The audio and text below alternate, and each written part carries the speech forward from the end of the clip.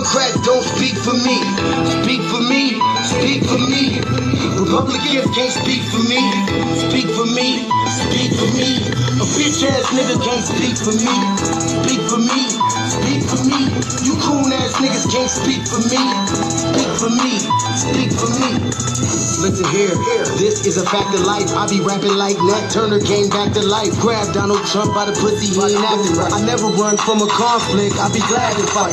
It's a very cold world that we live in. And somebody please tell Elizabeth you're not an Indian. You just trying to con them people to get the benefit. Just another immigrant, stealing from the Indians. That's some punk ass shit and that's too lame.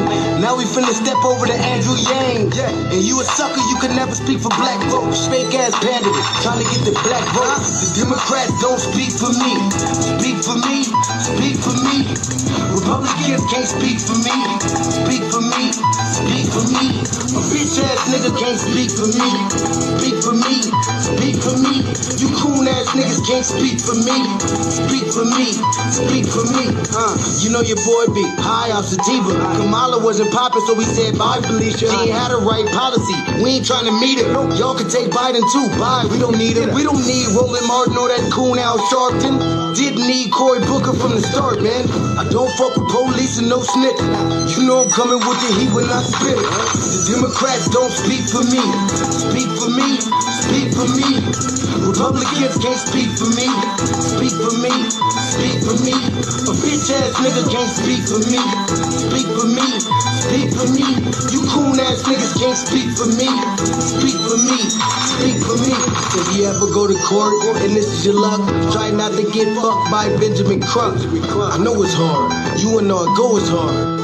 But who the fuck is Amy Cloak? Put her picture up on the bullseye and start throwing darts. People cut our organs out our bodies, that's a stolen heart. They can't save us from the flood like Noah's Ark. Black lives always matter, we finna go for ours. So then we savages, we don't need to pot the piss. Mike Bloomberg could suck dick with that stop and frisk. You ain't speaking for us, we don't know you. Bernie Sanders, they get your funky ass on too. The Democrats don't speak for me. Speak for me, speak for me. Republicans can't speak for me. Speak for me, speak for me. A bitch ass nigga can't speak for me. Speak for me, speak for me. You coon ass niggas can't speak for me. Speak for me, speak for me.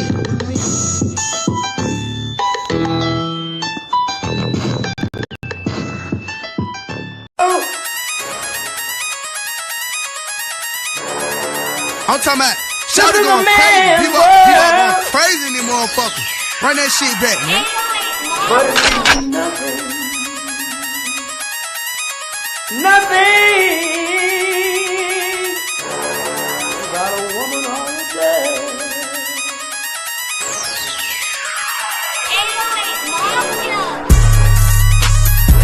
Man made the car.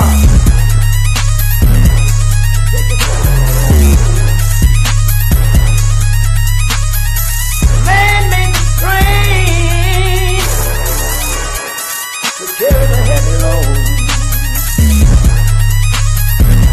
Man made the electric light to take us out of the dark.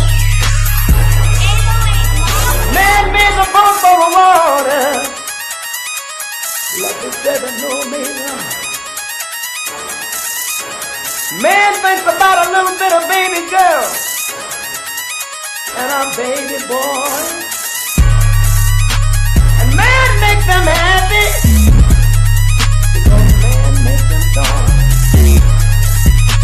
But after man make everything we can, do you know that man makes money?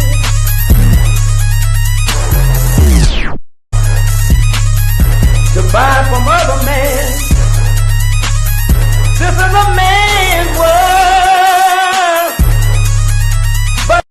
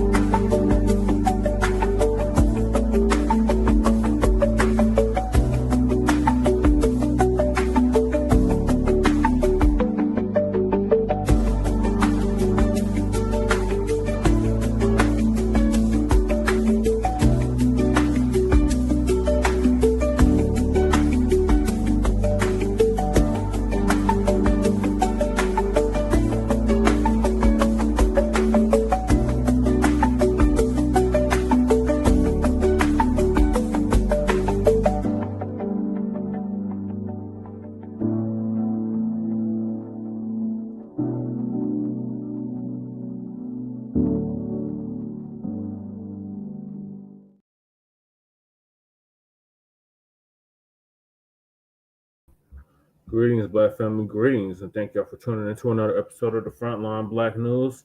I'm your host, Chan Kum, and yes, I'm glad you stayed up late. Mac 285 said, I'm glad I stayed up tonight. Glad you guys are on.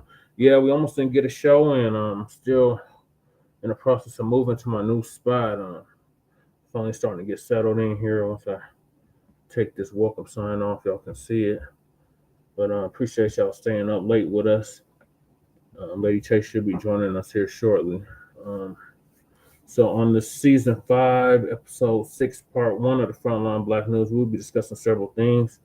The first thing is tangibles.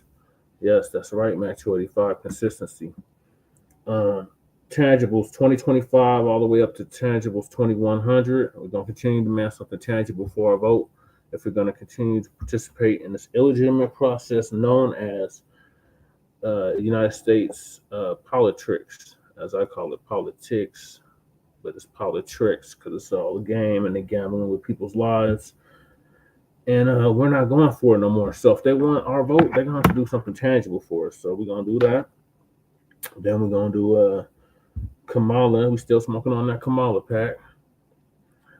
Kamala Harris's comeback is the best the Democrats can have, the best the Democrats have. Then Hakeem Jeffries pretends to be old Sambo while giving speech at Capitol. Then Boule, Angela Rye with tomato on the side and Tiffany cross-eyed fight Al bobblehead Sharpton over Target DEI meeting. Then putting the old guard out to pasture, not allowing Tethers to rewrite our history.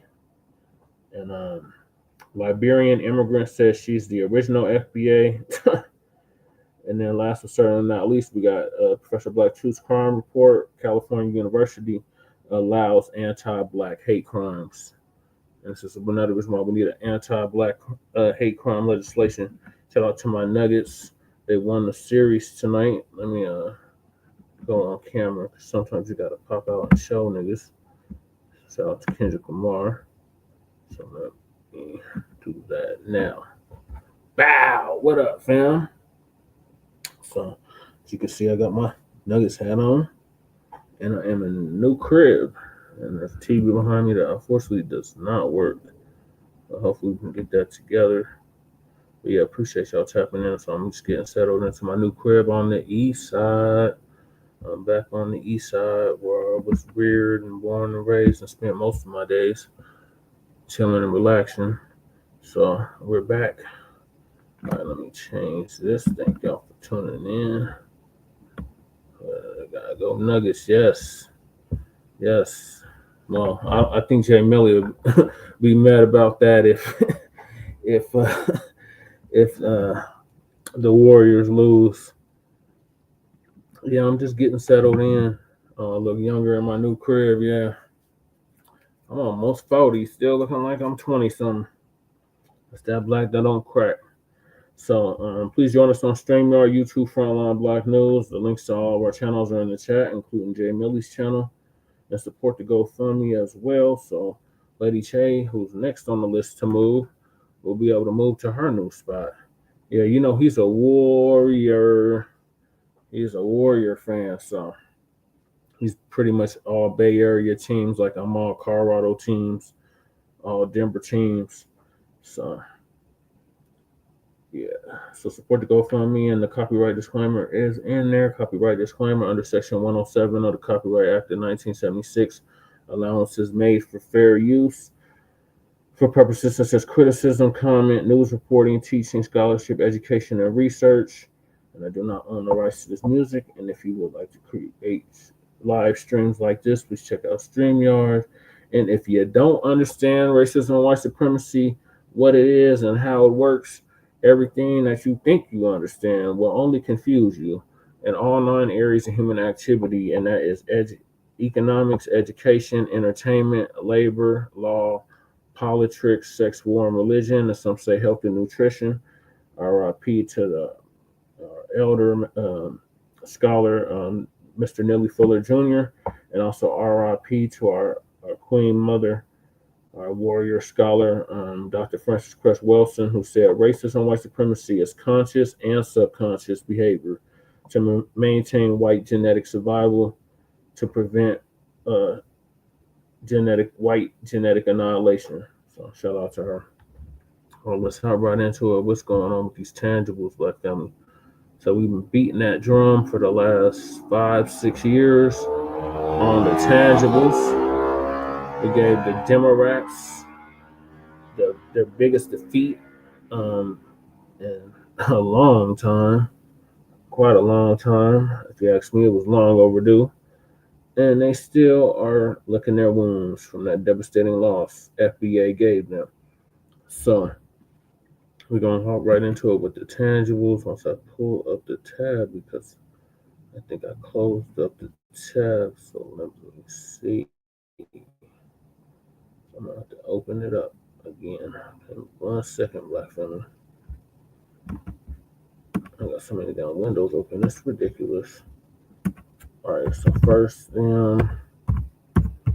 tangibles 2020, and now it's 2025, and we not letting up. We said since the very beginning this is going to be a marathon, not a sprint, and we about to continue to take our victory lap. We took our victory lap in November, and we're going to continue to take our victory lap all the way up to 2100. So let me share my screen so y'all can see what the tangibles look like. Yeah, no greens in the bathtub. We don't do that there. That's not like us. That's not like FBA at all.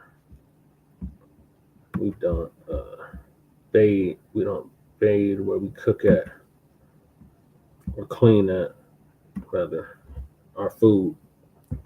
So tangibles. Tangibles 2020, so now it's 2025, so nothing's changed except the year. Everything else remains the same. So instead of the 2020 presidential elections, we got the 2028 for the presidential. We got the 2026 for the midterms, and a lot of select cities around the country, such as New York City, they have elections this year in 2025, and Denver's next election is in 2027, and all of that is coming up, and foundational Black Americans are going to reject the 50-year-old malign neglect policy that has been implemented by the political system.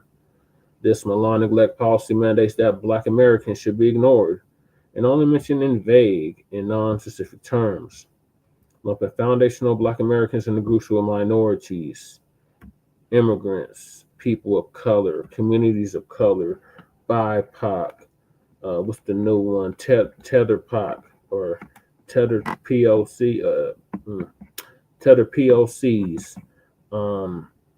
marginalized, downtrodden, distressed, underserved, underprivileged, etc., has only hindered the progress of Black Americans as a group while providing tangible benefits for other groups. In this election cycle, Black Americans are going to insist that our needs are specifically met by politicians who are seeking our vote. Foundational Black Americans want tangible benefits specifically for us. We do not want trickle-down, secondary benefits that are provided for every group. Every group has not been systematically marginalized and disenfranchised in every area of society as foundational Black Americans. So we refuse to be lumped in with groups who often assist in the exploitation and disenfranchisement of Black Americans.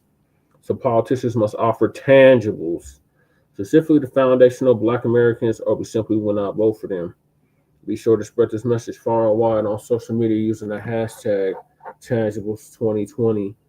And we've been doing exactly that. Shout out to Tariq Nasheed for coming up with this, our good FBA brother out of LA. He's the one that came up with the tangibles. And we've been pushing this hashtag far and wide on social media and in the real world, in actuality, at these town halls, at these city council meetings, at these state legislative meetings, all the above for the past 6-7 years. It's going on 7 years now. So we're going to continue to demand something tangible for our vote. And you say, Che, what do you mean by tangibles? What does that mean? Tangibles is something real, something with substance, something that you can count, measure, feel with your own hand, i.e. reparations. Cut the goddamn check. We are demanding what is rightfully owed to us, and that amount is starting at $100 trillion. and it's compounding interest, so now it's in the gazillions. For past, present, and future atrocities that have been brought against our people and continue to be brought against our people in 2025. That's right, Mac 285. I pledge allegiance to tangibles from the United States of America and to the republic for which it stands. You will pay what the hell you owe. All right. So that's the tangibles. Also, in addition to reparations, we would like an anti-Black hate crime law. Not just a bill, but a law. Because we're still the number one victim of hate crimes in this country. And y'all sit up there and pass that damn Stop Asian Hate. The Asians got a hate crime bill, but we still ain't got no hate crime bill. So we are looking for lineage-based policy. We don't care who gives it, just give it. If you want our vote, that goes for the Democrats and that goes for the Republicans. And we got the dump in office now. And like I said, I think he would do it just to spite the Democrats, just to say, hey, look, I told you I had your back. I told you I was going to do something for you. So there's that. So any politician that's seeking your vote, continue to demand something tangible for your vote. The days are over of us just voting just to be voting. The days are over of us being fear-mongered and browbeat and shamed into voting blue no matter who. Them days are over. If we're going to vote, we're going to vote for something tangible, something real with substance. Otherwise, we're not going to waste our time. The symbolism, the symbolic gestures, we're not going for that no more. So if they're not offering tangibles, you're not going to get our vote. And we're just going to sit it out and vote the couch or third party. So that's what it is. So I was hoping Lady Trey would have hopped on by now, but hopefully she'll be joining us. I think she's on her way home, or she just got home, one of the two. But speaking of no greens in the bathtub, remember this, broad? So I'm not going to sit here and say I'm going to do something that's only going to benefit Black people. No, because. So we gave that broad a devastating defeat in November of last year, and they're still licking their wounds or drinking their sorrows away. So Kamala caught herself trying to make a comeback, and everybody is saying she was drunk as a skunk. She just keep getting more and more drunk off that wine or whatever she's drinking every time she opened up her mouth to speak. So we're going to go over her so-called comeback, and it's just the best the Democrats have. So shout out to Tariq, this is from his Twitter space. We're going to go over that.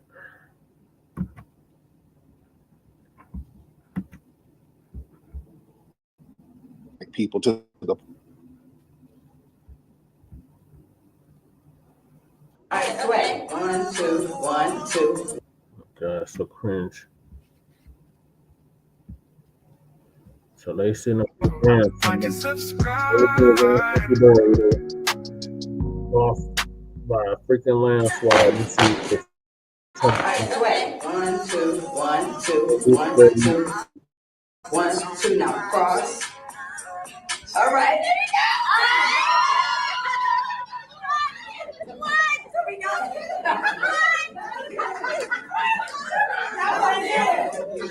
Yeah, I knew you would get it. I did. I know.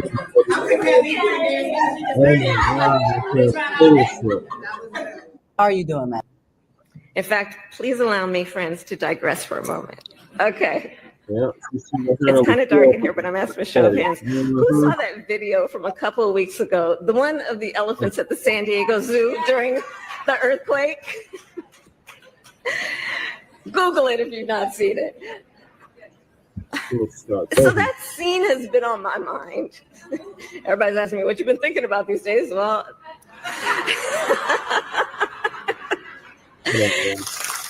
all right, we in the building, ladies and gentlemen. Yes, we are. Round of applause to you. We are in the building for the late night champion with Tariq Nasheed, and I am your gracious host. I'm Tariq. Much respect to you guys. Much love to you guys. Glad you guys are here. If you can hear me loud and clear, can everybody please give me the thumbs up? That would be greatly appreciated. Let me know that the sound is good. Let me know that you hear me correctly, and then we can do our thing, ladies and gentlemen. Before we get started, excuse me, let me shout out many of the regulars in here like I do. That's a mandatory thing. We got to shout out some of the regulars in here. Yeah, I haven't done the Majara prayer in a week or so, so let me do that so we can get some good FBA energy in the room. Ladies and gentlemen, everybody bow your heads, please. For the Majara prayer, Most High, Creator of all, we honor the Majara spirit within us. Ancestral power flows through our veins, guiding us with wisdom and strength. May we walk with the grace of our ancestors, those who have come before us, and honor their sacrifices. Let the energy of Majara protect us from harm, uplift our spirits, and guide us towards our true purpose. With every step, may we embrace the sacred power within, the spirit that has carried us through trials and tribulations. We ask for clarity, strength, and peace as we live with purpose, rooted in our divine heritage. Through the Majara spirit, brothers and sisters, we are connected. Through the Majara spirit, we are whole. Through the Majara spirit, we are powerful, and amen. Give me an amen, ladies and gentlemen. I'm feeling that Majara energy today. What's up, Twizzle? I'm feeling it. First things first, did y'all see your girl Kamala Harris? She's back. Your girl Kamala is back after she failed bigly in the last election. They had her behind the scenes. They sat her down, and now they done rolled her back out. I don't know why. So they done rolled Kamala Harris back out. She hopped out dancing. She's up here doing the country soul line dance. She was dancing with that sassy queen, Too Raw, Too Real. You know who he is, the one who the Democrat shills send to curse us out. He's always making videos cursing me out at the request of the DNC. The DNC sends these weirdos to attack us black influencers. So they didn't send him to attack me multiple times. He's a real sassy Sambo. He's a Wish app Jussie Smollett. So she was up here dancing with that clown. And then she was somewhere doing a speech, and it was all incoherent. She was looking like she was drunk again. It was just babbling and cackling, talking about an elephant in a zoo, just all over the place. Don't know what she's talking about. Now look, Democrat shills. Where's RJ? Now this is the time for the Democrat shills to pop up. Where you come up? Like RJ and the other Daniel guy. This is the time for y'all to come on up and explain what the hell is going on with the Democrats right now. Yeah, that fanboy. See, right now they got Kamala Harris coming out here doing the same old nothing burger nonsense. So what does this mean for the Democrats, man? They're not learning anything. They're doing the whole image over substance rebranding attempt. Yeah, that's You see, they're still just trying to do all the aesthetics and optics of relatability. And they're trying to do this over real policy and substance. So, their past strategies were like viral moments used to basically distract from their poor approval rating and their political losses. So you notice even with that Jasmine Crockett, they do all of these stunts. They're doing things to kind of go viral. Even Jasmine Crockett, I saw a video of her just talking about I want to name the 10 bad things, the dumb things Trump did. The 10 dumb things, stop the immigration, and just a bunch of babble. They're trying to do little goofy things to go viral, and it's showing how tone deaf they are. They've already suffered a major political setback. So reemerging with babbling and dancing and incoherent gibberish, the Democrats are still tone deaf. They still failed to learn from the voter backlash. Mhm. You're having Kamala Harris run out here doing the same old thing that helped her lose. Y'all didn't learn nothing. You haven't learned a damn thing. Instead of them engaging in some soul searching or some policy reform, they're like, let's just try repeating the same performative tactics again, and then we're going to attack the grassroots even more if they get too uppity with putting us on Front Street. See, they got a strong reliance on the cultural pandering. See, the Democrats, they've been criticized for using this surface level engagement with Black culture, with the slang and the dancing and the church visits, while offering zero tangible benefits in return to us. Yeah, zero. We get no. So they are so damn tone deaf. They don't get it. It's the new day right now, Democrat shields. Where y'all at? I want y'all to come on in here. What's up, Yoshi? What's up, Nikki? I see you. Where are the Democrat shields now? What's up, Brooke? I see you. Where are they at now? RJ is usually the main one up in here. He ain't up here now. I need you in here.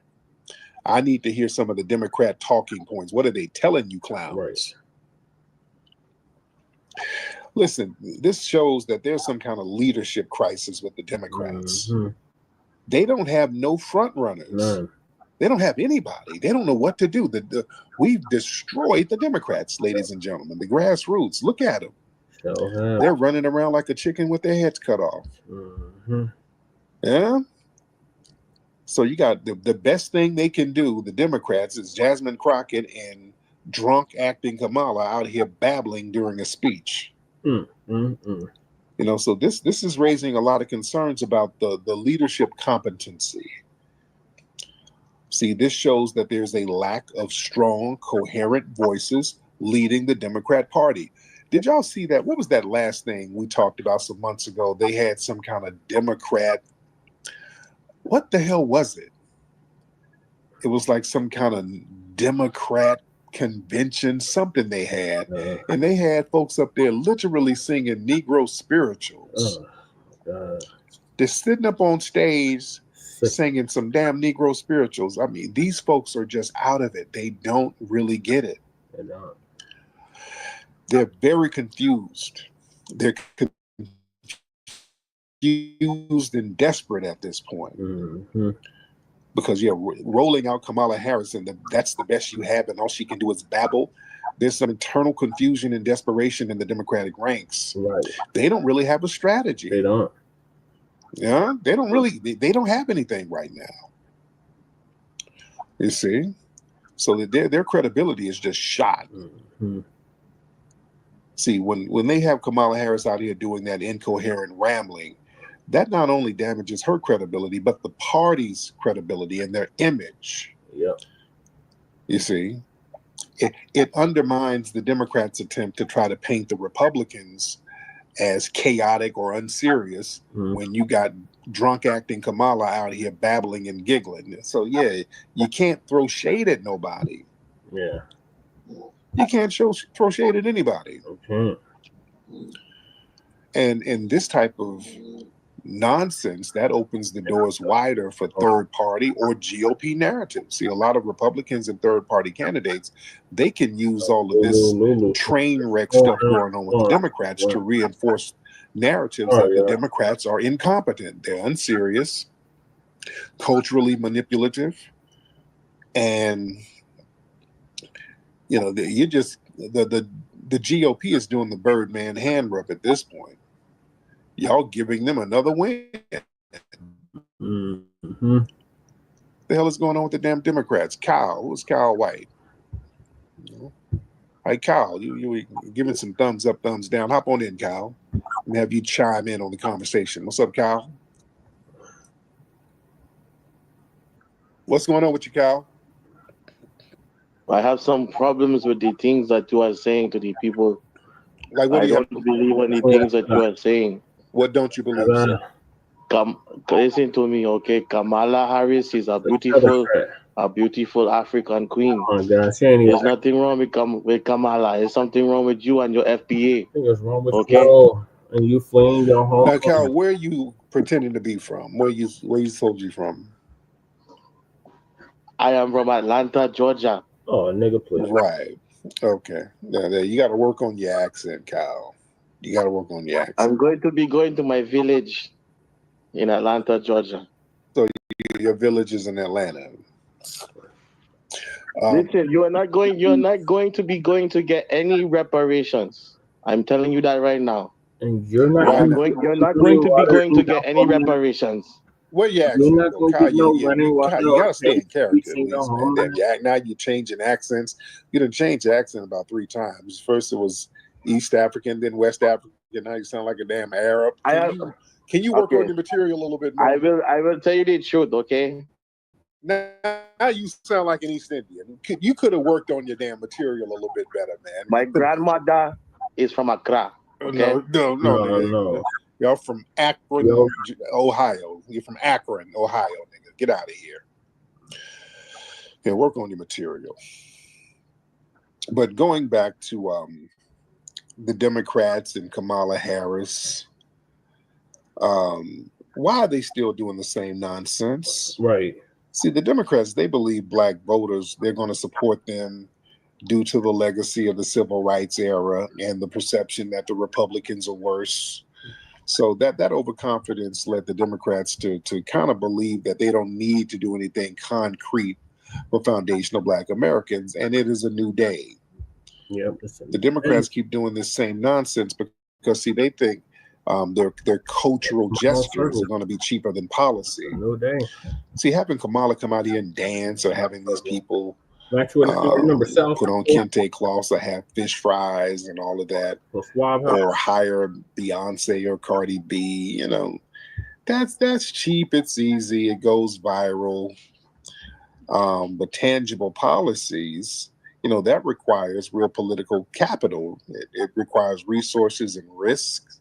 Mm-hmm. And the Democrats, they're just going to try to do what's easiest. Yeah, you remember that to maintain the benign neglect policy against us. And we're saying enough is enough. And we got to be very, very honest about what's controlling the Democrats. The Democrats are controlled by donor class interests. Let's just be real. The Democrat leaders, they're beholden to corporate donors, tech giants, Wall Street. None of these people, they don't want redistribution of wealth or specific policies that empowers a politically conscious Black base. So, they're just going to give us a lot of lip service while they're giving all of these other groups economic empowerment. And see, we can't go for that no more. Nope, we can't do it. You see, we ain't going for that. And that's another thing. They got to play these little games with us because they're afraid of upsetting their other minority coalitions. You see, offering tangibles to foundational Black Americans, that requires lineage-based policies. And a lot of the Democrats fear that would cause tension with other groups. We don't give a damn. So they're going to keep throwing that vague people of color stuff. We just don't care. It's a new day. It is a new day right now. And the Democrats, they're doing all this tone deaf stuff. And let's be real. The Democrats, they're disconnected from the grassroots. Look at the people who's clicked in with the Democrats, who they get information from. Who they get information from? Like the Rollins, that sassy bootleg Jussie Smollett Queen dude. Mm-hmm. So the Boule class, the LGBT Sambo class, the immigrant class. This is who they're getting feedback from. So they're not really corresponding with people from the soil like that who don't have all of these other alphabet agendas going on. You see, they're not really talking to somebody or people from the foundational Black American grassroots. In fact, they have disdain for foundational Black Americans. I would submit to you that the Democrats are battling foundational Black Americans. We are the ones in the crosshair. The name of the game is to neutralize our power and our strength so that they can elevate all these other groups. Yep. I'm telling you, the Democrats are at war with our asses. Yeah, I've been saying that for years, Tariq. You see? This is why we're not relating to none of these people they're rolling out. We feel their funny style energy. That's why they're not connecting with us like that. Because see, what do the Democrats do? They push intersectionality, and they know that dilutes foundational Black American specific issues. Neglect. You know, they'll promote LGBT immigrant activists and all that, and blur the line between race, gender, sexual identity, deliberately avoiding the lineage-based injustices that are unique to foundational Black Americans. That part, true. So that makes it easier for them to dodge direct responsibility and start talking about what needs to be done for all these other groups. We ain't going for that. And we got to understand, we know the Boule and the Black gatekeepers, they serve the status quo. Their job is to protect their institutional relationships, not to disrupt them. You know, they still want to get invited to the tea and crumpet parties, to the DNC brunch. They don't want to upset that, so they're going to do what they need to do to stay in that mix. And they use that Boule class to really attack us on the grassroots. Yeah. You see, they discourage a lot of racial demands, and they suppress real grassroots spokespersons who might actually challenge the power structure. This is why they're always co-opting people to attack us. And I'm telling you, they've had DNC shills try to infiltrate our circles. Yep. Some of the people who were in our circles around us doing things to undermine us, these were people who were directly associated with Democrat organizations. So I'm telling you from experience. Me too. I've experienced it as well. Like foundational Black American grassroots activists and spokespersons, they're actively excluded from Democrat tables. Yep. Strong voices from the grassroots. That's really talking about allocation of resources, reparations, things like that. Crime bills, any type of wealth distribution or recompensation. You just ignore it. You're labeled as a radical or you're smeared as being divisive. I get that all the time. You see? And look, the people that they get, these are media selected spokespersons. Yeah, like Jeff Farr. They get people and push them out there, and these are the people who they approve to be the so-called activists. Negroes. And they have no clout on the grassroots streets whatsoever. None. And what these folks do, their job is to do what the Black Lives Matter thing did. They got these corporately sponsored people who had zero grassroots credibility whatsoever. Nobody in the streets knew these people. They just handpicked some people and said, hey, these are the leaders right now. These are the leaders of Black Lives Matter. Let's see what they have to say. All lives matter, LGBT and trans lives matter too. Well, see, there it is. So we're going to have to prioritize the trans now. Because your leader every protest just told us, the leader that we propped up, you see. And right now we're being more politically sophisticated where we're not going for those Jedi mind tricks. Right. We are not going for those Jedi mind tricks. Oh man, we got a lot of folks in here. Hold on. Let me see who we got. Because there are a lot of people trying to get in here. Let me get Twizzle from the town in here. Let me get Twizzle in here. Let me get Brother Twizzle in. Brother Twizzle, what's happening, bro? What's up with the player, man? I'm good, man. How's everything going? You know me. If I complain, nobody will listen. No doubt. Yeah, man. I was just sitting here going along with the thing, man. You're right, dude. A lot of people in the Democratic Party, they're kind of folding right now, and they're kind of eroding. I remember a long time ago when you was like, you want the Democratic Party. I ain't gonna say you, but how the Democratic Party was trying to yearn for our votes. I remember we was saying we want the Democratic Party to crash. And look at it right now. Yep. Never in my life have I ever seen anything like this politically. And the Democratic Party is nothing but a party of feminists and beta males who a party of immigrants. And if you don't believe me, this Abreu Garcia thing right now is really destroying them. And when midterms come around, they're going to hear a lot of it. They're going to get their asses handed to them with no paper towel, no toilet paper. But hey, I just want to bring this up. Did you see old boy Shermichael Singleton get into it with Anna Navarro today when that Yeah, cockeyed Cuban let her full bigotry come that's a out? black outfit. I believe Yeah. today that they have a lot of jealousy towards us, bro. It's not hatred, them Cubans and them Latins and all them. They have a lot of jealousy towards us. And I'm going to land my plane there. Thank you, brother. I appreciate you. But yeah, I saw that. That was very funny. Oh my Earth, can you pull your thumb back over because your bussy is queefing?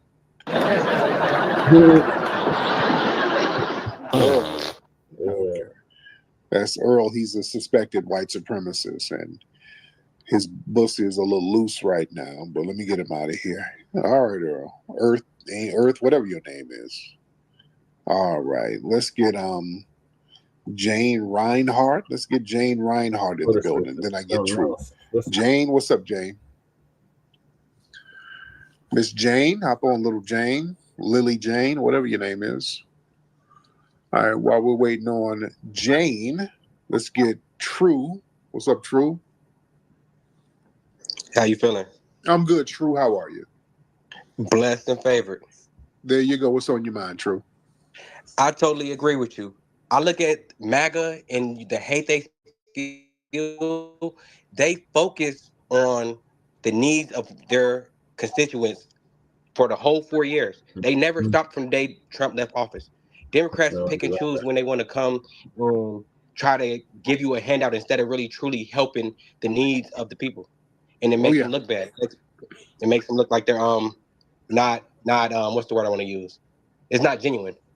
Right. I totally agree, brother. Thank you so much, sir. Jane. Well, I was gonna get Jane in here, and Jane bounced. Okay, Jane. She went back down. Let me get Walker.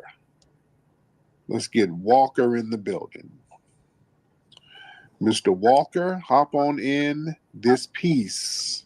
Tariq, you are a black ass thug and you're leading your own people away from God. Now, why am I a black ass thug? Well, probably that's just your people's thing, but you need to stop doing it. It's not okay. Well, now, what am I doing, Mr. Walker, exactly? What am I doing? Take care, Tariq. Okay, you're saying stuff and you want to elaborate, so that means you don't believe what you said, right? Tariq, I don't engage with thug criminals, frankly. You need to stop what you're doing. Take care. Okay. Okay. We got a weird white supremacist suspect just saying stuff. They think every black person is a thug. That's their thing. Speaking of that, family, did y'all see the case? I think this was it Rochester, New York? Where this, I won't even say suspected, a white supremacist woman was at a playground and there was a black kid who was special needs. I think he had autism or something like that. He was a child. I think he touched her bag or something. And the woman started calling this special needs child all types of N-words. And there was another Somali man who, shout out to him. He was checking her on it. He filmed her. She started calling the Somali man the N-word and she was just doubling down. The woman's name is Shiloh something. I want to say it's Rochester, New York. And here's the thing. This white woman, because people got her information, they put her information out because the guy filmed and got her license plate. Good. And people found out who she was. So now she went into Karen mode. And now that woman put up a crowdfund and she raised damn near $200,000 already from fellow suspected white supremacists. So we got to understand what climate we're in right now. Right. You see that white supremacist woman, she's seen as a folk hero for white supremacists. To a lot of white supremacists, she didn't really commit a crime. She stood her ground against a society that they see as too tolerant of diversity. So, they look at her as saying what other people are thinking, and, they make her a white supremacist champion. And also that's a reinforcement of white victimhood. So they manufacture this narrative that white people are under attack for expressing themselves. So by donating to her, the other white supremacists, they feel like they're fighting back against the woke mob or cancel culture, even though this woman engaged in overt racism against the kid. And see what they're trying to do. White supremacy, open white supremacy is no longer becoming taboo, which is good. I like open white supremacy, all that behind the scenes stuff. No, bring it on out. See, these white supremacists are getting desperate, and they're just being wide open with the white supremacy. That's good. It's the covert white supremacy that messes us up. When it's open, see, they're shooting themselves in the foot, which is good. Because, see, that makes everybody get on code against it. You see? A lot of this white supremacist language and behavior is getting more and more mainstream, and they're normalizing it openly, which is good. And we got to understand how degenerate they are. Right. See, white supremacy is a degenerate damn practice. It really is. It's a degenerate culture. So let it show. Just bring it all out in all of it degenerate glory. Because this is a white supremacist woman using racial epithets to a child, a black child, not only a black child, a black special needs child. So even though this child was special needs, the white supremacists, they dehumanize black people to the point where any black person, regardless of age, conditions, anything, is seen as a threat or a thug, like this white supremacist just called up calling me a black ass thug. And I'm not doing anything thuggish in here. We're having intellectual conversations. And the first thing out of his mouth was, I'm a black ass thug, and couldn't elaborate and just ran away. Yeah. But the thing is, what these white supremacists doing, what they are doing, they're investing in racial hostility as like a little movement. They're trying to have a little racist renaissance. Good. Well, I want them to get that courage up so they can think they can get out there on these bricks and try that with the bullshit. I saw a video down in New Orleans. Some neo-Nazis were walking around. It looked like they were over there by the French Quarters around Bourbon Street, that area. So I guess they thought they were going to walk around New Orleans like everything is sweet. And immediately some of the FBAs pulled up on them. Yeah. And they start retreating real quick. Right on Canal Street, too. Yeah, they don't really want those kind of street problems. Yeah, they do a lot of posturing or whatever, but yeah, they ain't trying to hit these bricks like that. It's not sweet out here for them. Hell they no. keep wanting to test the waters. The best they can do, I'm telling you, family, if they're attacking special needs black kids, that shows you where their heart is. They know it ain't sweet nowhere else. You got to go for the softest targets you can find, because you run up on these grown FBAs, you getting that ass rolled up, right? You getting poked up. It's a different vibe out here. Right. It's a different energy. So yeah, they're going to try to go for the soft targets. We got to make sure the kids are cool. We can't underestimate how cowardly and degenerate the white supremacists are. Yeah. So yeah, they're trying to have like a little symbolic investment in sustaining and growing white supremacist networks. So that's why they're giving that woman all that money. They're trying to telegraph a message. If you do something overtly racist or anti-black, don't worry, we'll take care of you. It's that type of thing. So they all get on code. And, you know, the anti-black agenda, that unites different factions of white supremacist society. You know, there might be people who try to act like they're moderates or even liberals or whatever, but they all participate in a shared anti-black sentiment. So even if they don't use slurs themselves, yeah, they'll donate to somebody who does, because they'll be like, oh, well, the backlash was too harsh. Oh, we got to look out for her. Oh, that's a mother. When they're really supporting white supremacy. You see? And right now there's a desensitizing vibe happening where there's suffering of Black people, even Black children. Not only that, it's almost seen as humorous. They loved seeing Black folks harmed in some of these white supremacist circles. Yeah, they have whole games. So that's like they get off on us being harmed and children being marginalized. They get off on that. And you know, they love to sit up here, and when it comes to anti-Black racism, see, it's not treated like anti-Asian racism. You can't say anything. You can't even go. If you say something like, hey man, this Asian dude bumped into me, just saying that, they'll say, well, that's anti-Asian hate. We got to stop Asian hate. Just saying the word Asian, they can flip that and be like, okay, that's a hate crime. Just like if you say the word Jew, they'll say, oh, damn, that's a hate crime. You understand? These are protected classes. Now, listen, these people come up and call us all types of N-words and violate children, and well, it's free speech. I mean, it's the First Amendment. See, that's how white supremacy works. It's on white, and I say so. Unless free speech, get your ass whooped. When they talk about us and when it's anti-Black racism, it's all about free speech, First Amendment. So we got to understand how these white supremacists get down. Let me get my brother Afro leading the building. Brother Afro leading the building. Afro, did you just have a birthday, brother? Yeah. Yes, sir. Did you just have a birthday, brother? Yeah, my birthday was yesterday. Oh, man, happy belated birthday to you, man. Everybody give a birthday shout out to our good brother Afro in the building.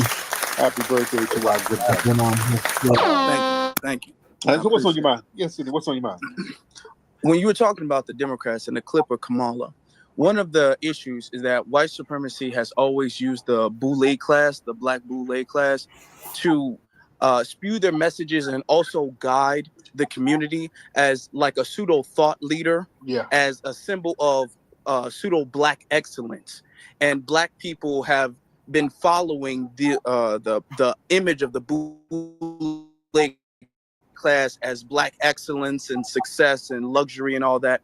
The problem that they're having now is that the Black Boule class doesn't have any influence anymore. Right. And that's what the politics, because they've been working hand in hand with each other. Like, I scratch your back, you scratch mine. But the thing is that if the Boule class doesn't have any influence, and now we're seeing the Boule class as toxic and radioactive, and we're doing the exact opposite of what they say, then their whole plan is in a disarray. They have no way to influence the society and to control where the direction goes now. Now there's nothing that they can do. That's why they're so desperate. That's why they're making TikTok videos and trying to resemble what they think the grassroots is like, and it's not working. That's absolutely correct, man. The Democrats are officially the party of lames now. They're lames. They just look lame. And whenever we see Democrats pull up, it's like, okay, this guy is a cornball, or this woman is a bedwench or a mammy. So yeah, their whole brand is just dead now. But thank you so much, brother Afro Elite. I appreciate you.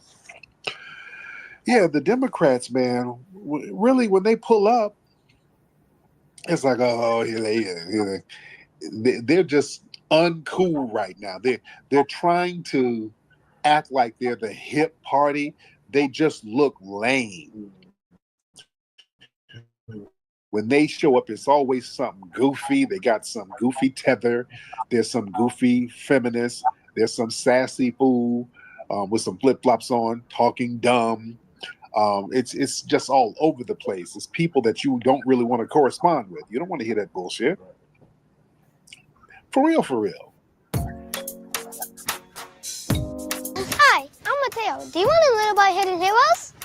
Hidden Heroes from A to Z is a cool book that tells the stories of amazing Black heroes. Sorry, he ain't lying. He is not lying.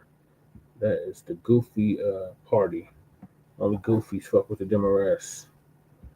All right, so moving along, Hakeem Jeffries pretends to be old Sambo while giving a speech at Capitol. These damn Democrats are just crashing and burning left and right. I'm gonna try to recreate old Sambo. Hakeem, stop it, just stop it already, just stop it. So Sister Demetria K is gonna give us an update on that.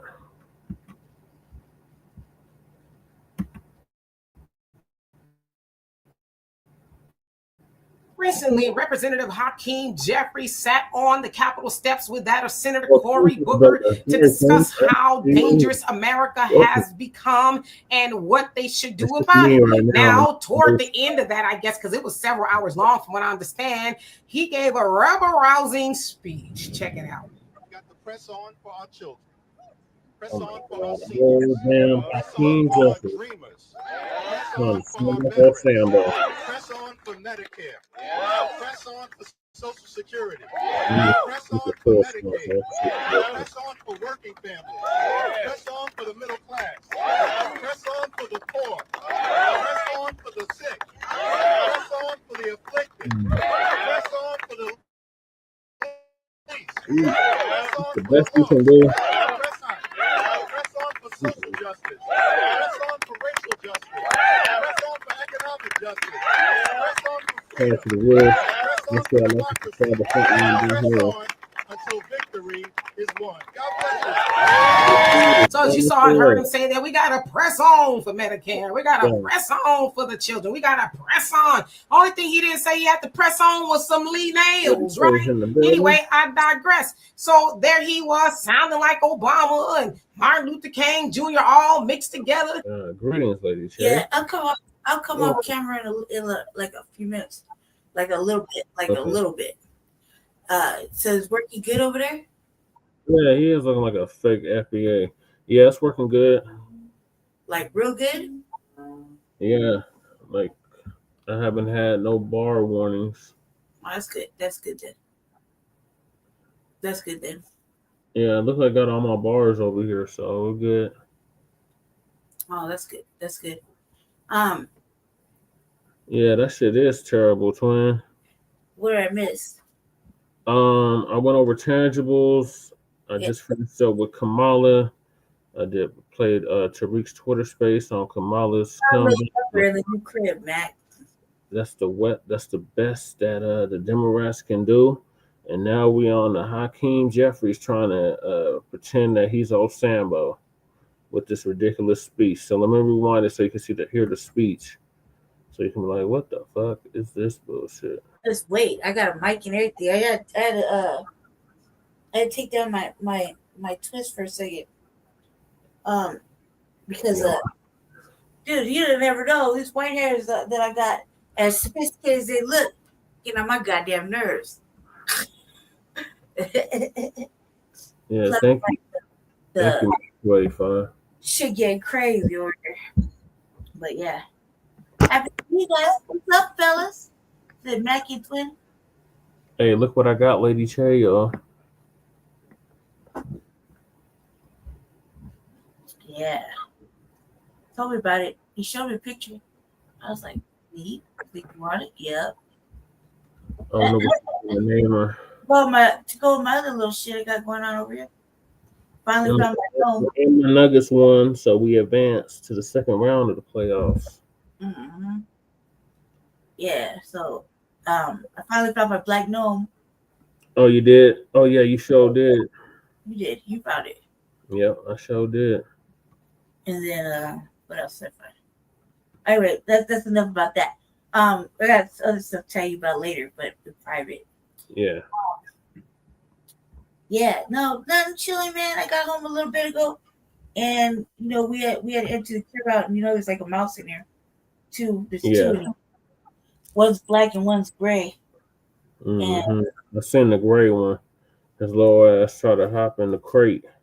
Yeah, so I was looking for something like right now, like just because it's already empty. It's empty. So now I gotta sweep and vacuum. What's good, Lady Che? Lady Che's in the building. I see him. He's out. I'm answering him. Oh, okay. Wait! I can do it from here. Yeah. Hold on. Can you hear me now? Yep. Okay. Yeah, I got the mic on. So I'm talking about. I got the whole setup. I'm gonna have the whole setup going right here. Give me a couple days. You can't just mess. No, Jesse. You didn't have it set up. I set mine up. Now you can't set up yours. I got an excuse. I just moved. All my stuff is boxed up and bagged up. Chatting, cuz. No, I had to set it up, but I had to set it up. It's kind of set up real. Yeah. I want to say I rigged it. Yeah. Because it's like in 3 little setups, 3 little pieces. But I it's hard to make the mic work. And I was like, could you guys hear me before I picked up the mic? Could they hear me before? I mean, they could, but it sounded kind of far away, so we can hear you much better now. How about now? What about now? Oh my God, we can hear the seductiveness. Yes. That's just my regular voice, cuz. I know. But on the mic, it sounds like. Aside from the cousin, okay? That's just my regular voice. All right, let's play this ridiculous speech again from Hakeem Jeffries. Well, because I got to get practice with my equipment, especially since we're gonna be doing some building it. I'm gonna be doing some building this shit in the next week. Yeah. I gotta have a mic. Yes. All right, so we rewind for Lady Che.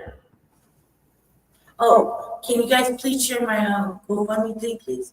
Again. Yeah, it's in the description as well. Just share it, because it just keeps moving little pieces, little bits. But I have the windows open. Let me see if I can find it. Oh, I can post it on the phone. Yes. I'll post it in the chat. Yeah, if y'all can, just share it every now and then, because I gotta pay for the storage unit, and I gotta go get this thing for to touch this motherfucker now. See, motherfucker. Ooh. Jesse. He done hopped out and showed him. Yeah, well, there's no heating, there's no ottoman or nothing. So the only thing here is a little black chair, I seen Ziggy moving shit out earlier. The little black bench. And that motherfucker took up and trade up and went under that. He keeps going back and forth. But he's like, I'm like, I'm over it. He's hiding underneath that. I'm over it. I got all the supplies to catch his ass. He's probably hiding underneath that love seat or whatever that is. I think he went up in it, so that shit gotta go too. Yeah, all that shit gotta go. I don't like what happened. I don't like what I see. I don't like what I see. But I'm in no condition. If I had a BB gun, I'd have been shooting that motherfucker right now. Darn bitch. We're gonna have to get one from our boy Walter. All right, let me play this clip. Go for it. For our seniors. Press on for our dreamers. Press on for our veterans. Press on for Medicare. Press on for Social Security. Press on for Medicaid. Press on for working families. Press on for the middle class. Press on for the poor. Press on for the sick. Press on for the afflicted. Press on for the least. Press on for the lost. Press on for the left behind. Press on for social justice. Press on for racial justice. Press on for economic justice. Press on for freedom. Press on for democracy. Press on until victory is won. God bless you. So as you saw and heard him say that, we gotta press on for Medicare. We gotta press on for the children. We gotta press on. Only thing he didn't say he had to press on was some Lee nails, right? Anyway, I digress. So there he was, sounding like Obama and Martin Luther King Jr. all mixed together, and you heard the crowd, yeah. Well, it's like, what does that even mean? You're gonna press on. What are you going to do? Press on is very vague. But so is a lot of the language that comes from the Democrats, and yeah, the Republicans too. But again, we're gonna press on. Sounds like the whole hope and change thing that Obama was running around saying, oh, it's hope and change, hope and change. And as Ed Coulter said, that was never defined. Nobody to this day even knows what that is. But of course, they use that old preachy church cadence to get people all revved up. And again, they don't know what he's saying. They just like the way it sounds. And then y'all noticed that they all sounded like Obama sounds like Hakeem, or Hakeem sounds like him, Ralph Warnock. They all sound the same. And Kamala was trying to sound like that for a minute when she got up in the church or wherever she was, and she was preaching, you better thank a union member You know, so I'm like, are y'all going to some sort of a school where y'all learn how to do that? You know, I don't know. I think it is. I will find out. Maybe we won't. But nevertheless, again, that's all symbolism because Hakeem Jeffrey ain't going to do nothing. He ain't going to do nothing at all. Because for one thing, he ain't got the power to do nothing. Now, what you would think they would be doing is try to figure out a way to actually help people win. And if they ever get back into power, which they will not no time soon, with all of that, we got to press on. Man, stop it. Nobody believes you. But with all that pressing he was talking about, I never heard him talk about we was pressing on for no reparations either. And that's what Black Americans have been asking for, even though they say, we're going to do the study and this, that, and the other. Yeah. You're talking about the video. Right. So don't y'all fool for this whole press on thing. You and Cory Booker sitting on the Capitol step, wasting people's time talking about absolutely nothing. For what? For what? Had you have been listening to people before Trump got in office, we wouldn't be here. Now would we? Anyway, y'all let me know what you think of that. And for more insightful commentary, please subscribe to this channel. And like and subscribe to Frontline Black News. Wait. All right, ladies. What are your thoughts on Hakeem Jeffries? Oh, thank you. That was Hakeem Jeffries. What? One shirt and a fucking chain. Yeah. Yeah. That's what he looks like. Kurt Franklin. Who knew he had regular clothes? God, he was Buster had a chain on and everything. Try to cover it up. Yeah. Press your ass onto your seat. Press your ass on back home. These damn Democrats are pathetic. That was weird. Why was he in regular clothes? I don't know. I guess he thought he was doing something. I don't know. He tried to make it seem like, oh, I'm down to earth like y'all. No, the fuck, you're not. He looked like, man. I was like, he gonna cut a single. Yeah, he was looking like he was from New Jack City. Right. He was his ass down before we make change. Yeah, is that a sweatshirt with a chain? His $5 how did it go? $5 or 5 cent ass down before we make change. What did Nino Brown say? Yeah. Something like that. I don't remember. But either way, that's so funny as hell too. But really, like, what the fuck? Who's in to get in your house clothes? I didn't even know he had regular clothes. I thought he was always in a motherfucking suit kissing ass. Well, that day, he thought he was Nino Brown from New Jack City. He's like definitely, I don't know. But what the fuck was the point of this whole, what was the point of the whole speech? Political theater. He said, we're going to press on for Medicaid. We're going to press on for Social Security. And like Max 285 said, we're going to press on for reparations. Right. He tangibles. He didn't mention anything that has to do with Black people. Nothing. He never does. And they never do. That's part of the malign neglect. Such is life. But I was like, God damn, man, I never seen him. I didn't even know he had regular clothes. Just like the weird creepy shit that fucking what do you call it? Crockett does. She dresses in regular clothes to do the change room and talk shit.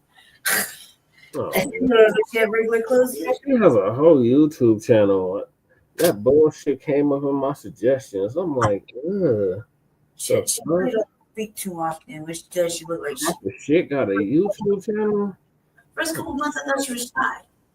But she was gonna speak up, and then she wanted to speak up and be I'd call it dignant. Yeah. And she ain't even that way. She ain't even that way. That's all the act. I know. Right. I was like, well, whatever, man. They gonna let her have a little moment. Everybody thinks she's saying something, but in reality, this is not gonna be a good. She's a trust fund baby. She don't know nothing about no struggle. Because it's a shill. A shill is a shill. Yeah. So that's that. It doesn't matter what the fuck she's saying. She was shilling. She was shilling. Yeah. And now she's making a little living, doing a little bit more shilling. Yeah. And it's not really calling out racism, white supremacy when you do it out of convenience. And then you try to lump our struggle in with other groups? Fuck no. Right. Sorry about that, man. Carry on. Okay. So that was your thoughts on that. Yeah, the hell with Hakeem Jeffries. You are a disgrace. I can't believe he had a sweatshirt and a chain. I didn't even know he owned a chain. Like, where you get that chain? Where Devo at? Take the chain. Right. He gonna get done like Red did. I was like, yeah, a little gold chain and shit. He trying to hide it. Mm-hmm. What the hell is this? 1989. What is sweatshirt play? What does sweatshirt say? Oh my god. I gotta rewind it to see. Download the African diaspora. Paying attention to what his shirt said. His shirt. I was curious. I was shocked he had a chain and a sweatshirt. It's a Nike shirt. It's like a Nike sweatshirt. Well, then you got it rolled up too. Oh my god. Okay, that's it. That's good enough. That's not even a proper hustle. No, it's not. Oh, they even asked the audience. A sweatshirt. It's like straight up, like a jogging sweatshirt. It's a regular standard Nike Depot shirt. You know, you get at the shoe shop. The Nike store. Yeah, or Foot Locker or something. Not even a respectable hustle. Probably got it at Finish Line or something. I respect a good looking sweater. I do. I love a good looking sweater. Not a sweater. That's like the Under Armour shirt I have. Yeah, but you know what I'm talking about with a sweater, because the little, the sweater actually made out of material that's designs. Yeah, that's like rayon and vinyl. Because you have like 6 of them. I know that's not a. I know what you're talking about, but what he had on, that was not nowhere close to that. That was like that Under Armour. Maybe going to the gym. Yeah. No, it's just not like the Hustables. No. I respect a good ass sweatshirt, a sweater, a sweater vest. I like a good sweater vest. Yeah, that's not any of that. Young men got the best styles. That's like I'm jogging around the block. When you want to dress, you dress well.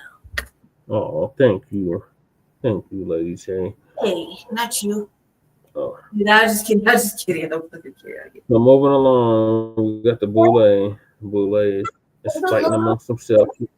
The Democrats are fighting amongst themselves, and I'm loving it. So Boule, Angela Rye, and with Tomato on the side, and Tiffany Cross-eyed fight Al Bobblehead Sharpton over Target meeting. Thanks for coming on the chat, Seth. Oh yeah, appreciate you, Seth. I was in his live earlier. Mm-hmm. Talking about the Nuggets winning and the show coming up. He got a big show, him and the Trues and Nike Nitty and some other old school Denver rappers got a show coming up. Lady Che right at the Rock. About it I just blew him off about it, but I was hoping I could hear it from you could tell me about it, Seth, because I was just like da. He's talking. I was like he's talking. That's all I hear. So these Democrats, they don't know what to do, so now they fighting amongst themselves. So our good sister Vicky Diller gonna give us an update on that. I got you and 6 free tickets. Cool. Peace, family. When is it? My name is Vicky Diller for African Diaspora News Channel. Thank you so much for tuning in. I'm so pleased that you have joined us today, beloved. Be sure to give us a big thumbs up, share the broadcast. Of course, we look forward to hearing and seeing some of your comments below. Thank you so much for your engagement. Him and the Arapaho Trues, Night Nitty, A-Meezy, and some other local Denver artists from back in the 90s is performing at the Roxy on the first. Said it's been 5 points, right? Yeah. Yeah, the Roxy. The Roxy, yeah. Jesse was telling me, and like I said, I was kind of like, I did hear that part. Yeah. Oh, thank you, cuz. Appreciate you. Yeah, you already know I'm right down the street, so it's a hop, skip, and a jump away from me. I'm right on 21st. Don't be like that, Jesse, because you got all happy because you moved back to the east side. You said what? I was singing that song, y'all, all the way to Jesse's house the other day. Talking about moving on up.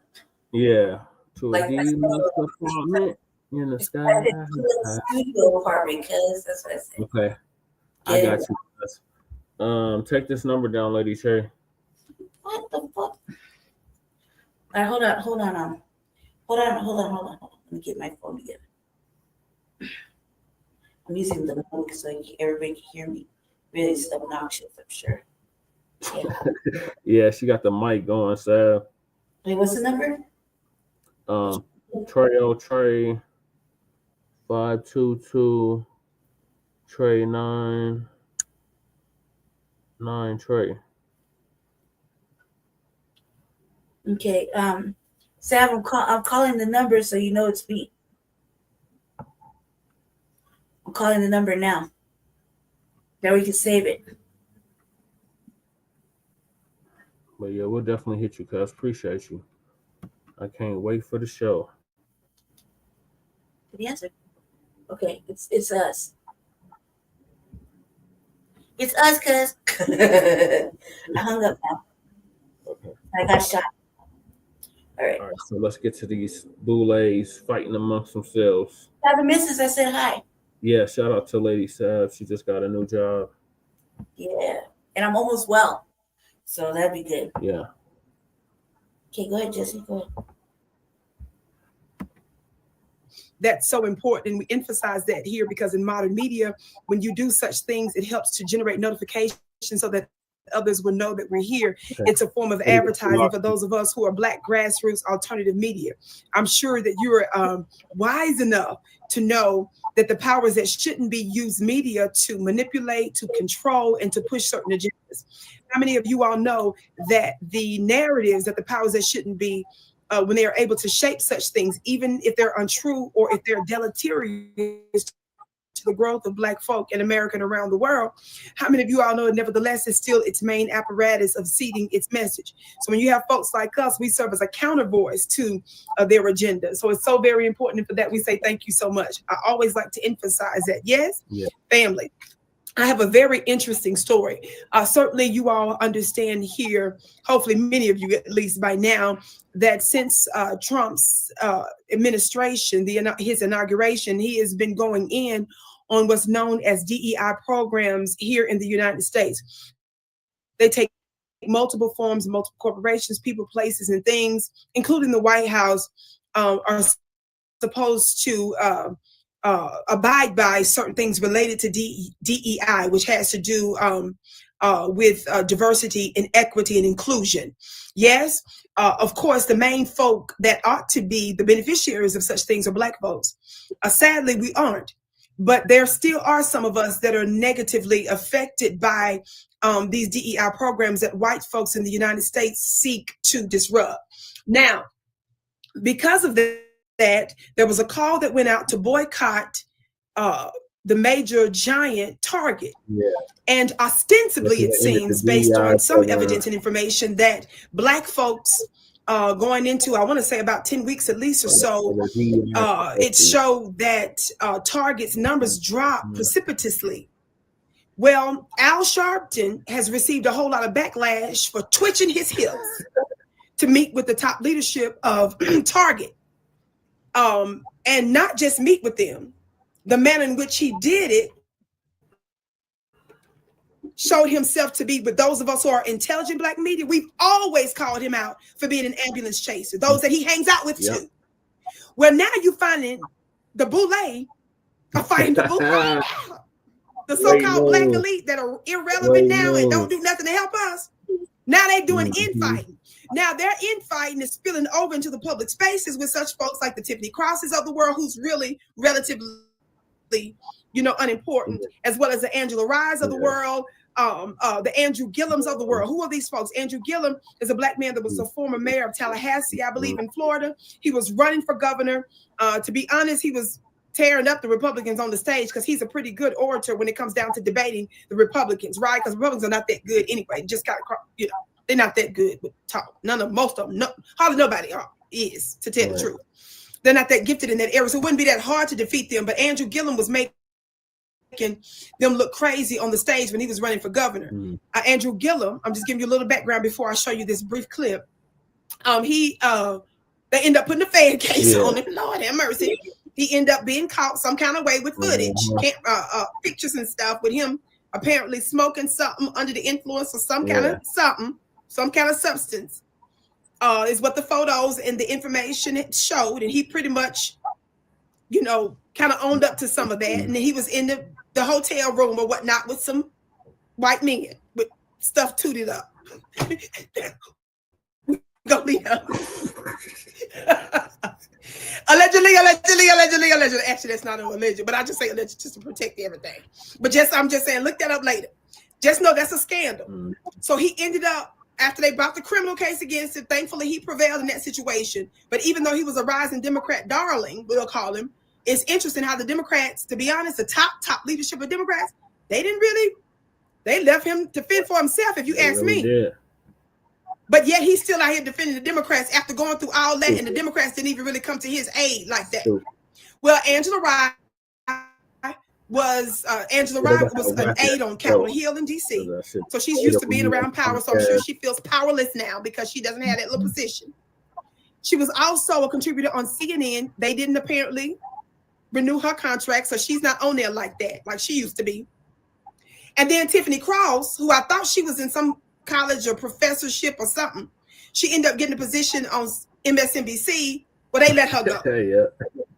So all of these are rejects of either directly the Democrat Party or the Democrat media outlets. Talk black to me, somebody. So all these rejects came together, I believe, under the auspices and the encouragement of Charlemagne the God, because he's got some connections with that. Their little podcast to encourage the rejects who dog black people and push Democrats over black interests. Get y'all a podcast so that you can get back there in the spaces. Yes. Well, for a minute, they were considering just stopping the show. They even asked the audience. And then all of a sudden, the NAACP said, well, y'all won podcast of the year, and now they doing more content.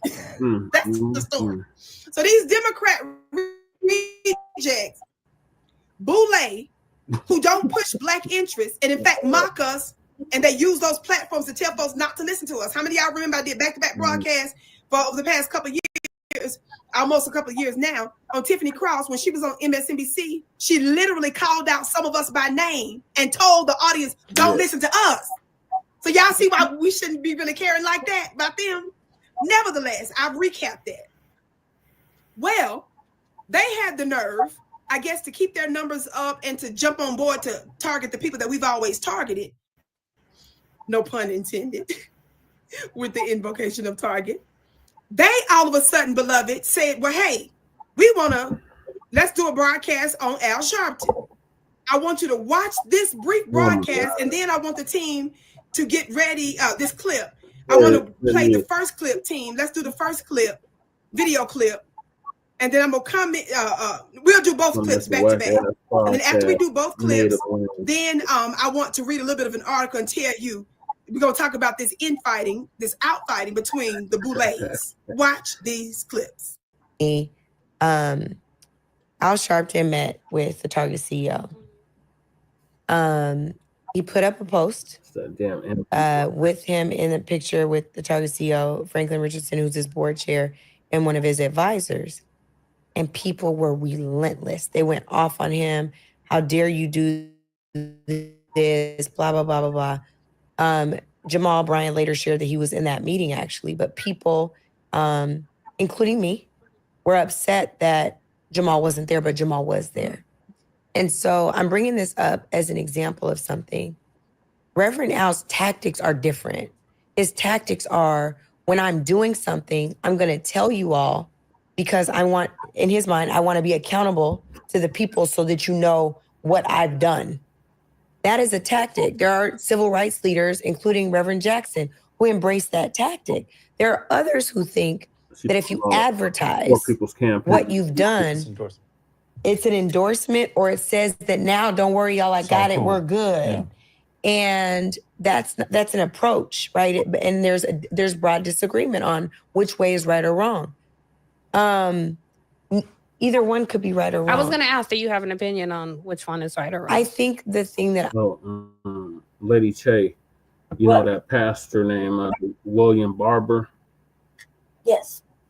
I guess he got arrested last week or this week. I think arrest his big ass. It was causing a disturbance in the chambers or something. That's not unusual. That's not unusual. It's been like 2 summers since he, it was at a protest. He got arrested at one of the protests, one of those, what is that shit called? 5150 protests that they was doing against the dump. Oh, yeah. Oh, yeah. One of those. It was one of those, or a Gaza protest. He got arrested at. Sir, this motherfucking out. You know he's not supposed to be out there with them. So they bickering among themselves, like, was what he did right? Is that the direction we should go with as the party? These damn Democrats is losing their minds, and I'm loving every minute of it. Let's continue.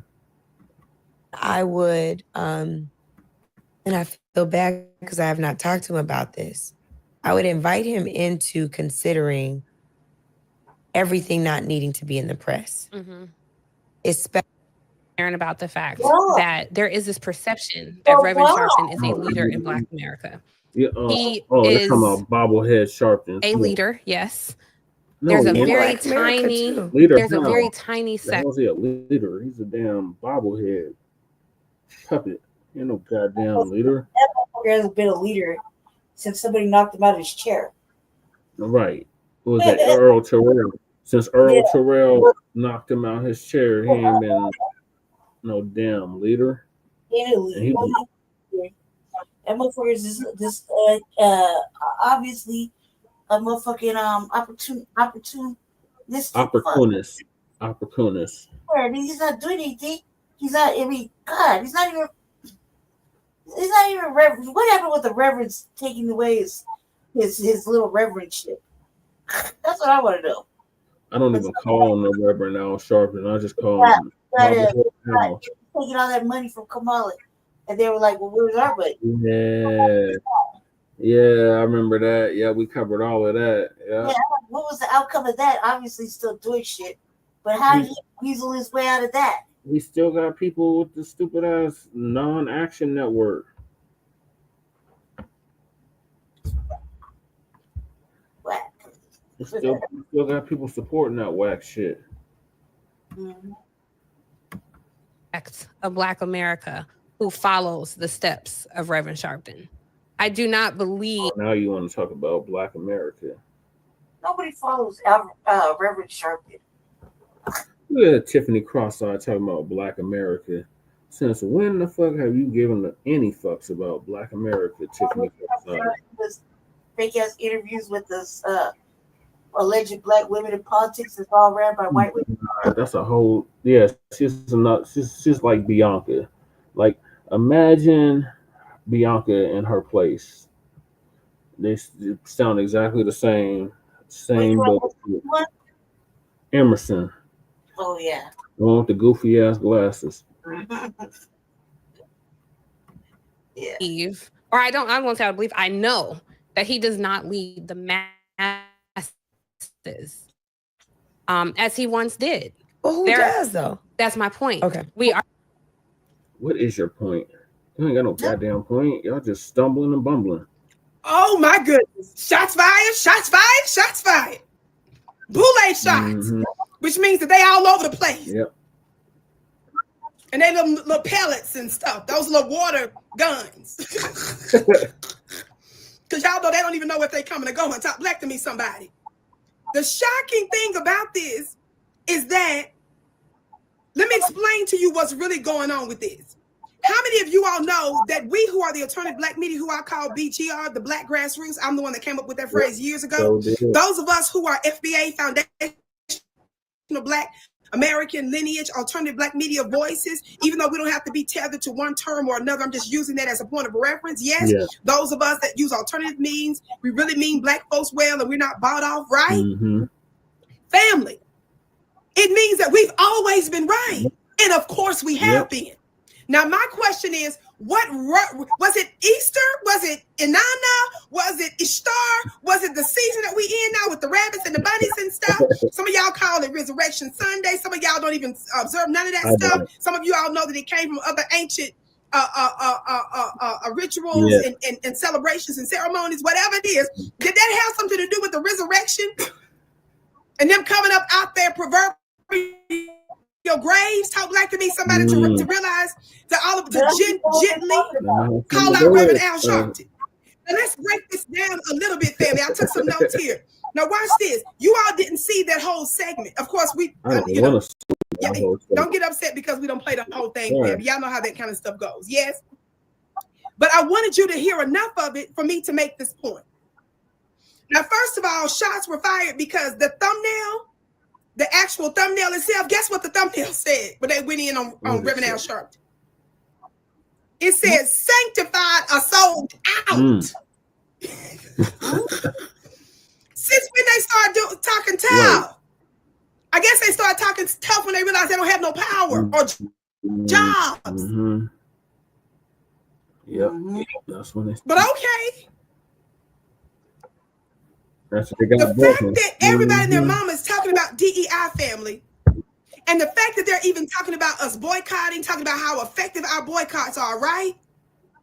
Lets you know that the Boule, who don't push reparations like they should in any serious way, don't sit up here and tell me, well, I heard her say she believed we should get reparations because we built a country. That's not the same as that being a part of the Democrats' official policy, family.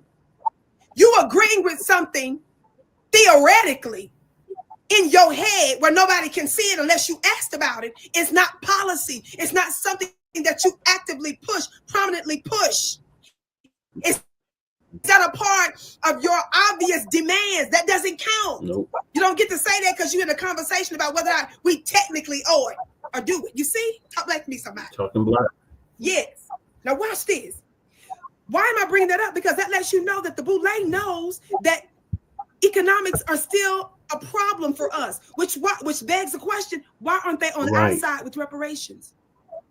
Why aren't they making that the number one demand in every space? And with their Black hookups, their Black politicians, with their CBC member connections and stuff? Why aren't they telling Al Sharpton? And when Angela and stuff has her little stuff with Charlamagne the God, when she's on the Breakfast Club, those times when she's doing them little things with him, when she's out there in the public, why isn't that the main thing they're always saying and pushing? Why? They know that economics are the main issue, but they're trying to dress it up in other issues. Do you understand? I want you to keep that in mind while I make my larger point here. Yes? Now, did you all remember where Angela, I can't see the chat right now because I want the team to get ready to put up this article if we could. Just, can you put up the headline of the reference article I put up there? I want y'all to see this because I'm getting ready to read from this quickly. Did you all remember just a moment ago when we played that short clip? Do you remember Angela said that she wished that more people was in the room? She found out that there were more people in the room. Then she said that she wished that Jamal Bryant, the pastor, was in the room. And then she said, then I found out later that technically he was in the room. Did y'all hear her say that? Something to that effect? I want you to listen to what's revealed in this article. They're not talking about the article, but you know your sister with the curly braids. I'm going to do my due diligence. Yes? So I want you to listen to this piece. I'm going to read from this now, right? Can you see the headline? Look at the headline. Yeah. That I'm reading from now says, I'm opening it back up. Yes. Al Sharpton, this is from AP, Associated Press. Al Sharpton calls meeting with Target's CEO amid DEI backlash. Quote, very constructive and candid. Y'all listen. Y'all ready for this? Yeah. Target's chief executive officer, I'm giving you the background of why everybody's mad at him now. Target's chief executive officer met Thursday with the Reverend Al Sharpton, whose civil rights organization has encouraged consumers to avoid U.S. retailers that scale back their diversity, equity, and inclusion initiatives. Sharpton called the meeting with Target CEO Brian Cornell, quote, very constructive, and candid, according to an update from his National Action Network. 2 other NAN representatives, National Board Chair Dr. W. Franklin Richardson and Senior Advisor Cara Wallace, also attended the meeting at the organization's New York headquarters. Are y'all listening? So it was Reverend Al Sharpton, two members of the NAN, which is the National Action Network. That's his company. How many of y'all know? Side note. Remember Al Sharpton got in trouble recently with Roland Martin because neither one of them that we remember disclosed publicly on their own that they received hundreds of thousands of dollars for Kamala Harris' campaign. They only told us about it after they was busted. Mm-hmm. Y'all remember that? Yep. Of course. Keep that in mind, family. That's Keep reading right. it. Y'all listening?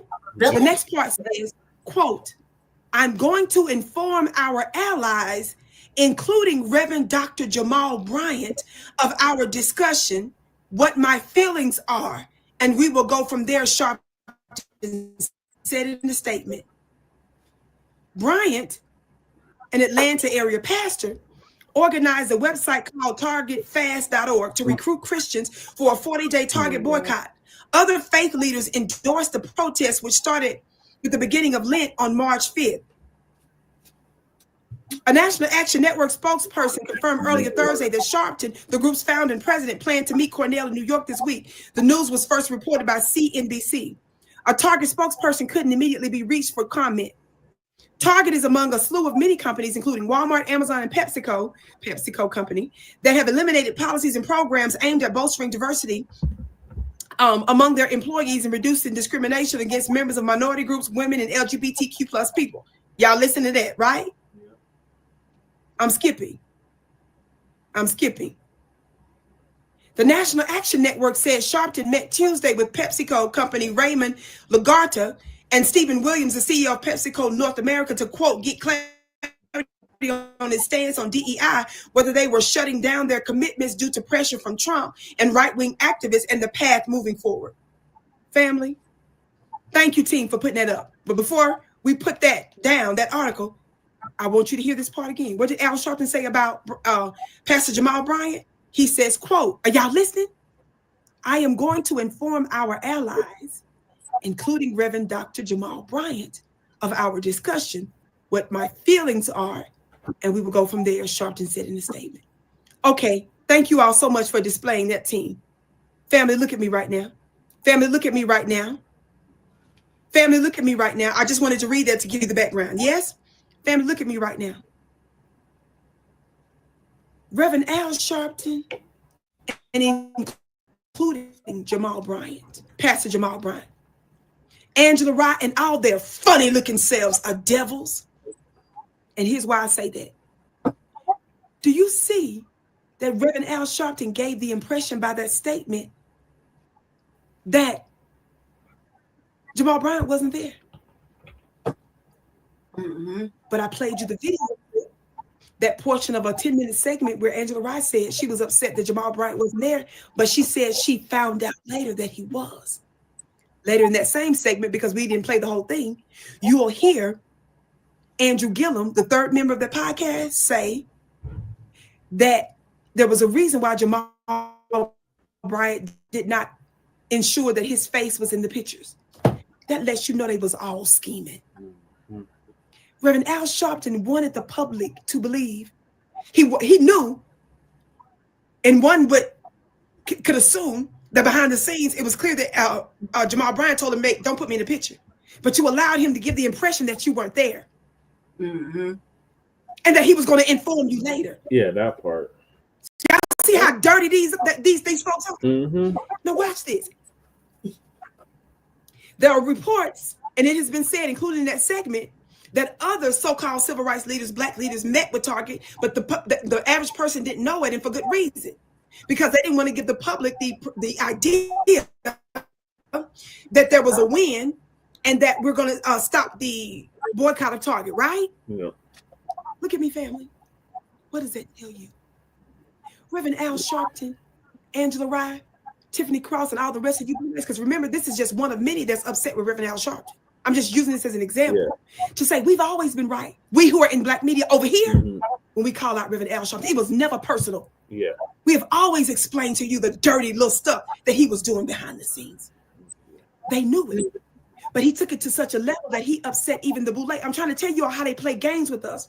And when they keep losing, like the White House, like the Senate, like the House of Representatives, and like their CNN and MSNBC jobs, then they start sounding like they us. Yeah. And even Angela Rye was still trying to protect him, because did you hear that clip where she said she feels bad? Is that what your lady said? In other words. And then she said, well, I didn't talk to him yet. What? See, they're still carefully trying to back each other and protect each other. Tiffany was more full-throated, and to be honest, even Andrew Gillum. Because Andrew Gillum, whose clip you all didn't see, I'm just giving you the cliff notes. He even said that if anybody knows that a picture is worth 1,000 words, he said Al Sharpton knows that. And he said, so does Jamal Bryant. He said that's why he believed Jamal Bryant didn't take the picture. Mm-hmm. And some of them agreed with the fact that, okay, it's fine that you met with Target privately. APAC did. But why in the world, as you all heard them say, would he put this in the press? Did you notice that Angela said she disagreed with his tactics? What she didn't say, and this is what makes her a fraud. Of course, they're always self-serving. Why do you think I just brought up the fact that Reverend Al Sharpton got all those hundreds of thousands of dollars from Kamala and didn't tell us about it? And so folks were wondering why he was being so soft on Kamala, and he didn't push anything that made any difference for us. Nothing. And everybody knows that's why. Right. How many of y'all remember I did a broadcast here on African Diaspora News Channel where Black pastors called for Reverend Al Sharpton to be fired from MSNBC. Covered that, Lady Shay. That's what I was talking about. I beg your pardon. How many of y'all remember that? How many of you all saw my podcast that I did during the election time, covering the elections, I should say? Yeah. The campaign. That because he didn't disclose that. How many of y'all know a large group of pastors, Black churches, called for Al Sharpton to be fired from MSNBC? Yep, they sure did. And then they retracted the statement, the leadership there, after some believe Democrat meddling and Al Sharpton meddling behind the scenes to get them to retract that statement after they came out and demanded that MSNBC fire him. How many of y'all know that was just a few months ago? It was.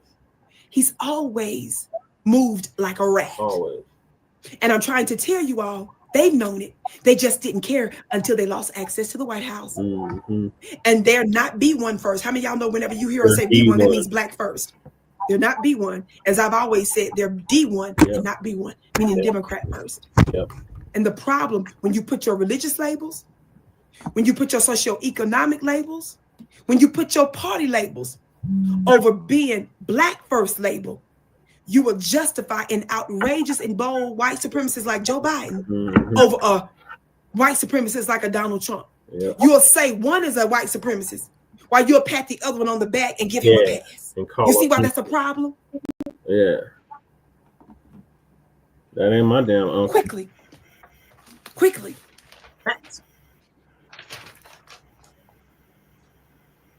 The other thing that upset me about that conversation, Tiffany Cross says, and she really threw him under the bus with this one, that there is a perception that Al Sharpton is a leader, the leader basically of the Black community. She said he is a leader. And she said, but he doesn't have influence like that with the masses of Black people. Well, when did you learn that, Tiffany? Right.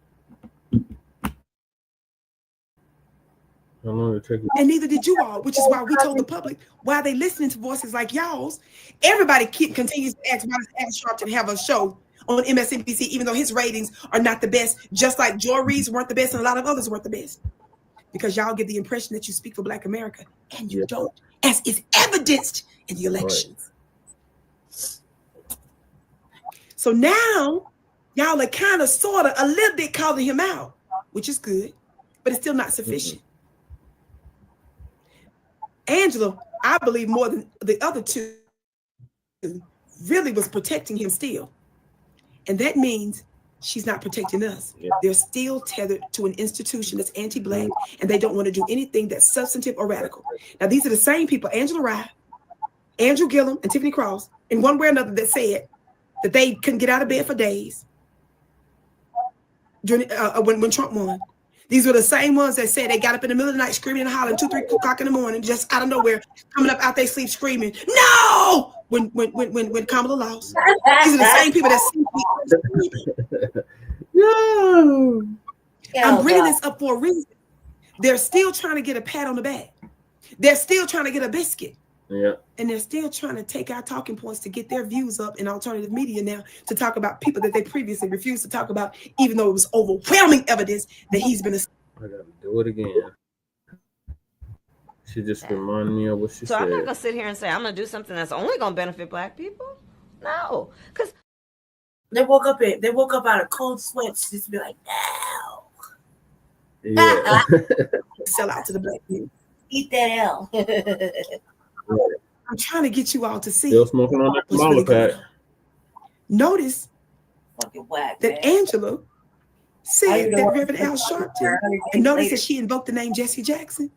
Because she done crept out that his tactics and did another drunk speech. Are unsophisticated. And of course they are. She said that she wished he had other people in the room. She said, well, I know it was at least 4 other people in the room, meaning him, a couple people from NAN, and Jamal Bryant, which they secretly kept out. Now, how come Angela didn't tell you all that Reverend Al Sharpton and very likely Jamal Bryant knew that Al Sharpton put that press statement out that he was going to inform their allies, including Jamal Bryant, of their conversations without telling us that he was sitting there right in that meeting? Angela still didn't say that. I gave you the receipts from this AP report to let you all know how they still playing with our minds. And they're still being devilish behind the scenes. Yeah. She said that there were some folks there, but then Angela later said in that segment that they need to have different types of people there. She went so far as to say, like young leaders, young business leaders. Let me tell y'all something. We in the Black grassroots media have more influence with the people than any of those other folks. But they still ignore us. That's what I'm trying to get you to see. They still feel that they're like they Boule, like they're better than us. Bougie Negroes that don't want to acknowledge that the people rock with us. Yeah. And that we know exactly what we're talking about. That part. We have always made economics the number one issue. Yeah. We have always talked about justice for our people. We sure have. It's us that went to Washington, D.C. to make our demands for reparations. Yep. It's us that informs the people. And it's our people that's on the ground that's writing curriculum and bills, like our sisters and brothers in Chicago, like our activists in California on the ground with attorneys and a back group of people that had legislation there for reparations that was supposed to be pushed forward into the Black Boule there, sabotaged it. I gotta go. I had to call them out because now they're turning on each other somewhat for their own personal reasons to get their numbers up because they want to cover stuff like us now. But they're still not holding their feet to the fire like they should. But nevertheless, I am going to say, y'all still seeing cracks now though, aren't you? They're admitting what we've always known. Right. And what we have always said here. Tell the truth, Black family. There's more to come on this. I got to go right now, family. I can't wait to. All right, thank you, Queen Vicky, for that update. All right, ladies, check what's your thoughts on Boule, Angela Rye with tomato on the side, and Tiffany cross-eyed fighting over bobblehead Al Sharpton over Target DEI meeting. Aren't they Tethers? Yes, they're all Tethers. That whole podcast is Tethercast. Tethers and Al Sharpton. Yeah, like he's Well, Al Sharpton is FBA, if I'm not mistaken, but Angela Rye with tomato on the side, and Tiffany cross-eyed, and Andrew Bushy Gillum, they're Tethers. Right. So, you know, that's pretty much sums it all up for me. Second, the other thing that really sums it up is that, like, first of all, they don't represent us, right, on any level. No matter what fucking Charlemagne God says. Charlemagne the fraud. Yeah. They don't represent us. And they don't represent our interests. They never represented our interests. Right. And only if it would help them to do so, and that's only if they got something out of it, and that would be money. But as you can see, they never elevated. None of them elevated from the shilling they were doing. And that includes Al Sharpton. Nope. So that shilling and all that money, nobody elevated. Nobody got to a different position.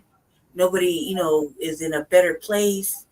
These motherfuckers are doing podcasts on YouTube. So, it's real bad. So, Yeah. like, they're just like us. Just their opinion, just a tethered, opinionated class of people don't want to go good ever. And what do they want us? What do they want? Like, they're not like us. We weren't tied to the Democratic establishment. What was the whole thing about whether or not what did he do? You know what I mean? Aside from fucking, insinuating that somebody wasn't there. He didn't really do. He insinuated, and then the motherfucker said, "Hey, look, you ain't tokenizing me," in his own little way that I'm not doing photo ops. Okay, so dude have the right to say no to motherfucking pictures, but motherfucking go glory hogging ass L Sharpton, Mr. I gotta be in front of everything. Yeah, he did some fuck shit and insinuated old boy wasn't there. Sorry, that was Mike. It's on the floor. You know what I mean? So is that all he did? I mean, let's talk about the church and shit again. Let's go back to that shit. Because that motherfuckers were mad. And then they say, what did he do? Did he put it back for him so that they calm down? Like, what the fuck did he do? Because they stopped talking about it. Did he come off some bread? We didn't hear about it. And come off on some bread, these motherfuckers would have been bragging about it. Yeah, he must have came off some bread, something. Yeah, but if he did, they would have been bragging about it. Black church don't mind, especially the ones that are angry about not getting their just biscuits and funds.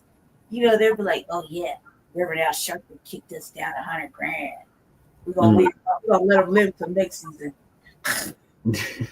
He can't be pastoring over here. He probably was like, "I'll give you all the money, but you got to be quiet about it." Nah. And let's talk about him and Kamala. He just likes dancing with the bitch in church during funerals and whatnot, and saying that they're gonna do a George Floyd thing or something else. Oh, you talking about that Tyree Nichols funeral? Yeah, that was painful. He likes shuffling with her. You know what I mean? So of course he's gonna chill. And as far as Roland Martin is concerned, man, that motherfucker probably sucked dick for fucking $500,000 all day, every day. When and where, you know what I mean? He's just like that. He's a thirsty, greedy fuck. But he didn't elevate. His platform didn't be better. He still got ass people to converse with. Yep. But whack ass fucking, sidekicks that he like none of the people that he has on there. I want to listen to their fucking opinion. None of them. Not one. And what we should do is just let it all burn down. Like you said, or vacation, turn the other cheek. Let it burn down, like how somebody burned down motherfucking the last place Dr. King had a speech. Oh yeah. It burned down like that. That was a whole inferno. Yep. Well, remember that Tethers tried to burn down his childhood home a few years back. Right. It's white guys stopped that part. But this was like a burning inferno, okay? A historic place. Burning, a targeted affair. So let the Democrat Party and the Republican Party who allowed this sham to go on, and what we got now, nobody's taking any control over anything or trying to stop nothing for real. I mean, seriously. I mean, you really can't. Surely you can't stop one man. He has a whole mandate. I mean, they can try to stop him, but it's kind of fruitless because they don't control the House or the Senate. Yeah, man, all them little executive orders are not going to go through. Well, there's judges, of course, that's fighting it, but they get locked up too. So, man, I can't wait. I hope he locks up a couple people from there. I give him a list. I got a list, just on general principle. Yeah. But the list don't come free. Lock them all up. Lady Che hit the wrong button or something. She'll be back. All right, so I'm gonna move us to the next topic, and that is putting the old guard out to pasture. About goddamn time. They got to go. They got to go. Yeah, my bad. I was like, she must have hit the wrong button or something. Got excited. All right, so we're moving to the next topic, Lady Trey, and that is putting the old guard out to pasture. Mm-hmm. So Professor Black Truth wants to give us an update on that. You don't know what that means? Putting the old guard, meaning the Boule, the gatekeepers, the Democratic shields of yesteryear. We putting them out to pasture, meaning we getting rid of their ass. They're saying that, but look what's happening. Like, look. Oh boy, Jeffries, they got up there in a motherfucking Nike sweatshirt and a chain and talk about press on nails or press on whatever the fuck he's pressing on.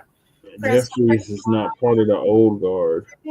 The old guard is like Nancy Pelosi,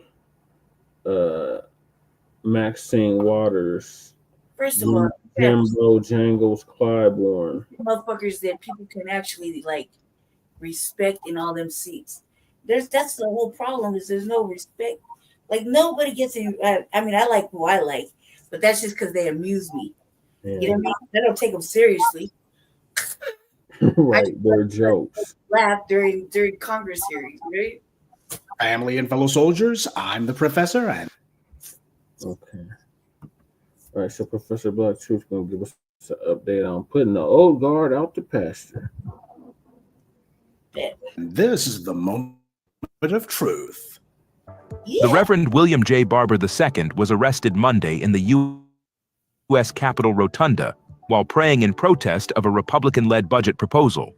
The group aimed to draw attention to proposed budget cuts that Barber said would remove 36 million people from Medicaid and millions of children from school lunch programs while blocking living wage increases. The arrests occurred about 15 minutes after the group began praying. Barber, a leader of the Poor People's Campaign and the Moral Monday movement, called the response unusually dramatic and vowed to continue nonviolent demonstrations. And to the current leadership, repent, yes, repent. And I hear it saying to us, stand against it, resist what you see happening. Repent of what you see driving this administration's effort. We are seeing their philosophy is the tyranny of technology and the dehumanization of people. The third thing we are seeing is the attempt to make people justify their existence, which has its roots in racism and apartheid and slavery and fascism. You know, when you were in slavery, you had to justify your existence. You had to have a piece of paper. Apartheid, piece of paper. When the Nazis had a piece of paper, now someone with a computer sends a note over and says, prove to me that you're there. That is a dangerous philosophy to be pushing throughout this democracy. The first was Al Green, now Reverend Barber. But then again, it's always kind of been him. You can tell that the memo went out from DNC headquarters. This is their strategy for next year because it's been their strategy for several years already, sitting in some old claim that the DNC's empty slate of proposals that never have anything to do with us is somehow linked to the civil rights movement, or because you got this old black man out here that somehow makes it righteous.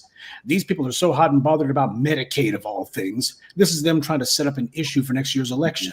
But what bothers me about these operatives for the DNC is they're never honest about their motives. Now, I don't have anything personal against Reverend Barber, but he's in the same category as the NAACP in my book.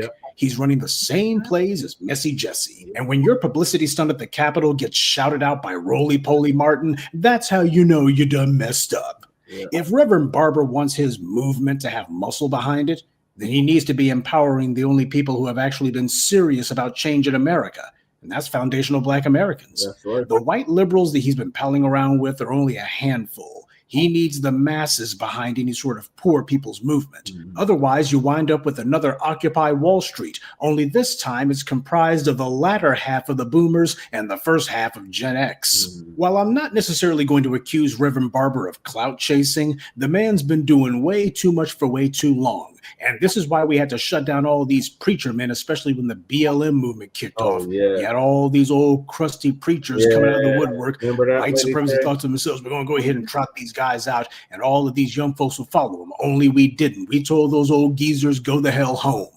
6 months ago, Reverend Barber was giving a lecture entitled Justice and Democracy is Worth Holding On To.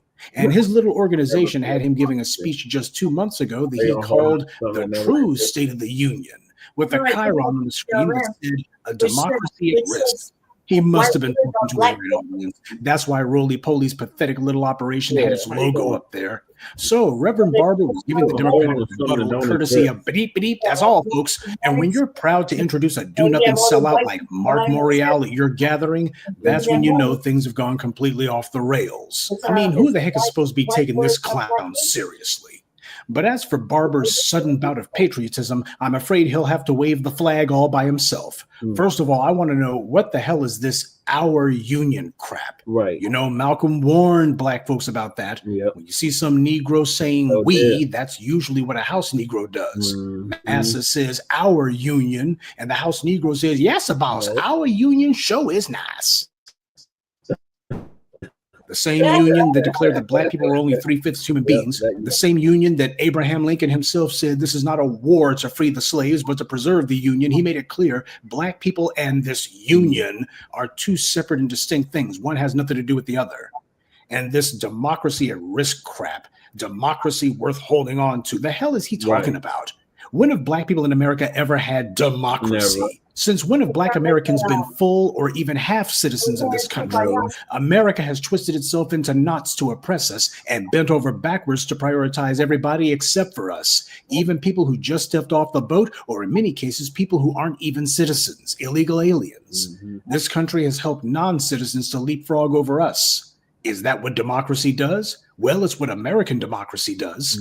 And he's certainly right about the tyranny of technology. But my question is, who was it who decided that they were going to pamper, coddle, nurture, and help to feed this technological monster that we now have to contend with? It was the Democrats in Silicon Valley. Good Democrats like Nancy Pelosi and Gavin Newsom and others.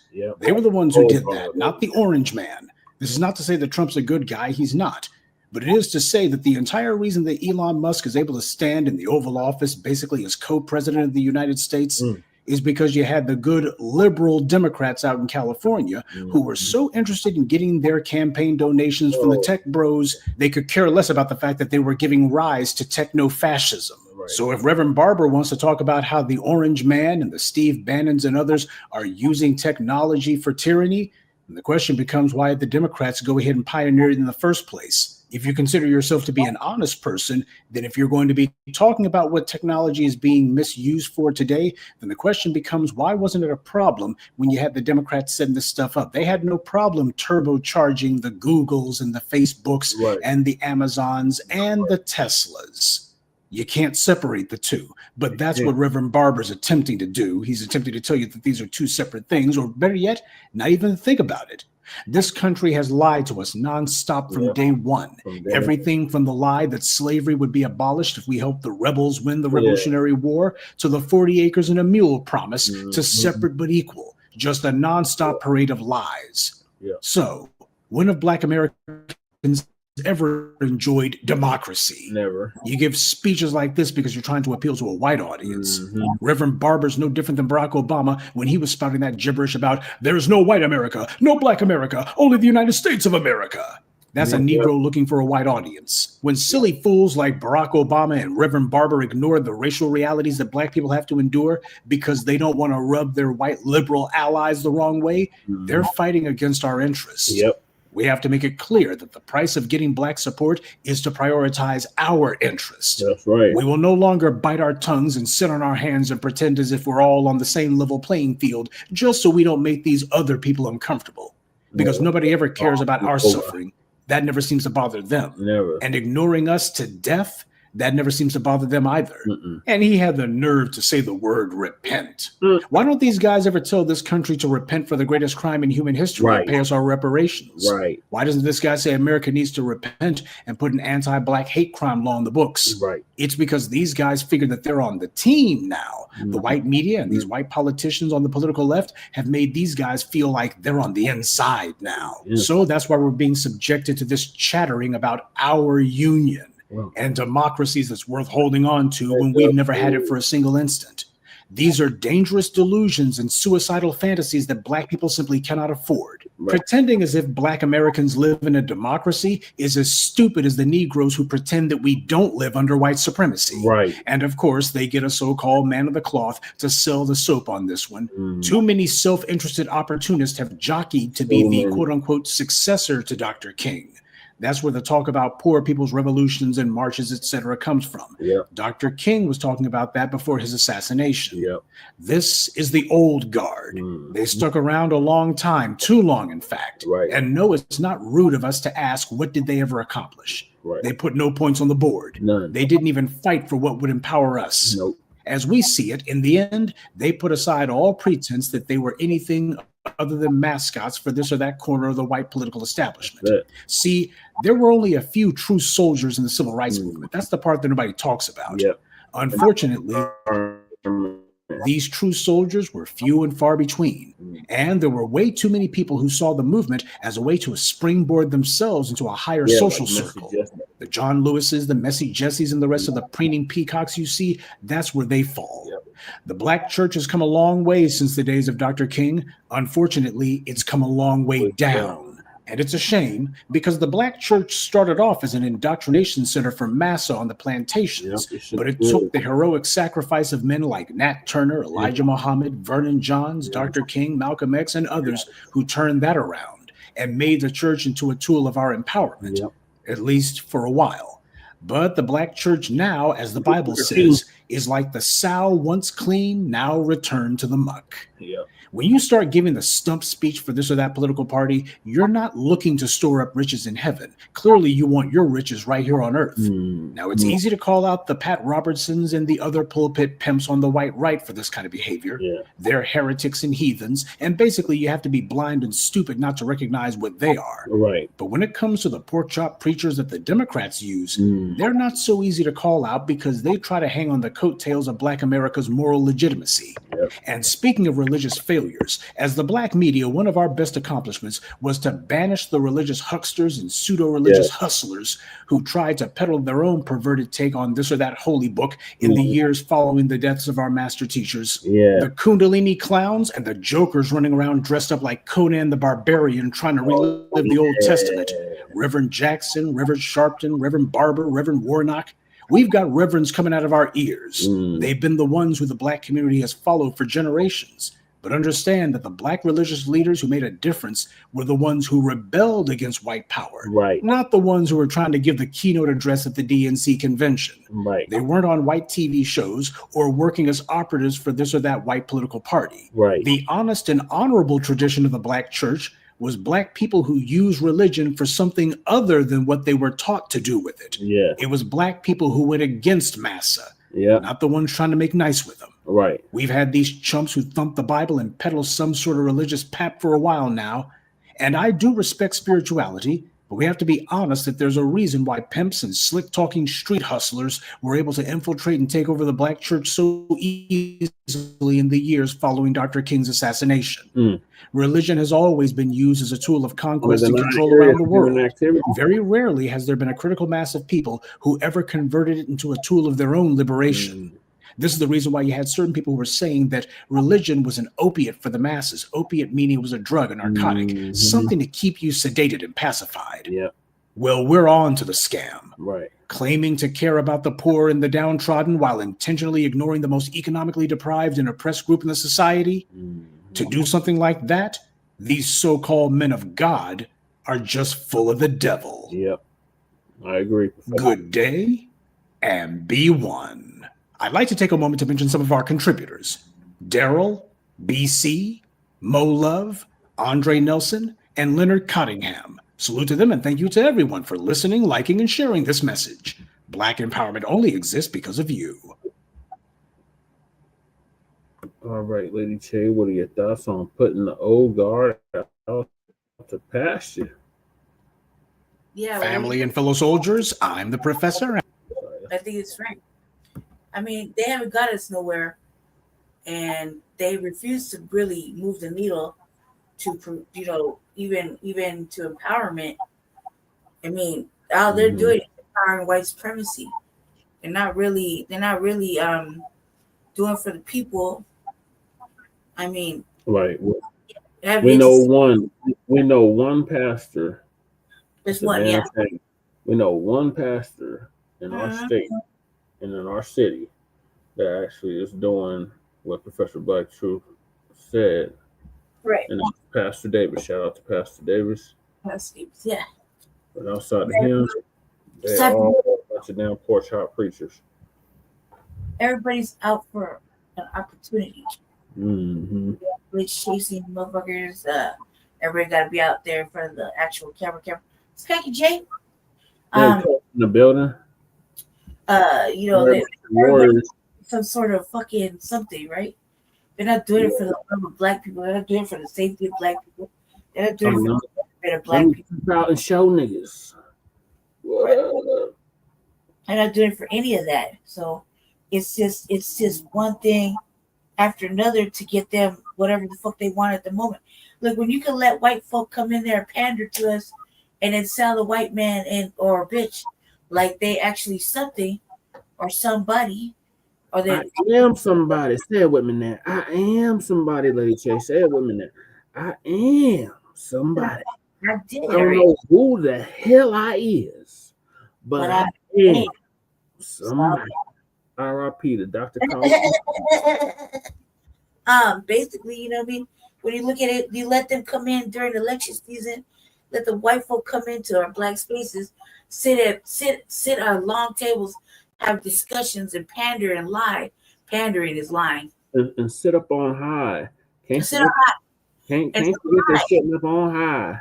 They're looking down on you field Negroes, the house Negroes looking down on look at them. Look at them. The thing is that, like, the pandering is ridiculous. And then the fact is that you can't tell them nothing because they don't want to hear it. You can't tell them nothing, or they shut you down. Like every time I want to call that shit out when there's actual white folk in there. Oh, thank you, cuz. When there's actual white folk in the fucking black space, and I want to call that shit out, he don't let me talk. They would gloss right over me on purpose. You know what I mean? Because you know that's wrong. Like pandering is wrong, just like stealing your intellectual property is wrong. Lying to black folk is just wrong, period. But you shouldn't have to lie to get your motherfucker way. You should be able to tell the truth. Right. You know, about what you're not gonna be able to do. You know what I mean? Yeah, you're right. Yeah. You're right, Jay, because the Lakers are out and the Slippers are out thanks to my Nuggets. So yeah. You can't make all the promises like they're gonna do stuff. Did the Rockets win? Yeah, I knew y'all was gonna go at it. I'm like, man, yeah, because Mac was bigging up the Rockets. I'm like, man, Jay is not gonna tolerate that. Yeah, you know, so I'm saying is that the pandering is ridiculous. The fact that they let that there's black people that let this shit go on and then act brand new about it, it's fucking like beyond stupid. It's not even an excuse no more. Because we're in 2025, everybody should be awake. Has been awake. Everybody's awake now. Yeah. They're just acting ignorant about the shit. No, you know I don't think they're awake. If they're awake, they sleepwalking. The motherfucker don't want to admit that. Just understand this: that the Democrats can't really. I mean, yeah, they may be able to come back, but they got to do some real serious fucking shit. Like, you know, what happened to that reparation shit where old girl was, where they had the little meeting. You know, where they're gonna take up for whatever, you know what I mean? It was like the nothing burger. It's like HR 40, nothing. Yeah. What happened to that? Were they supposed to be working on that? Like that was just a month ago. Like they've been working on that for 38 years. They were so adamant. It's just pacifying conversation. So the Democrats are like white folk. They'll say whatever to get you. Yeah, you know, Jay, he's a Warrior fan to the core. So, you know what I mean? They'll say whatever the fuck they want to say to us. He said, Mac not happening. Remember game 7, 2017 in Houston. Repeat. Ooh. Sports. I'm done. I got to go. Can't do it. Yeah, like I'm just serious. Listen to shit. Yeah, so Reverend Barber, funny story. So I used to be part of the Poor People's Campaign out here in Denver, in Aurora, and they was on that same Kumbaya, can we all just get along shit? And I'm like, I'm not with none of this shit at all. But since I was part of that organization, Denver Homicide Out Loud, we had partnered with these other groups. The Poor People Campaign was one of them. And I wonder how the Sister Michelle's doing. Why couldn't it be? Why couldn't it? It could have been all right if they were like how Professor Black True said, you know, and challenge the system. Yeah, but they're not challenging nothing. They want to sing Negro hymns and Negro spirituals and Kumbaya. Man, yeah, just like that. And it's really bad now. It's really bad because And we shall overcome. they're not gonna let you just write. I mean, the fuck if they let you. Like, the fact is that it takes somebody to really do that villainy. Yeah. And that villainy is not gonna get a motherfucker elected. You know what I mean? But motherfucker's so down to be a villain and write all that shit just for the general principle, just to get it out. Somebody gotta shake shit up and go against the damn status quo, the white supremacist status quo. Because you can't be a good guy. Apparently, it's not gonna happen. Try to be good with the system, racism, white supremacy. You're just gonna. It's not gonna happen. You're gonna end up being a bootlick and a motherfucking mammy or a fucking, you know what I mean? Whatever the fuck. Eyes bucking, acting stupid. You know what I mean? So it's to take a motherfucker like for example, a motherfucker like me has to just be a villain. Well, you're independent. We independent. We ain't beholden to none of them damn parties. No, that's not the point. The point is, in order to get something done, you gotta be a villain. Power system, motherfucker's a villain. Yeah. You know, like, I was in that office and I just couldn't stand listening to like excuses. And so I just like, let me see the computer real quick. And I was almost there, but like I said, things are so vague and designed like that. I don't understand how any of these other motherfuckers, 18 other motherfuckers got it going, but they're having me registered, yet they won't register. Just like they have me in the Zoom, but they won't let me speak. Just like I'm in a place and they won't let me talk. You dig? And I was like, see, shadow banning is real. And to make it even better, like motherfucking, you saw what Twitter did. I've been on Twitter since Neely Fuller Jr. died. Yep. That was the last time I was on Twitter. So how the fuck I get a message from Twitter talking about I'm doing what he said? What he said I was doing? He said you were spreading harmful content or some stupid unnatural content to myself or some shit like that. I was doing something unnatural to myself. Oh my god! I was something else that I was not. And I was like, is this because I post like? First of all, I ain't been on Twitter since Neely Fuller Jr. died. Yeah. How long ago was that?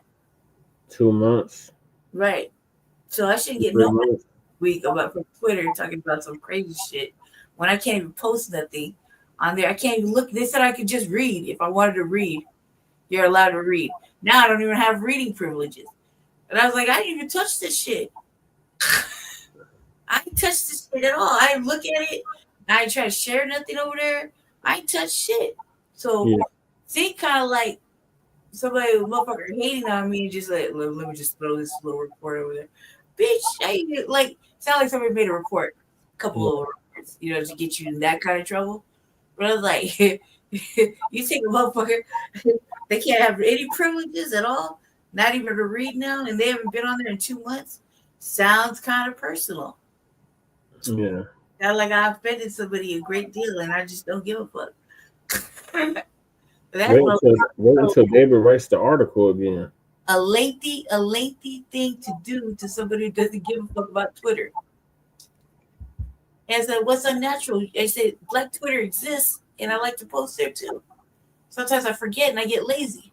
First, I post the regular Twitter and I will forget, and then I go back and repost the Black Twitter.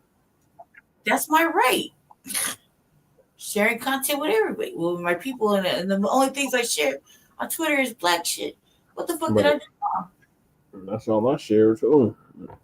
And they let you slide. They let everybody slide but me. So Don't let me slide. I get locked out every day. They're talking about, are you a human being? Take this test. yeah, but at least you got your privileges because it's different. You just gotta do the little puzzles or whatever the fuck that was that you made me do. I got to click the box that I'm a human, and then I got to do little puzzles. Right. I don't even get a box. I just got the fucking message in the email, and I'm like, bitch, I ain't touch your shit. I ain't interested in none of your shit. I'm not interested in none of that. If it's meant for me to fucking find out, I'll find out. You know what I mean? Like, all you do is take away my Twitter sharing. I barely write an opinion on anything. I think I said maybe like five little thoughts here and there. Yeah. They wouldn't even let me say how upset I was about Neely Fuller. Remember? Mm-hmm. Yeah. I was like, that's it. I quit. I'm going to bed at 8 a.m. Yeah. I was like, yeah, fuck John. I said, fuck that, fuck Twitter, fuck everything. I'm going to bed now. I can't tell anybody anything. Everybody just At least you still got Facebook. I can't even access Facebook. Oh man, trust me, I'm trying not to do anything controversial, and I see these negative FBA texts from can't be gossiping, but and I'm like, God, I can't get involved, man. You're gonna give me restrictive privileges I don't already have. Right. I'm barely hanging on by a thread. You're on suspension for 30 days. Right, for fucking reading one of Shabaka's posts. You know what I mean? Like, Jesus Christ. Yeah, so speaking of that and other things, I miss Shabaka. We're not allowing the Tethers to rewrite our history. We're not allowing it. That's the next topic. Oh, goody. They're having a party outside. There's like 16 motherfuckers right outside. Oh, like 2 feet down. They've been out there since they've been home. Oh yeah, yeah. They were starting to congregate when I was over there earlier. It was like, what time is it? 1:22. 1:25. Can I get a noise ordinance and see just how quick motherfuckers get? Only got like 3 topics left. For real? Yep. Dang, you're doing good today. After this one, yep. So let's get through this one. So Professor Box is going to give us an update on this, not allowing the Tethers to rewrite our history. First of all, this is the moment of truth. For AI rewrites. If people only misbehave towards each other based on skin color, I would have had a very smooth entry to the United States in Bridgeport. When I arrived here, because of my background, the work I did before I came to college, my academic advisor insisted that I should go to the high school, public high schools in Bridgeport to speak and just share with the kids what I have traveled the world as a reporter. And I would tell you, even as a grown man till now, when I think about my experience in those classrooms, I shed tears. Black kids, no white person among them. They call me all kinds of names. They make fun of my accent. They ask me if I've ever slept with a lion. They ask me if I'm a booty scratcher. All kinds of things. Stop the lies. When you use the statement slavery was never based on racism, yes. You are referencing countries all over the world. Yeah, countries or yes. Okay. That happened back in the 80s. Yeah, I know that too. We're in 2025 now. You say you didn't make fun of a We motherfucker. still ain't gotten over that. African accent at school, you're a goddamn liar. Okay. The dozens in school, like if after the Lion King, if you weren't making fun of motherfuckers left and right, calling them Mufasa, because you're a liar. You're a fucking liar. Everybody knows. Everybody knows he did it. So with him crying, I'm like, I can see his point. That's the 90s, Lady Shay. That's been over 30 years ago. I'm serious. He's reflecting on that. That's what he's reflecting on. She still hasn't gotten over that. That's been 30 years ago. Nobody gets over crazy shit like that. Especially if you're taunting a motherfucker all the time. Especially these Tethers. Especially after the Lion King came out. This mug is older than us, Lady Shay. This dude. People called that bullshit in the 70s and 80s, if at all. I had to pay karmic dues for that kind of bullshit. I did. It's been over 40. This is the last time the Raiders won a Super Bowl. Jesse, shut up. Shut up, cuz. No, I'm trying to have a serious moment here about talking shit about motherfuckers with a deep African accent at school, and then I was going to go to hell for it, and I had to pay my karmic dues early. Then I paid karmic dues for that type of bullshit, because Lord knows I was a straight villain. Yep. So now, let's come to America and speak in reference to the enslavement of African people in America. Would you still hold that view? Are you still saying that in America, slavery was never based on racism? Yes. Oh my gosh. The same thing that spread it in Africa, the same thing that caused it in Asia, the same thing that caused it in Europe is the same thing that caused it in America. That's all. What caused it? Economic needs. The weaker person you can catch him. The Barbary gang, they were able to catch the Northern Europeans of the Slavics and all these people because they were nearer to them, they can catch them. So whoever is weak for you to keep and use for your economic needs, slavery was purely based on economic needs. So in America, are you saying that it was economic needs to choose and exclusively enslave Black people? Not exclusively enslave Black people. Again, we talk about the context of the enslavement. It's not exclusively they chose Black people. White people in Europe bought white people.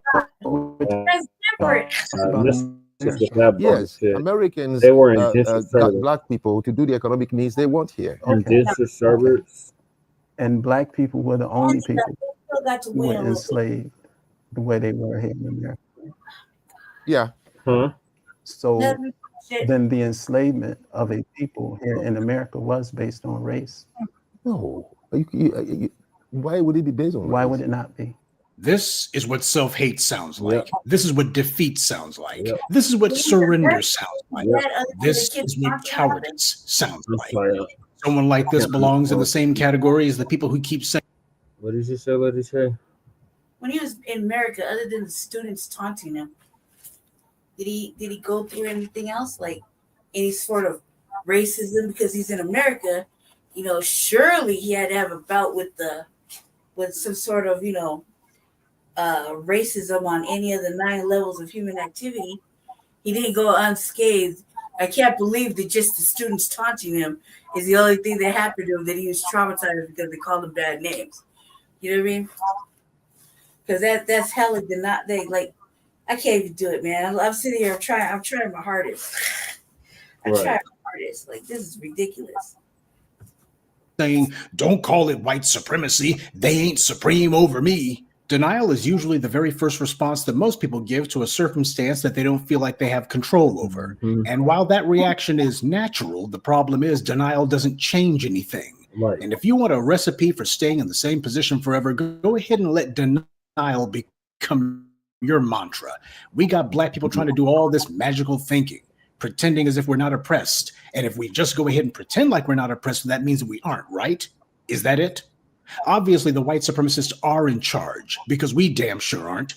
And the first step to overthrowing white supremacy is to admit to the nature of the threat and to its magnitude. Now, as for this guy who's running his mouth, Brother Tariq has often talked about how there's a lot of smart, dumb Negroes running around. People who think that they're so brilliant, but in reality are plumb dumb. Well, in this guy's case, he's not a smart, dumb Negro. He's just a dumb Negro. This guy has the mentality that we, foundational Black Americans, are the enemy. And don't let his recycling that old pathetic crap about I was called a booty scratcher way back in the day. That talking point is suspect as hell. First of all, that insult hasn't been used since like the 1970s or the 80s at the most. And while this guy is definitely old enough to have heard it, even if you believed him, that was decades ago. And if he's got to reach back 40 plus years to find something to be bitter about before many of you in the sound of my voice were even born, if that's how far back he's got to reach, that means he doesn't have anything. But make no mistake, for Tethers like him, if it wasn't some sort of alleged insult that he was pointing to, then it would have been something else.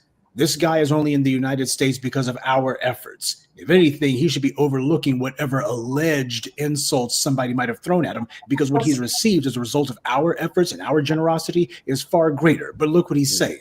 Obviously, this guy is saying this garbage because he's trying to suck up to the white powers that be. This guy went through his little litany talking about, well, the Chinese had slavery and the Indians had slavery, et cetera, and the Europeans had it too. Yeah, and in none of those cases did they decide that they were literally going to go all the way to another continent to get their slaves. When the Romans had slavery, they didn't go to Africa for their slaves. They went to Greece, Thracia, things like that. They went up into Northern Europe. They were getting their slaves from what today is called France and Germany and other places. That's where they went. When the Europeans were enslaving each other, they didn't do that by going to Africa. When the Indians were oppressing people like the Dalits, they didn't go to Africa to get their slaves. Nobody did that. The Chinese were not going down to Africa to get their slaves. They enslaved people right where they were. And the same thing goes for the Indians. Same thing goes for the Europeans. It wasn't until you get to the Americas that finally, you know what? The most convenient way to get our slaves is not enslaving the people who are next to us. You know, like this guy was saying, they were just enslaving whoever they could catch. Really? Then why the hell did they get on boats and they decided they would go to Africa? You had one of the popes who said, you are hereby authorized to reduce to servitude all infidel peoples. He didn't say the people closest to you. You had the Europeans sending all of their poor people by the millions. They had millions of dirt poor people that they were sending to what today is called Canada, what today is called Australia, and of course the 13 colonies that would eventually be called the United States. That's what they were doing with their European poor people, the people they could actually catch. They had indentured servitude. Wouldn't that have been the most convenient thing in the world to say, you know what? This indentured servitude, forget about that. You can't work off your debt. You're slaves, and so are your kids, henceforth and forevermore. That would have been the most convenient way. That would have been a form of slavery completely consistent with what all other forms of slavery around the world had been up until that time. But this guy, he decides he's going to give an ahistorical view of the world. I'm wondering if maybe he's actually auditioning to become a teacher in Ron DeSantis's Florida. With this level of deliberate, malignant ignorance of history, he would fit right in. The only way that you can try to rationalize chattel slavery in America as being somehow analogous to every other form of slavery that existed around the world is to lie. You have to sit there and invent a history that never existed. This guy sits here and contradicts himself because what he's saying isn't meant to make sense. It's meant to delight racist and anti-Black bigots who hear this, so he hopes he can go ahead and ingratiate himself with them and get in good with them. He sits here in one breath and says, oh, we got these groups. They enslave people who were right in front of them, people from their own groups, their next door neighbors who they were enslaving. And then he looks at Africa and goes, well, that's just who they could catch. Yeah, because it was far more convenient to get on boats and literally sail weeks and weeks to get to Africa to get slaves, as opposed to all of these poor white people who were literally right in front of them, who they already had as indentured servants. All they had to do was simply do what the Romans did when they enslaved the British, just simply issue an edict saying, hey, all of you poor Scots and all you poor Irish potato farmers and you poor Welshmen, you guys are going to be enslaved henceforth and forevermore. Wouldn't that have been the easiest way to do it? Because they already had them in hand. They were shipping these people out, exporting them to the four corners of the globe.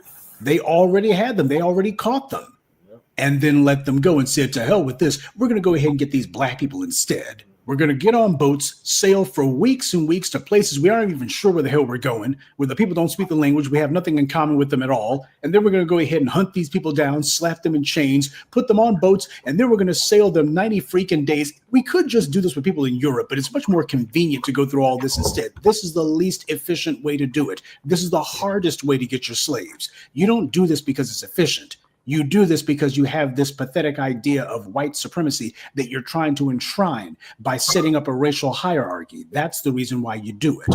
It becomes an end unto itself, not merely a means to an end. It becomes an end unto itself. Enslaving Black people has value because you're trying to set up the idea that white people don't get treated like this. You're trying to give some sort of phony inherent value to whiteness. And on the other side, you're trying to give an inherent phony unworthiness and inferiority to being Black. That's why you do it. See, when you've committed the biggest crime in human history, in order to try to whitewash it, you got to lie and lie huge. In fact, you got to tell the biggest lies that have ever been told. Yeah, it was all about race. But then again, when you're trying to kiss white supremacy's behind, these are the lies you got to tell. The real problem is this guy's ashamed that he even had to flee. and he's looking to deflect. So we're always the go-to for that. He wants crumbs from the dominant society. Buck dancing like this is always done as an audition for butter biscuits. Now, it is amusing in a perverted kind of way to see people who haven't done anything for black folks anywhere bestowing blanket amnesty on white supremacy for the worst crime in human history. Claiming that slavery wasn't about race, that's somebody who's clearly doing some rage bait nonsense. He's heard the Thomas Sowells and other idiots who have taught this kind of claptrap. And of course, what he's saying is blatantly false. The founders of white supremacy, all the way through to the Confederacy, they wrote in all of their founding charters and documents that slavery against black people was racial, specifically racial. If it wasn't, then why is it that they weren't having white people like, say, the Irish in chattel slavery, where from one generation to the next, you were owned by these white folks in the Americas? Why did they single out black folks for that? You want to know why chattel slavery and colonialism even happened? You want to know why nothing has changed in Africa since the so-called independence movements of the 20th century? Individuals like this are the reason why. They were the ones who threw Africa's gates wide open to the enemy and gave an inappropriate response to the burgeoning slave trade and colonialism that was going on. And all the while denying it, telling themselves that, well, it ain't white supremacy that's on the march, it's these people over here complaining about nothing. Now, here's something else to be considered. Do you seriously believe that whatever white immigration person this guy spoke to be admitted into the U.S.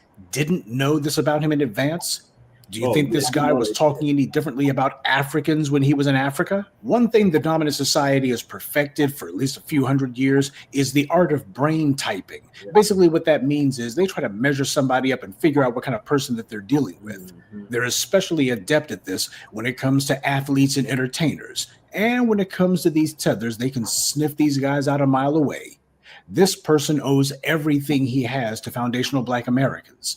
The only thing he ought to be doing is saying thank you 1,000 times, but he's not. Why is that? Because the fact that he's here makes him feel insecure about himself. That's the root of all of these insults. He feels insecure about himself because he had to flee. That messes with his head, makes him feel some kind of way. Now, we've never held that over his head. We never held it over any of these immigrants' heads. And yet, for a lot of them, they got that in the back of their minds and often in the front of their minds whenever they're dealing with us. Because they're looking and going, well, I know what I would be thinking if I was in Nigeria or Namibia or whatever, and I saw some of you Americans flooding into the country by the tens of thousands per month. I know what I would think about you. That's what's going through his head. But also something else going through his head is he knows that we fight white supremacy. We've been fighting white supremacy for hundreds of years, the longest, most sustained freedom struggle in human history. And he also knows that that's something he didn't do.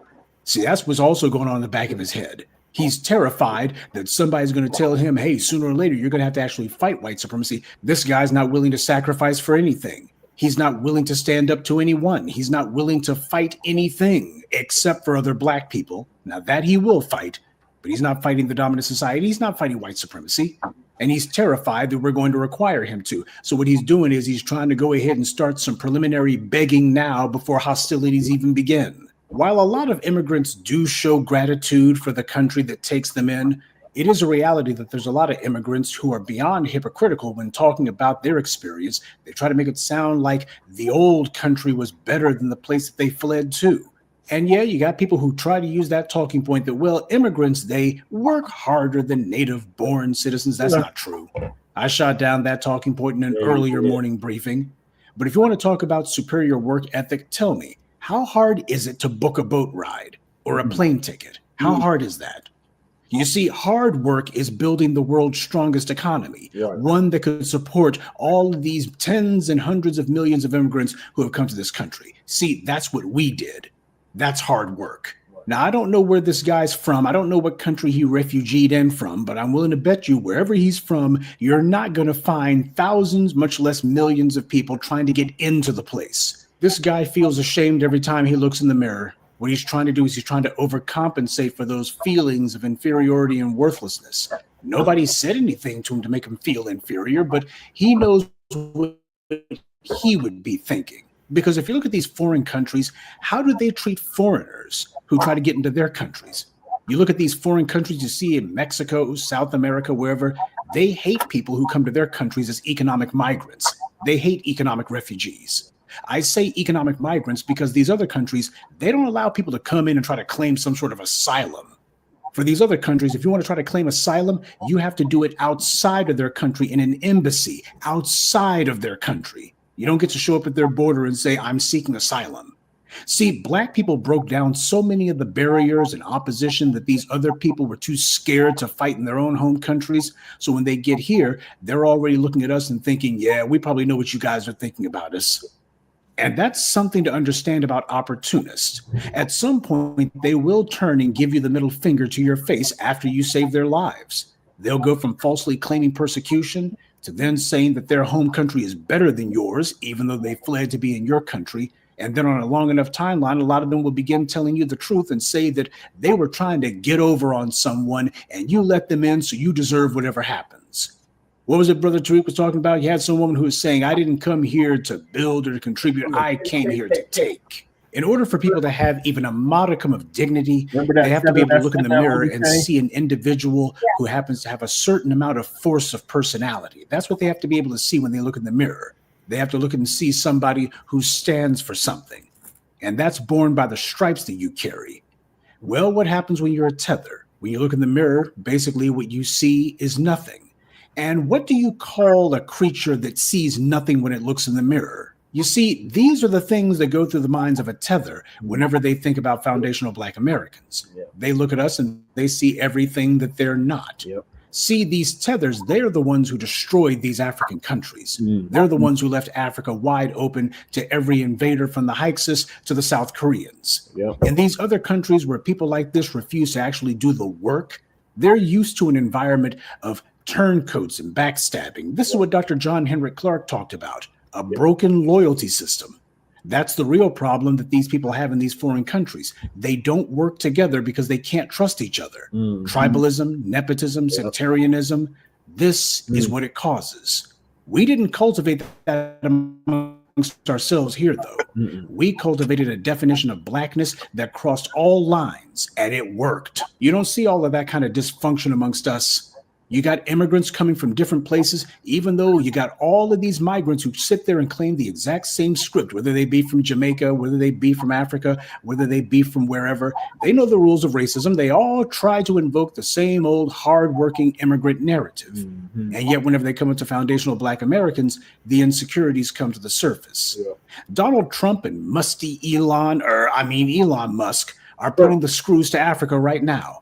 Musk already said we'll coup whoever we want when he was talking about lithium in South America. Now, what do you think goes through that reprobate's empty little head when he talks about Africa? He's a reject from apartheid South Africa, and his disdain for the Black majority there is a reflection of his hatred for Black people everywhere. Unfortunately, you can't tell that to people like this. These clowns see Black Americans as the enemy because their jealousy and envy and self-loathing at their own failure makes them hate us. They're not going to stand up to white supremacy, so they might as well go ahead and talk trash about us as they see it. Fortunately, not all the brothers and sisters from Africa, the Caribbean, and all points in between are like this. Fortunately, we got dyed-in-the-wool soldiers amongst us who may not be from our lineage, but they're definitely of our ideology. The problem, though, is the people who this racist government's been letting in for the last 60 plus years, they've mostly been individuals like this. That's what they do. They want to make sure that they weed out all of the true soldiers and they let in only the tethers as a means to try to undermine us. That's the point. As Black Media Appreciation Month comes to a close, we should give thanks that we finally have a media that's pushing back against the sock puppets that white power set up to undermine us. Until now, there wasn't a critical mass of voices pushing back against these kind of lying narratives. When you look at certain sectors in the society, particularly in the white media and academics, you'll also see a disproportionate number of tethers represented there. And when I say the white media, I don't merely mean suck-ups like Cynthia Erivo who are in front of the cameras. I'm talking about white media executives and producers and the like. You'll find a whole lot of folks with these foreign names that are represented among the producers, executives in these corporations. That's no accident. Let this be yet another reminder of why it is that the Black media should be appreciated, because it's given us the ability to push back against lies like this. The corrupt and cowardly criminals who have been mismanaging the continent of Africa are just like this guy. And it's going to require the brothers and sisters in Africa and the Caribbean to do some house cleaning. Sooner or later, these tethers are going to have to be stood up to and faced down.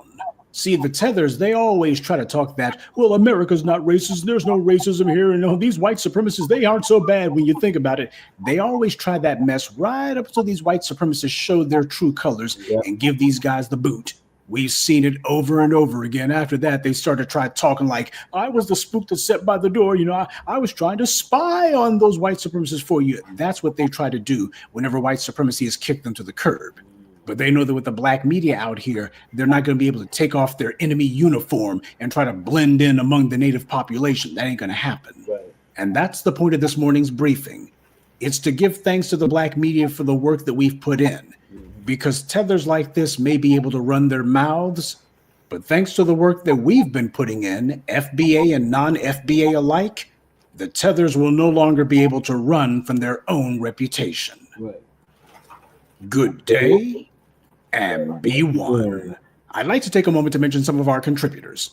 Semesta Hobson, 2 Gigabyte Entertainment, Saifa Chaudhuri, Turk McKenzie, and Nico Wormworth. Salute to them and thank you to everyone for listening, liking, and sharing this message. Black empowerment only exists because of you.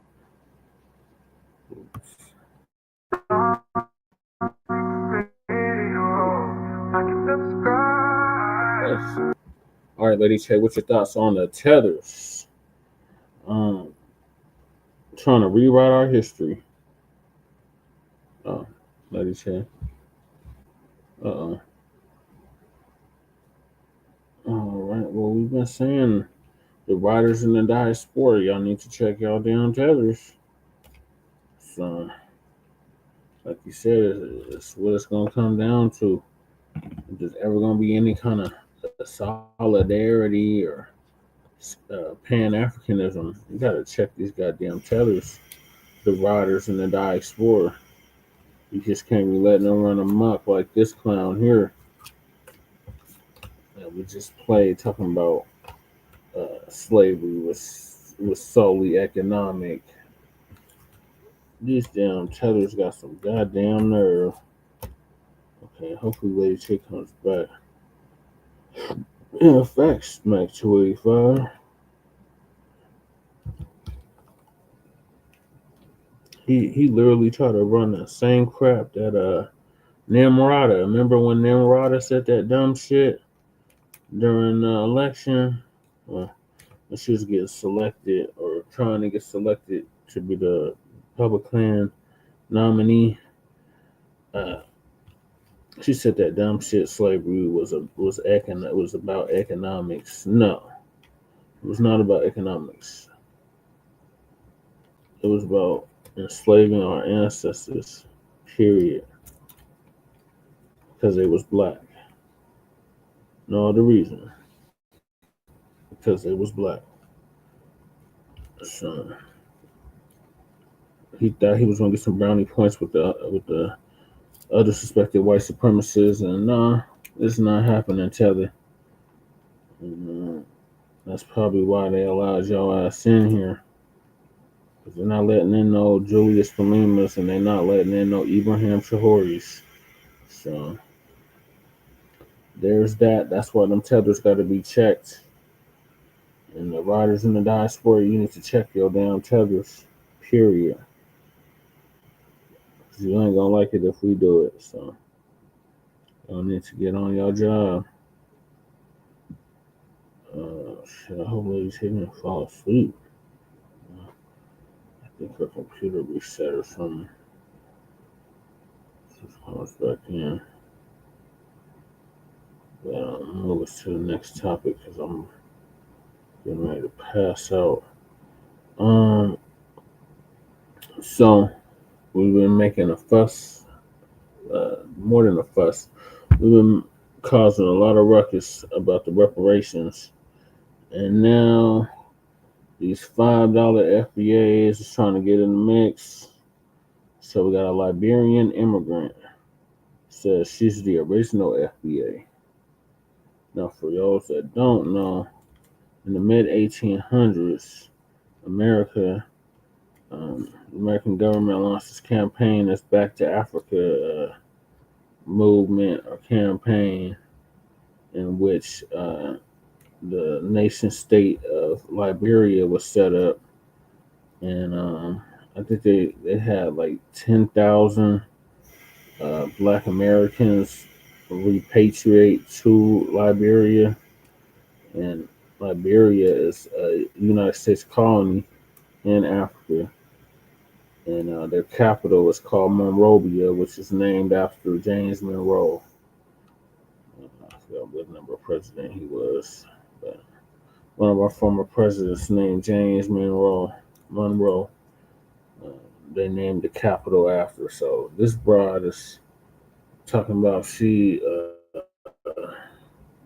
her family, one half of her family's from Liberia and the other half is from the United States. And she should have rights to reparations too. And she's the original FBA. So I'm gonna play this from Tariq's Twitter space. I'm just about saying this dumb shit.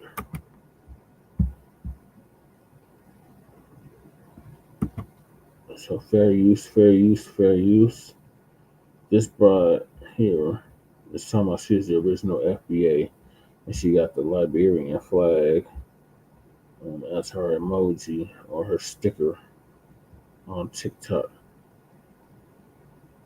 What have your country done for y'all? How y'all want to attack me about my country? She fled it, she did this, she did that. No, I am the original FBA. Yes, I said it. I said it. Because I could prove it. I said it. I come from a country called Liberia. My father peoples was from America.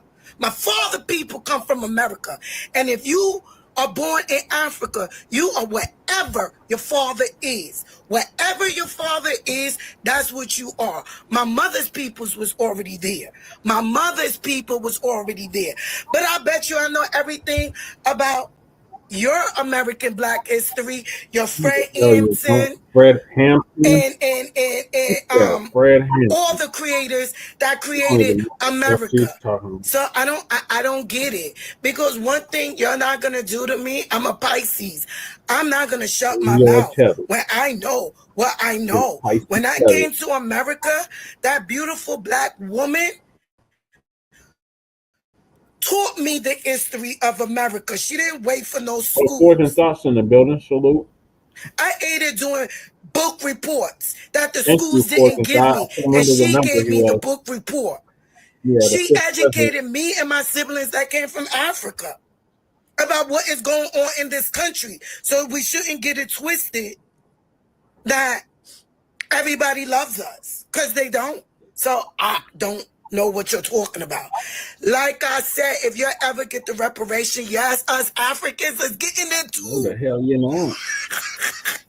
We are getting it too. You think I'm gonna skip my reparations? Get the hell out of here. Half of y'all don't even know your family history tree. Get the hell out of here. Like I said, I am the original FBA, since that's what you love to say. No, you're not. I am a foundational Black. Okay? No, you're not. Do a research on my history. My country is called Liberia. That's where I was birthed. And I stayed there until I was like 6 years old. What do you want me to do? It's not like I was an adult, 20-something years old, and said, ooh, I need to flee to America because America is a great place. I didn't even know what America was. When I came here, I didn't even know nothing about this country. And you still don't know nothing. Again, what are we talking about here? And I will always be a Black American at heart. But I'm a truth teller. I tell my truth the way I see it. It could be wrong, but I tell it the way I see it. Ain't nobody gonna tell me that I am not a Black American. So what the hell are you talking about? I've been riding for my people. Y'all just saw this video. Go down to all the other videos when Africans come after Americans. How I stick up for Americans. I'm an adult, right? Fortune Thought. I don't pick and choose sides. I don't have nothing about hatred in my heart. No hatred, no nothing. I love Caribbean peoples. They my peoples. I love Black people, Black Americans. They my peoples. I grew up on Shaolin, Staten Island.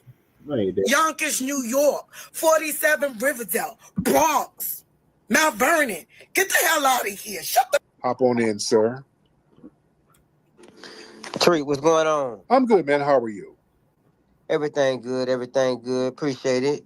So look, man, I concur basically with everything you said from what I heard. The reason I jumped into space when I saw you in here, I had a I'm sorry, my man. I had a comment I wanted to read to you. Go ahead. That I got from somebody, right? So, to me, we say it's gaslighting, but I think it's more like witchcraft or something like that. You might call it white supremacy, but the dude say, to end this, I'm gonna just say the last thing he said. To end this, you may refuse to hate, but the majority of your people do hate. Feels their soul. Hate fills their soul, brother. They attack other races, rob elders, beat women, kill for no reason, destroy properties, and take no accountability. And because of them, we can never have a civilized society. Now they talking about all people now. You understand? Now, was this a white person saying this? It's a white person, yeah. And so, and where did he say this? Did he tweet this? Where did he say this? Yeah, I'm in the comment going back and forth with him. We you know what I'm saying? So it's like one of them little, fights. You know what I'm saying? It's Does he have fight. probably has an anonymous page? Yeah, he called himself Reefer Boys. But the thing is, they all doing this though. I be going back and forth with. They all doing this to read. Now, so this ain't gaslighting. It's like witchcraft because first of all, this day history. Y'all robbed. Y'all steal. Y'all did everything they telling me. Y'all did it to me. And then Charles Manson even said in the video, we was a peaceful people. A godly people. Y'all done took these people, made them walk like you, talk like you. Y'all know what the fuck. Y'all did all these experiments. Y'all just, man, we had them over 80% marriage rate. They destroyed everything we had because they was jealous, envious. They saw we were too much competition. Now they got what they really been wanting to see us in the shape that we in now that they created. You understand that they still creating and doing all they can to do this. Yeah. And then say, look at you. It's so weird. That's why it can't just be white supremacy. It's got to be these people out of their mind. I just had to say it. And that's all I got to say, brother. That's it. I'm gonna land on that. Yeah, thank you so much, brother. So yeah, that's projection. Yeah. That's major projection onto us, and that's what white supremacists do. That's they have to create cognitive dissonance because they do all of these egregious things and victimize us, and then try to gaslight us and pretend that we're victimizing them. You dig? And that's a con game. They always do that. That's for them to not take responsibility for their actions. Yeah. That's a major con game. So, and it gets us explaining. You got to explain to these people. See, they do that. They have to deflect from accountability, projecting their own racism and violence and systematic harm on the black folks. They avoid taking responsibility. What they do, they're saying that to justify what they're doing. Yeah. So they say, well, black people are killing this and killing that. That's to justify retaliation and control. See, falsely portraying black people as dangerous, aggressive, or criminal. They rationalize over-policing, mass incarceration, economic exclusion, the whole shebang. All right. And claiming to be victims of reverse racism, flipping the narrative. And that's a con game.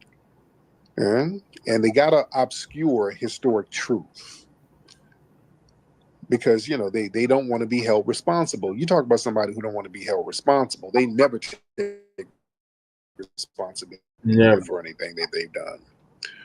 The white supremacists are horrible with that. They're always blaming somebody else. Well, yeah, we were enslaving people because of the Africans. The Africans made us do it, dude. It was the Jews that made me do it, dude. It's everybody else's fault but them.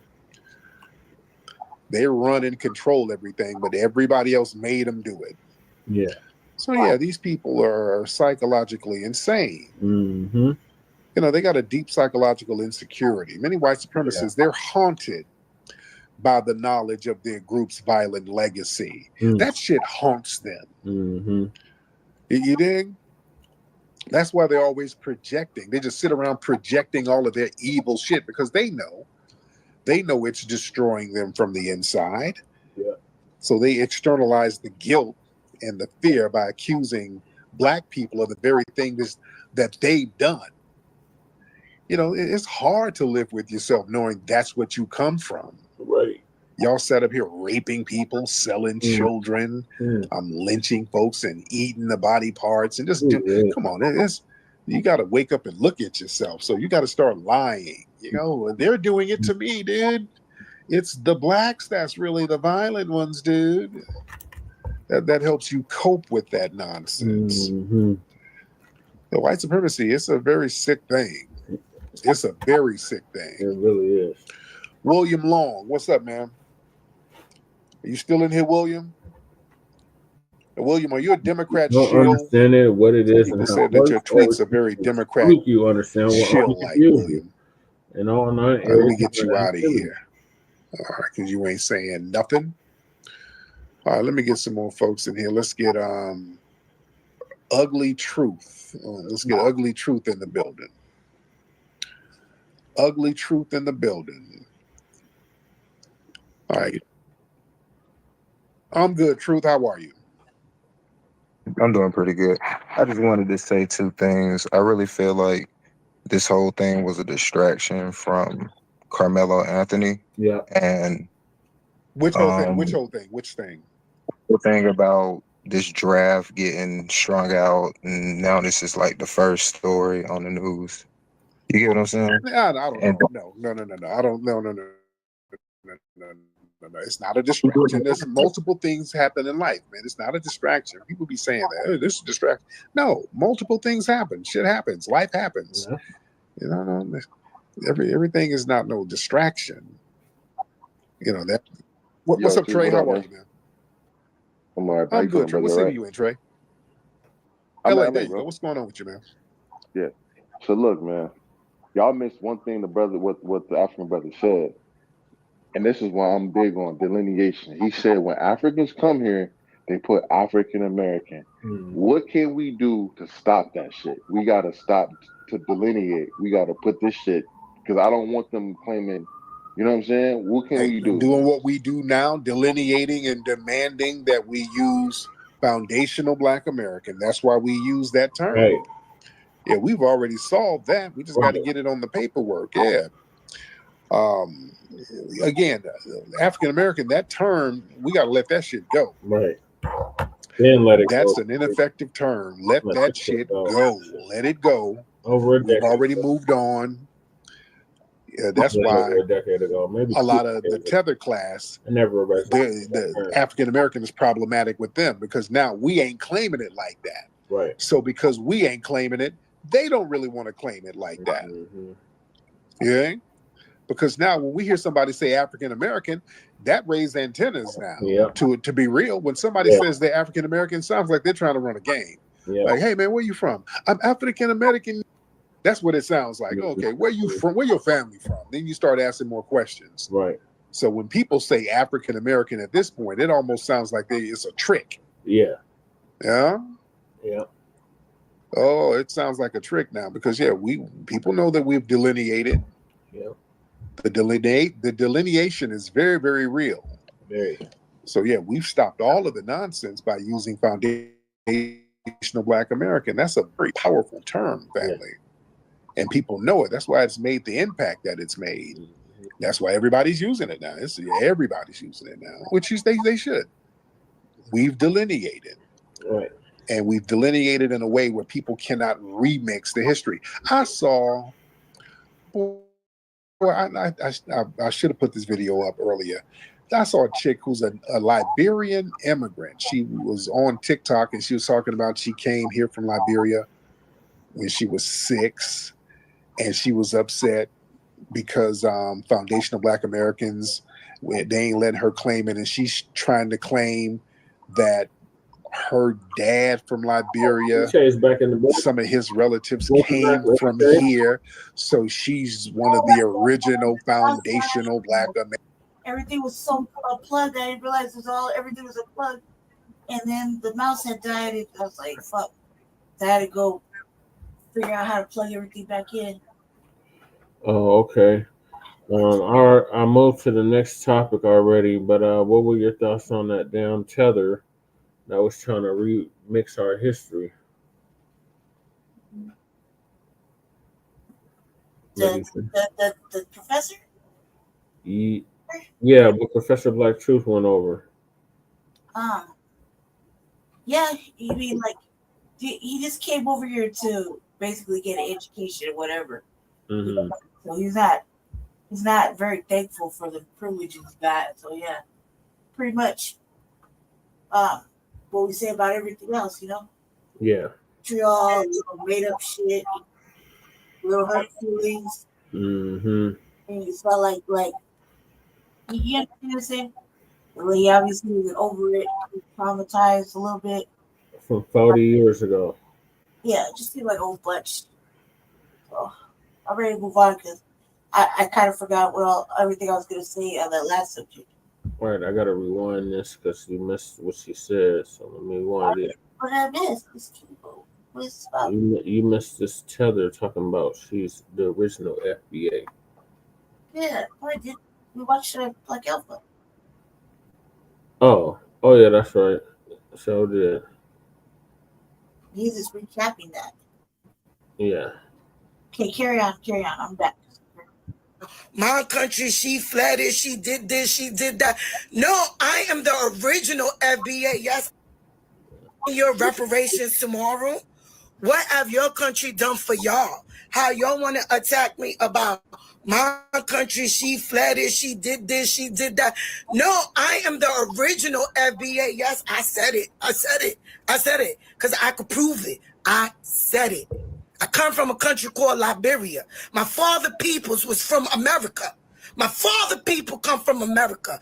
And if you are born in Africa, you are wherever your father is. Wherever your father is, that's what you are. My mother's peoples was already there. My mother's people was already there.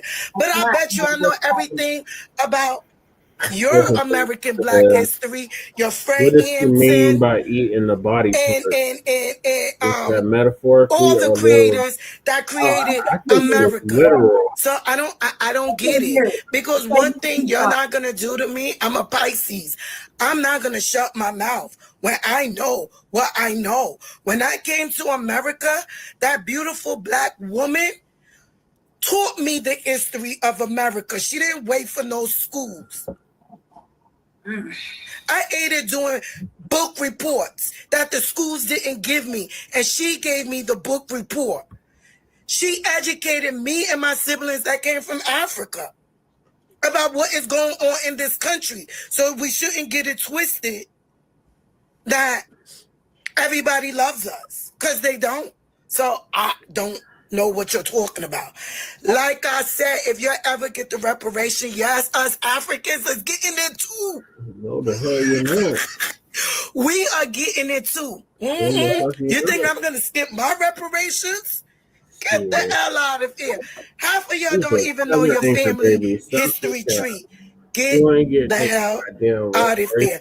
Like I said, I am the original FBA, since that's what you love to say.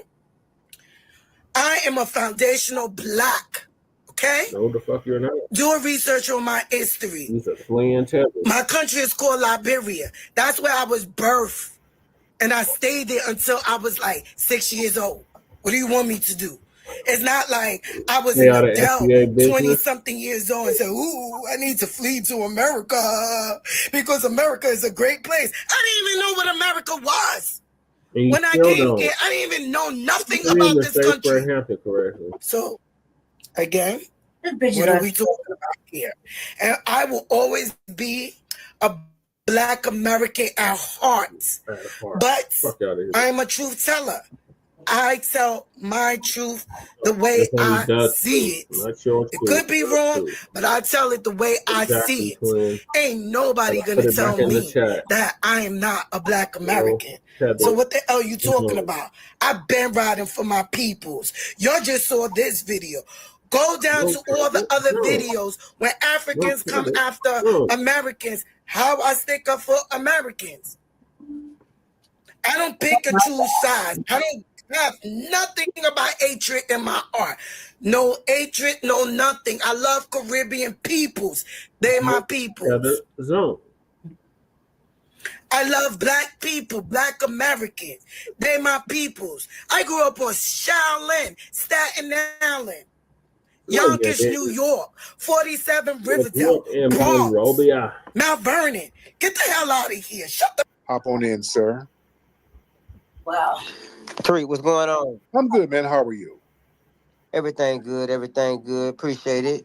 So look, man, I concur basically with everything you said from what I heard. The reason I jumped into space when I saw you in here, I had a I'm sorry, my man. I had a comment I wanted to that her dad from Liberia, some of his relatives came from here.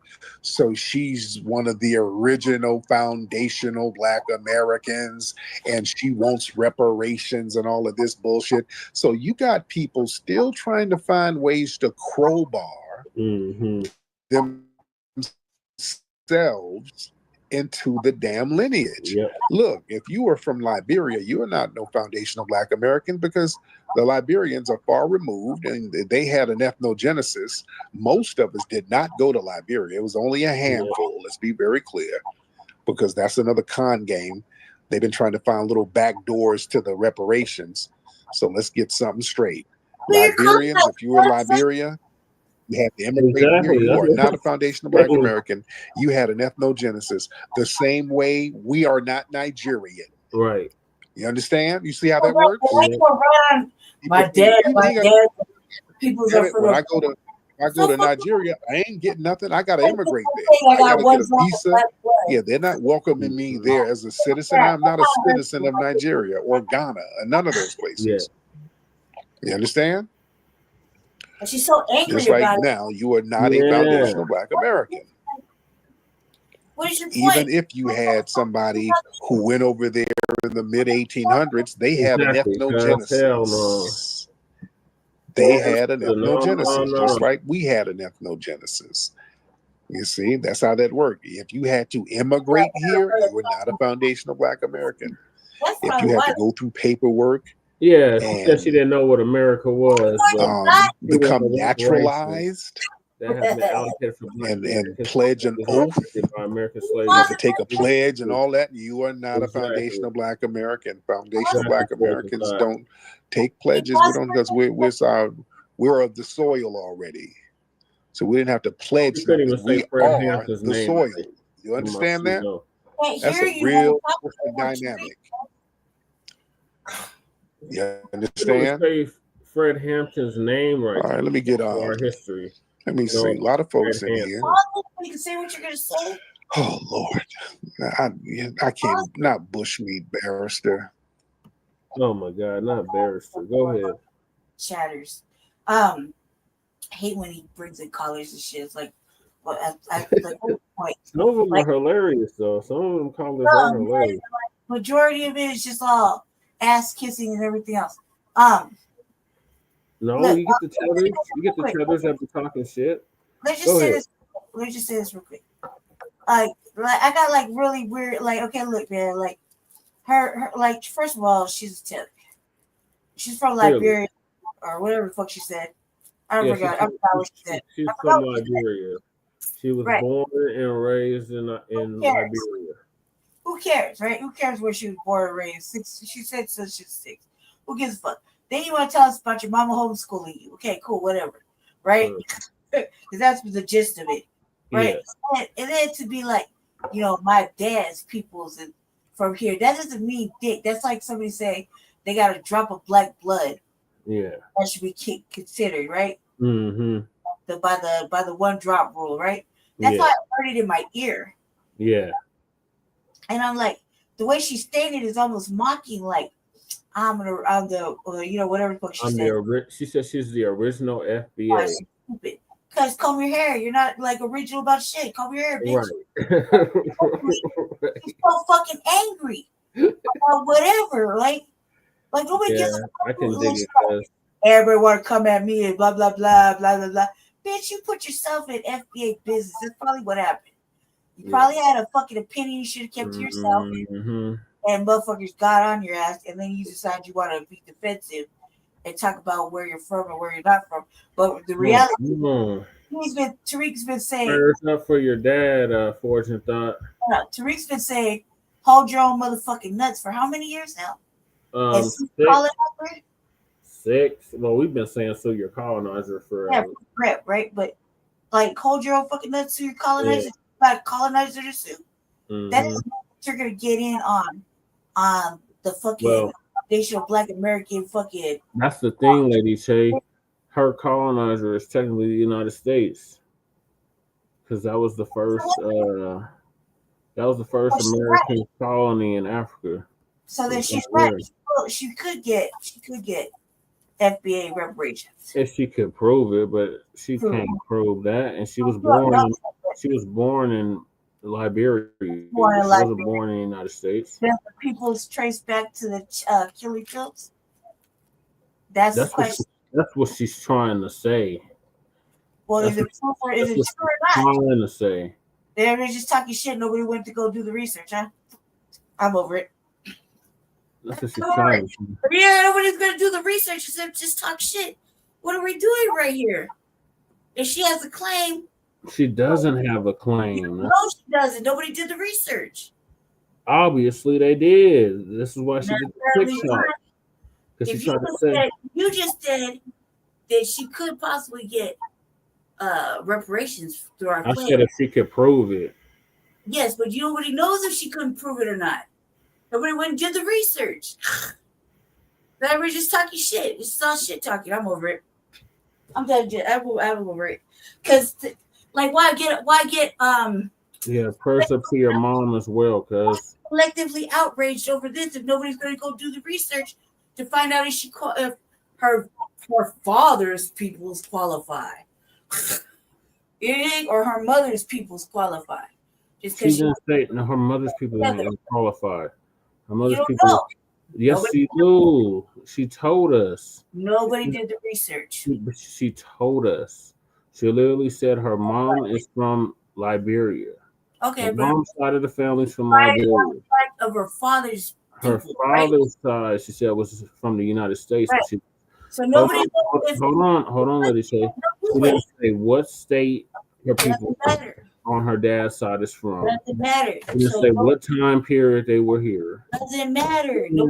It does matter. Nobody does the research. So oh my God, how you gonna do research on something that you can't do research on? Right. So then, why are we getting selective? People ain't even in the census. Why are we getting selectively outraged about what this bitch is saying? Because, Lady Shay, these people coming out the woodwork talking about they eligible for reparations.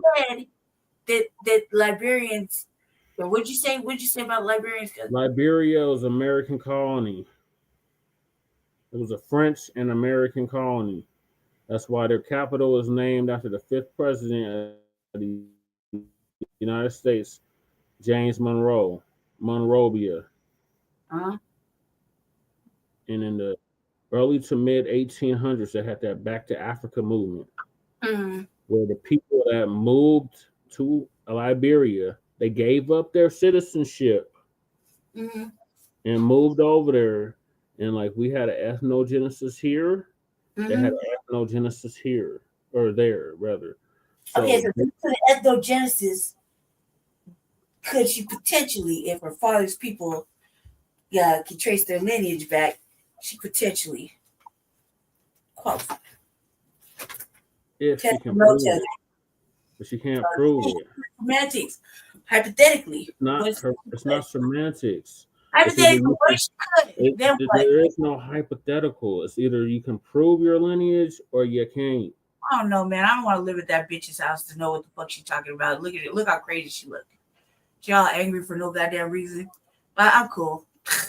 But I'm just saying, why get selectively outraged? She got a goddamn foe. She ain't got no forehead. She got a 10 head. She's definitely not FBA. She's just too fucking out the box and stupid about it. Like, she didn't put herself in business like in this kind of conversation when she wouldn't be getting talked at. You know what I mean? That's the main point I think I was trying to make, because I'm kind of like, I can't see herself getting selectively outraged. Yeah, she just like a bottlenose goddamn dolphin forehead. Yeah. Y'all are off topic. You're not listening to what I'm saying. Just saying that I can't get selectively outraged like with everything until the whole story come out. You know what I mean? At least a good portion of it. Especially if you're just gonna run with one side of the family. Whole story.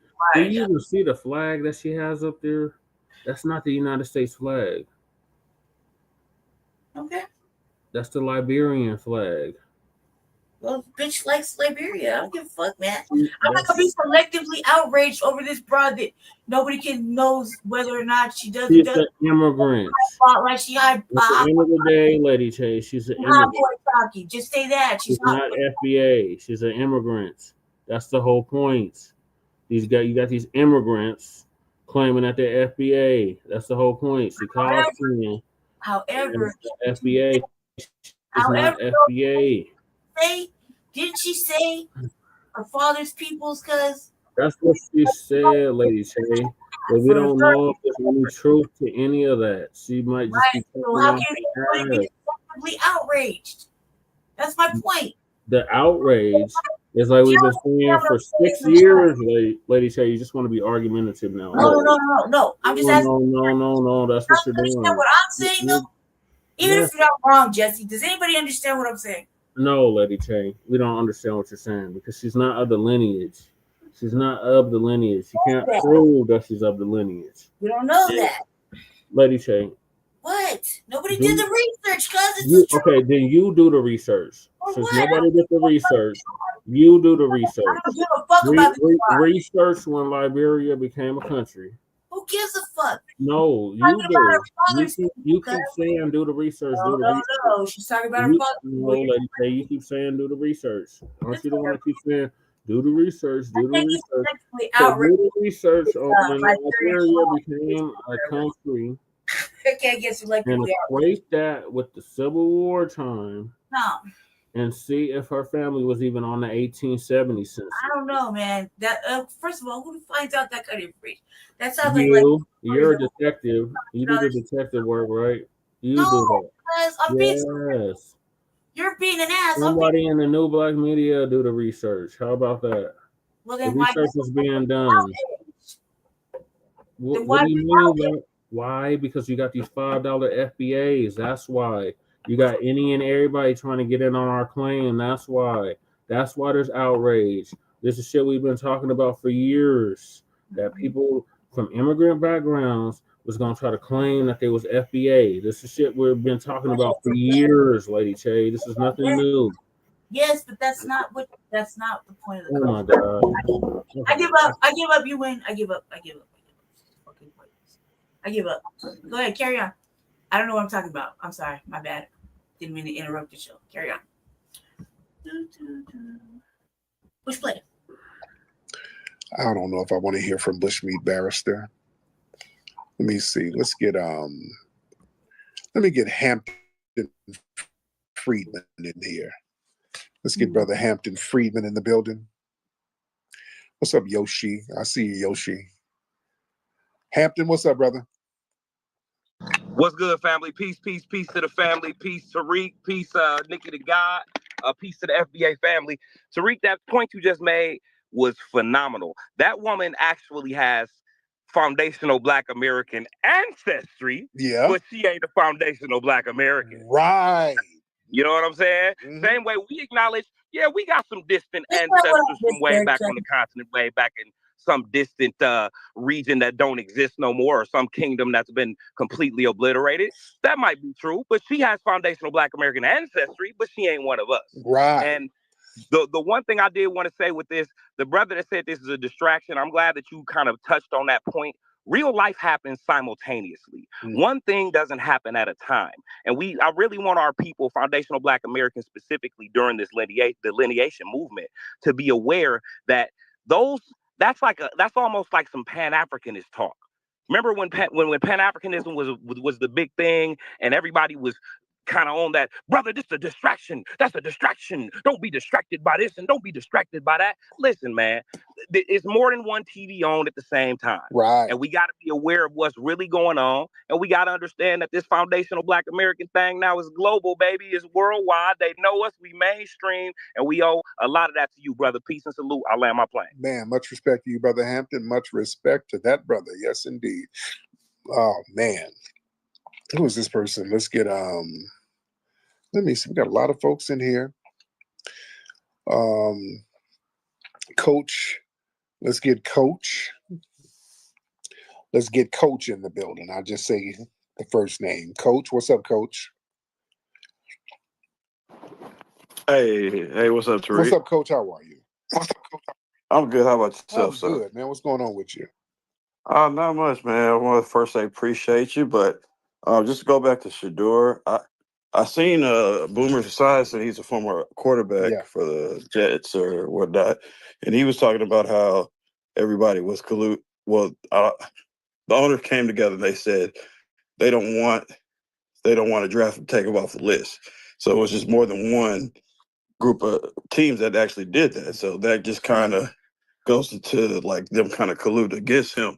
And so it wasn't talent based. It was all just because they didn't like his attitude. He was too uppity or something like that. I discussed that the other day. Yeah, so I went deep about that the other day. All right, FBA Nail. FBA Nail in the building. Brother Nail, unmute your microphone, sir. Mr. FBA Nail, unmute that microphone if you can. All right, FBA Nail is not unmuting that microphone. All right, y'all raise your hand if you're ready to get on. Let's try it that way because I want to keep the flow going. If you are ready to get on, everybody raise those hands. Let me know you're in the building, ladies and gentlemen. All right. Let's get Mo in the building. Let's get Mo.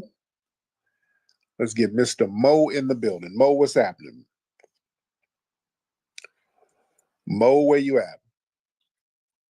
I can hear you. What's going on, Mo? Man, I'm sitting on it, brother. I'm sitting on it. I'm glad I got in, but I've been trying to get in for a few days now. But I had a few things I wanted to touch on real briefly. One was the center. Like when I watched it, I with it, and then when I left out, because the reason I with it the most was because I thought that was a full like FBA cast, and then I realized it wasn't, and that kind of rubbed me the wrong way. But I still with the movie for sure or whatever. And that's what I want to talk about. Yeah, that's what I want to talk about because I know y'all been talking about centers. Another thing I wanted to talk about, I got two more things real quick. Another thing I wanted to talk about was I stay in North Texas. I'm from Fort Worth, so I'm from right by where that Carmelo Anthony shit happened. And the way they talking down here, like I've been I don't even really use Twitter like that, but I'm going back and forth on Twitter with talking like if he get convicted, the Aryan Brotherhood on his ass, and if he don't get convicted, they gonna up the streets. Like that's how they talking out here locally. Like I know if somebody that's from out here in here local, like they know how the white folks out here talking like locally. So I don't know if it's like some powder keg type shit, but it's looking real bad locally out here behind that Carmelo shit. Like they do not want that young boy to get off. So, and then the last thing I had was where I kind of disagree with you was this whole Deion Sanders thing. And I feel like if I could just, get this out the way, I feel like SBAs, African Americans, whatever you want to call us, we got this weird thing where we kind of put celebrities on like a pedestal. But like Deion Sanders do not have no track record of being unapologetically FBA rocking with us. I remember of when he had a show, a sports show. It was a white quarterback who was drunk, and a black lady had a camera in his face, and he was on the camera calling her all type of niggas. Like he was calling her that, and Deion Sanders went on the show and was all like, what he said out of anger. And I could forgive that, but we say it all the time. You get what I'm saying? Like he I'm like, what? Like they don't get that thing I don't get no white man no pass to call a black person, the N-word. Like he had shit to say about Kaepernick when he kneeled, but when the Jerry Jones pictures came out, where Jerry Jones, in high school when he was trying to stop the shit in Arkansas, the black kid, he ain't say nothing about that. You used to work for the man.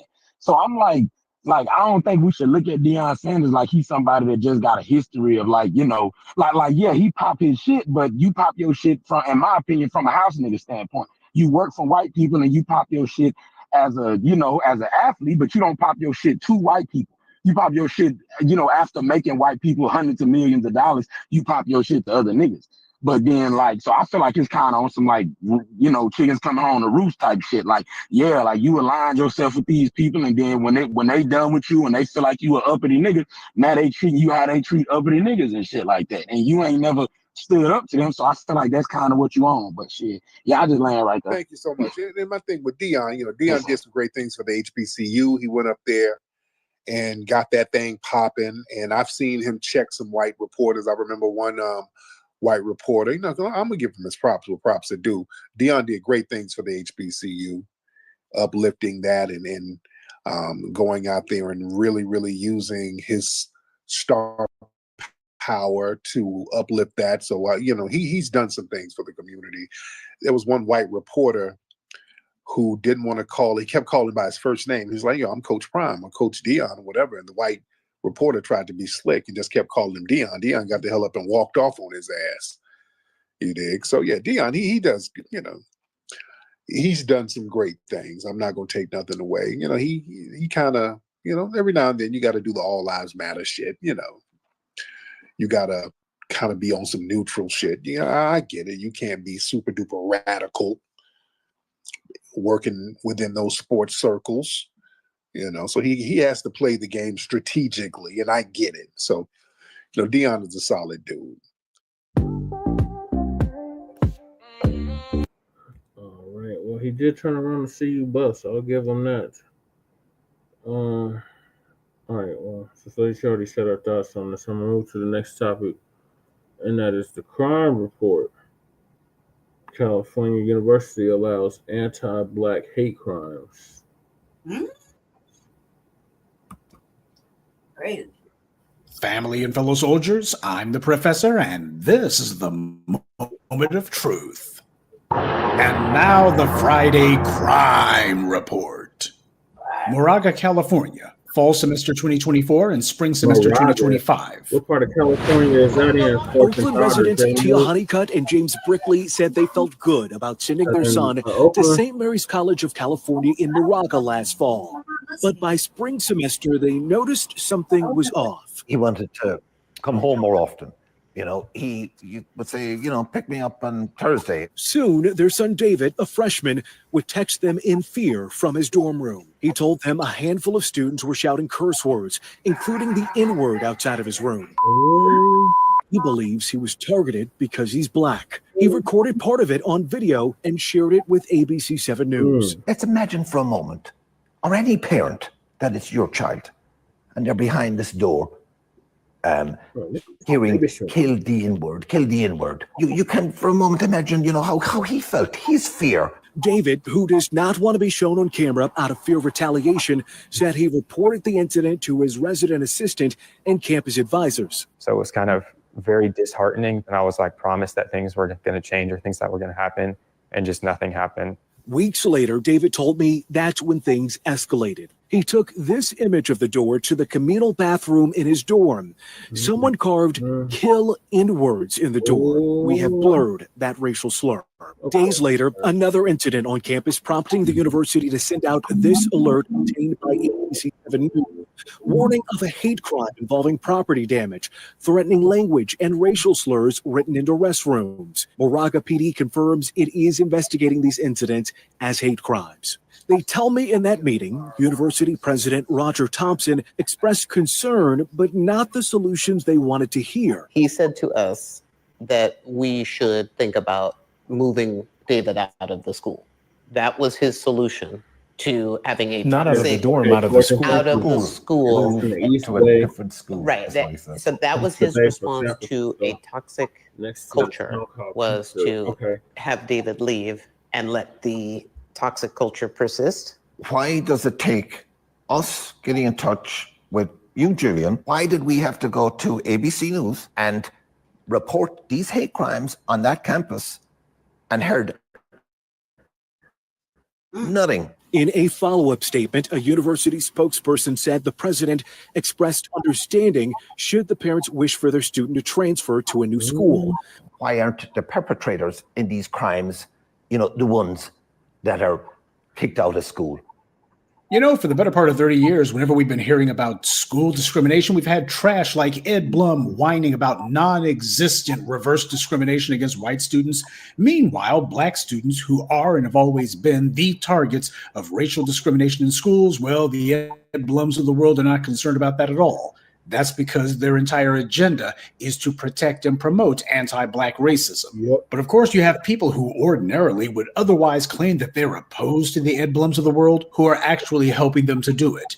In this case, you got the university president of St. Mary's who posted the usual insincere, empty talk about, say it with me, racism has no place here, won't be tolerated, we're all about inclusion, etc. And of course, he claimed that they took immediate action to this racist harassment that was going on. But of course, the family's entire problem is that this guy took no action at all. The student himself had told the campus staff and administration about it, and nothing was done. That's the entire reason that they went to the media. The university president also made it clear that his non-statement statement was only done because of all the bad publicity that they were getting on television. Were it not for the family putting the university's tacit approval of these hate crimes on statewide and now national television, the university would still be saying nothing about it. The university president claimed that the TV news story about his inaction didn't tell all the facts. But of course, when he tried to give his own version of it, it simply confirmed what the story said. He tried to put a spin on it, but it didn't work. The university president admitted that he had tried to get the victim to leave the university and go to another school. Quote, I listened attentively and presented options such as moving the student to a different residence hall. I expressed understanding should the parents wish for their student to transfer. That's what he was saying. He's trying to gussy it up like, oh, well, we were just going over options at all. But the only options that the university president was offering was for the victim to leave the school. Well, you need to go ahead and just voluntarily leave. The ones who needed to leave were the racists who were threatening and harassing this kid. Right. But of course, this creep president of the university was trying to low-key whitewash what he said and make it sound like he was being sympathetic. But in reality, he made it very clear that these racist punks were doing his dirty work and he was on their side. You see this time and time again. It doesn't matter where these racist attacks on black children occur. The response is always the same because these are the official policies of these places. As blatantly reprehensible as the university president's behavior has been, the family of the victim is playing into the school's hands by validating the university's inaction as being what they, the family, want. All they're demanding from the university is a zero tolerance policy for racism. Problem is, the school already allegedly had that in place. In fact, that was what the university president put into his non-apology apology that he posted online. These acts violated St. Mary's College of California's harassment and discrimination policy. So, as the university president put it, they already have a zero tolerance policy for discrimination and harassment in place. And we see how well that went. The family also reportedly wants to mandate anti-bias training for students and provide better support for victims. Gee, now where have we heard this before? We'll continue with the moment of truth in just a moment, but first, a word from the official sponsor of Black Empowerment, Power Tools. There's no telling when something's going to come up, so make sure you carry your power tools at all times. You never know when you're going to need to bring the hammer down, or when you'll have some trash that needs to be blown away, or some obstacle that requires cutting down. Don't get caught empty-handed. Keep your hammer close by. Keep that leaf blower at the ready, and always carry your steel. Power Tools, because no matter what your day job or side hustle may be, there's no excuse for not being ready to put in some work. Now, this is the same pathetic dance we always see whenever some act of blatant anti-black racism takes place, whether it's job discrimination or police murdering an unarmed black person in cold blood. We always see the same do-nothing litany of establish a zero-tolerance policy, we need sensitivity training, and let the victims know that we care. The only policy that's required is a policy of strict punishment, immediate mandatory expulsion for these racists, full stop.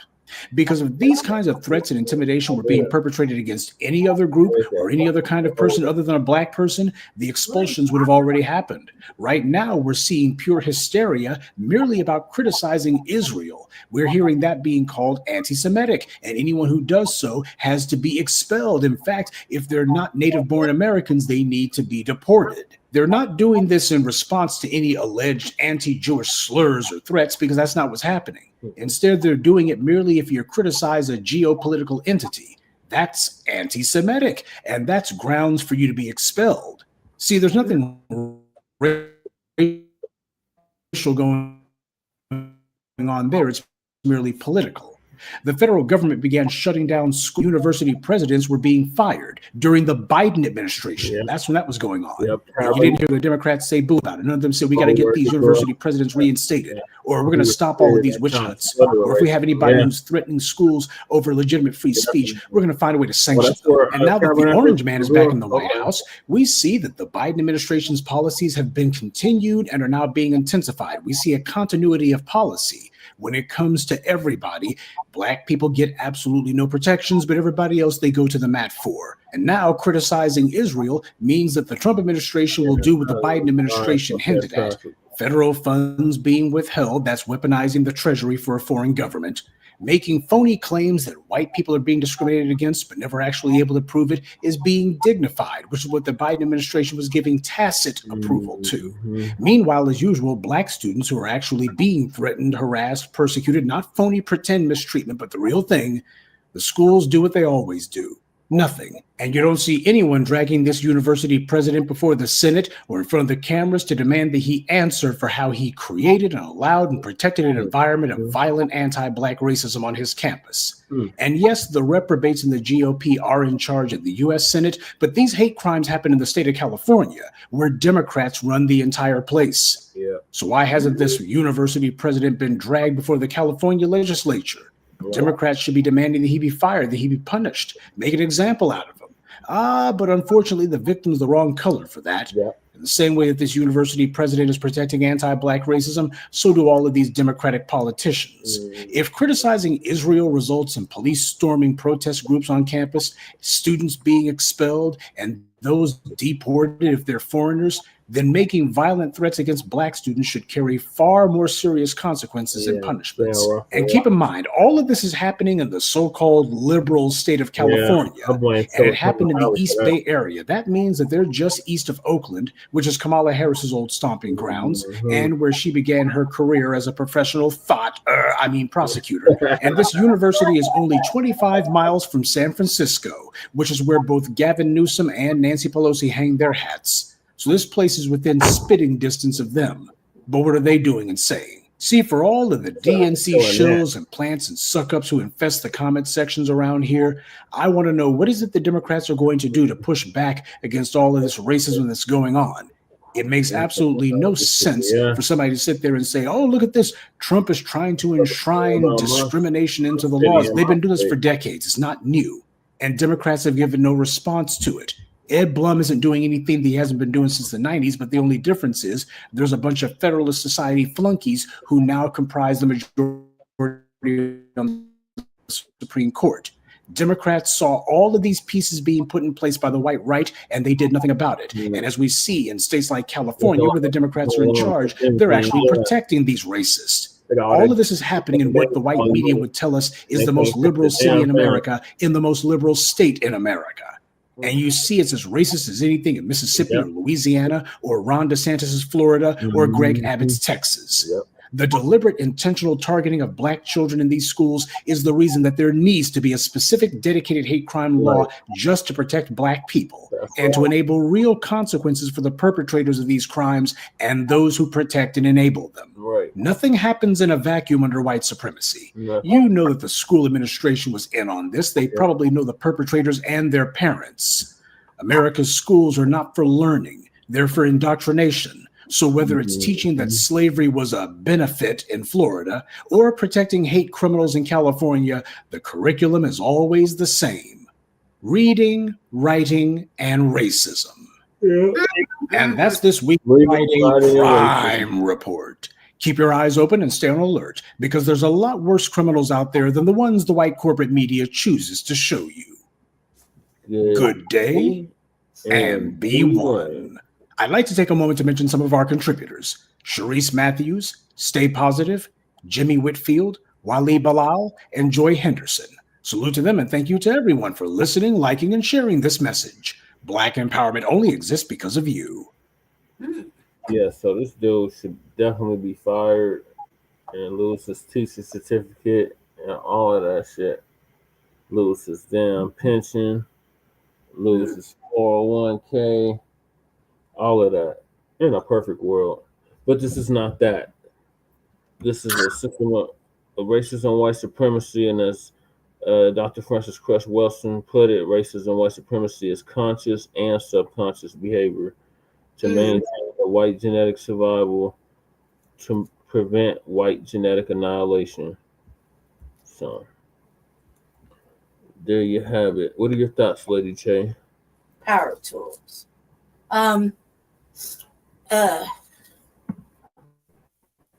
It's sad that the family right there so adamant they had to put it on the news. Just to have him to leave the school, basically saying we you gotta go. We accept racism, white supremacy here. Mm-hmm. Your son with you. Jay and Fortune was saying that's a racist ass town. Mm-hmm. You know, so it's kind of it's sucky, you know. But I mean, like that, the other little motherfucker wouldn't like it if you know, he was being terrorized, being called a cracker and a honky and motherfucking Cro-Magnon Neanderthal and you know what I mean? Cade Weller. Reptilian, motherfucking Caucasoid, Caucasian, the white, you know what I mean? Pale face. Shit, pale face. Motherfucking hot dog water smeller. Yeah. Wet dog smeller. Yeah. Oh, fucking, you know, we're not like that shit. So, you know, maybe they need to taste their own little medicine. Yeah. You know, sometimes because, I mean, there's no, like, you see what happens that they don't like it. They want to put hands on you know, on somebody after they've been warned. I mean, they just put a message. And maybe they need a different type of formatting, you know, like they just are so afraid to ask for that ass whooping. You should just expect it now. Like, they don't ask for it. Just give it to them anyway. Fuck it. Their deepest desire. Yeah, do them like Bernie Mac used to do. Grant wishes every day. That ass whooping is a wish that needs to be granted. Mm-hmm. They learn to fucking not be so fucking disrespectful. They wouldn't like that shit, and it wouldn't be tolerated. They would find a way to fucking, you know, find out who did it, go to their house, and fucking burn crosses on their fucking porch. And it's like almost like a no-win situation. So shame on this university. They should lose all their funding. It's wrong because, you know, it's not going to end. It's been going on ever since, you know, we decided to integrate. Real shit. Yeah, it was going on before that, but yeah. You know what I mean? But it now up on they feel emboldened to say whatever the fuck's on their mind, and then revert to like, man, I got a black friend. Black friend. After they done disrespected, they don't want that bullshit. I was reminiscing. I'm not racist. I have black friends. Nobody gives a fuck. And like about that. This is Chris Wilson. White supremacy is conscious and subconscious. Subconscious. That means they're doing it. They're doing it and they're getting away with it. And the fact of the matter is, no matter how much this crime bill has, it has to hit them in all kinds of different ways. Because apparently they're not learning their motherfucking lesson. People get out of jail, they continue to do racist shit. Cops get out with a fucking internal investigation. We investigated ourselves and found we did nothing wrong. He did nothing wrong. He did everything by the book. And nothing to see here. Keep it pushing. And everybody did. These motherfuckers had guns and drugs in the car. Who knows whatever made up shit they happens to come up with. You know what I mean? And yeah, so I just think that why does the little boy being terrorized gotta leave school? Should be the Right. mother racist that has to leave school. Right. Well, that's what that Irishman was saying. Yeah, get his credits and shit, doc, so he can't even go to college ever. I think the stepdad, because it's not the dad. Gotta be the stepdad. The dad was a stepdad or whatever, was definitely working that ally shit, wasn't he? Yeah, he was doing his best with his Irish Celtic. You know, he sounded like the goddamn leprechaun in the hood. Hey, let's give him a C for effort. Yeah, because he was trying, man. The other lady the mother wasn't trying at all. I think the mother's a mammy and possibly a bad wench. Pro show, but let's give old boy a C for even attempting it. Yeah. For even attempting it, because that would have been a silent interview. Right. Interview, because ain't nobody else trying to talk except for that white man. And he was serious. He was so serious. And you see the school was backing cracker. Yeah, they backed him, but at the same time, the media picked it up, right? For the Irish news. Yeah. He was using his whiteness to get the message across. This motherfucker right here, cuz, move. God. No. Sorry, y'all. I need to put myself on mute when I'm cursing out the mouse and that. He ain't got nowhere to go. Like, it's completely empty back here, so he ain't got nowhere to go. Oh, just whack him on his ass. This is your job. Oh, I'm not there. I'm here. That's your job. Where you stomp him out and hit him with the little thing, and I got my feet up on the chair like a girl, like a girl for real. Like, I'm trying to pick up shit, not throw shit on the floor. You know what I mean? Yeah. When was sleeping, this motherfucker made me want to throw the speaker at him. Which one? The gray one or the black one? I got a new one. Oh my god. Yeah, the magnetic. You got 3 of them now. What 3? You had Bubba. The blue one? Yeah. And then you had the gray one. Gone. The blue one's gone. They threw it away. Throw it away. My little crib is gone. It lasted 4 years. Gone. Don't want to work no more.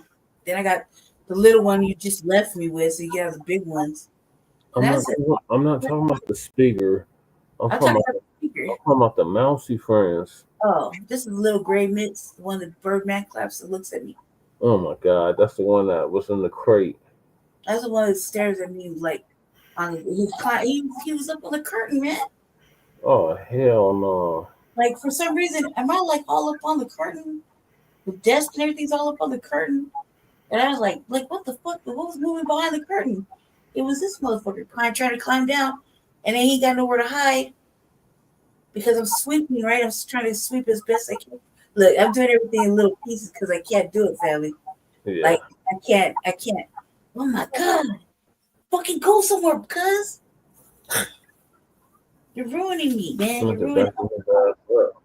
Well, because I picked up mostly everything on the floor, right? So I'm gonna be chucking shit. Like, I got shit to chuck. Yeah. Chucking shit right now.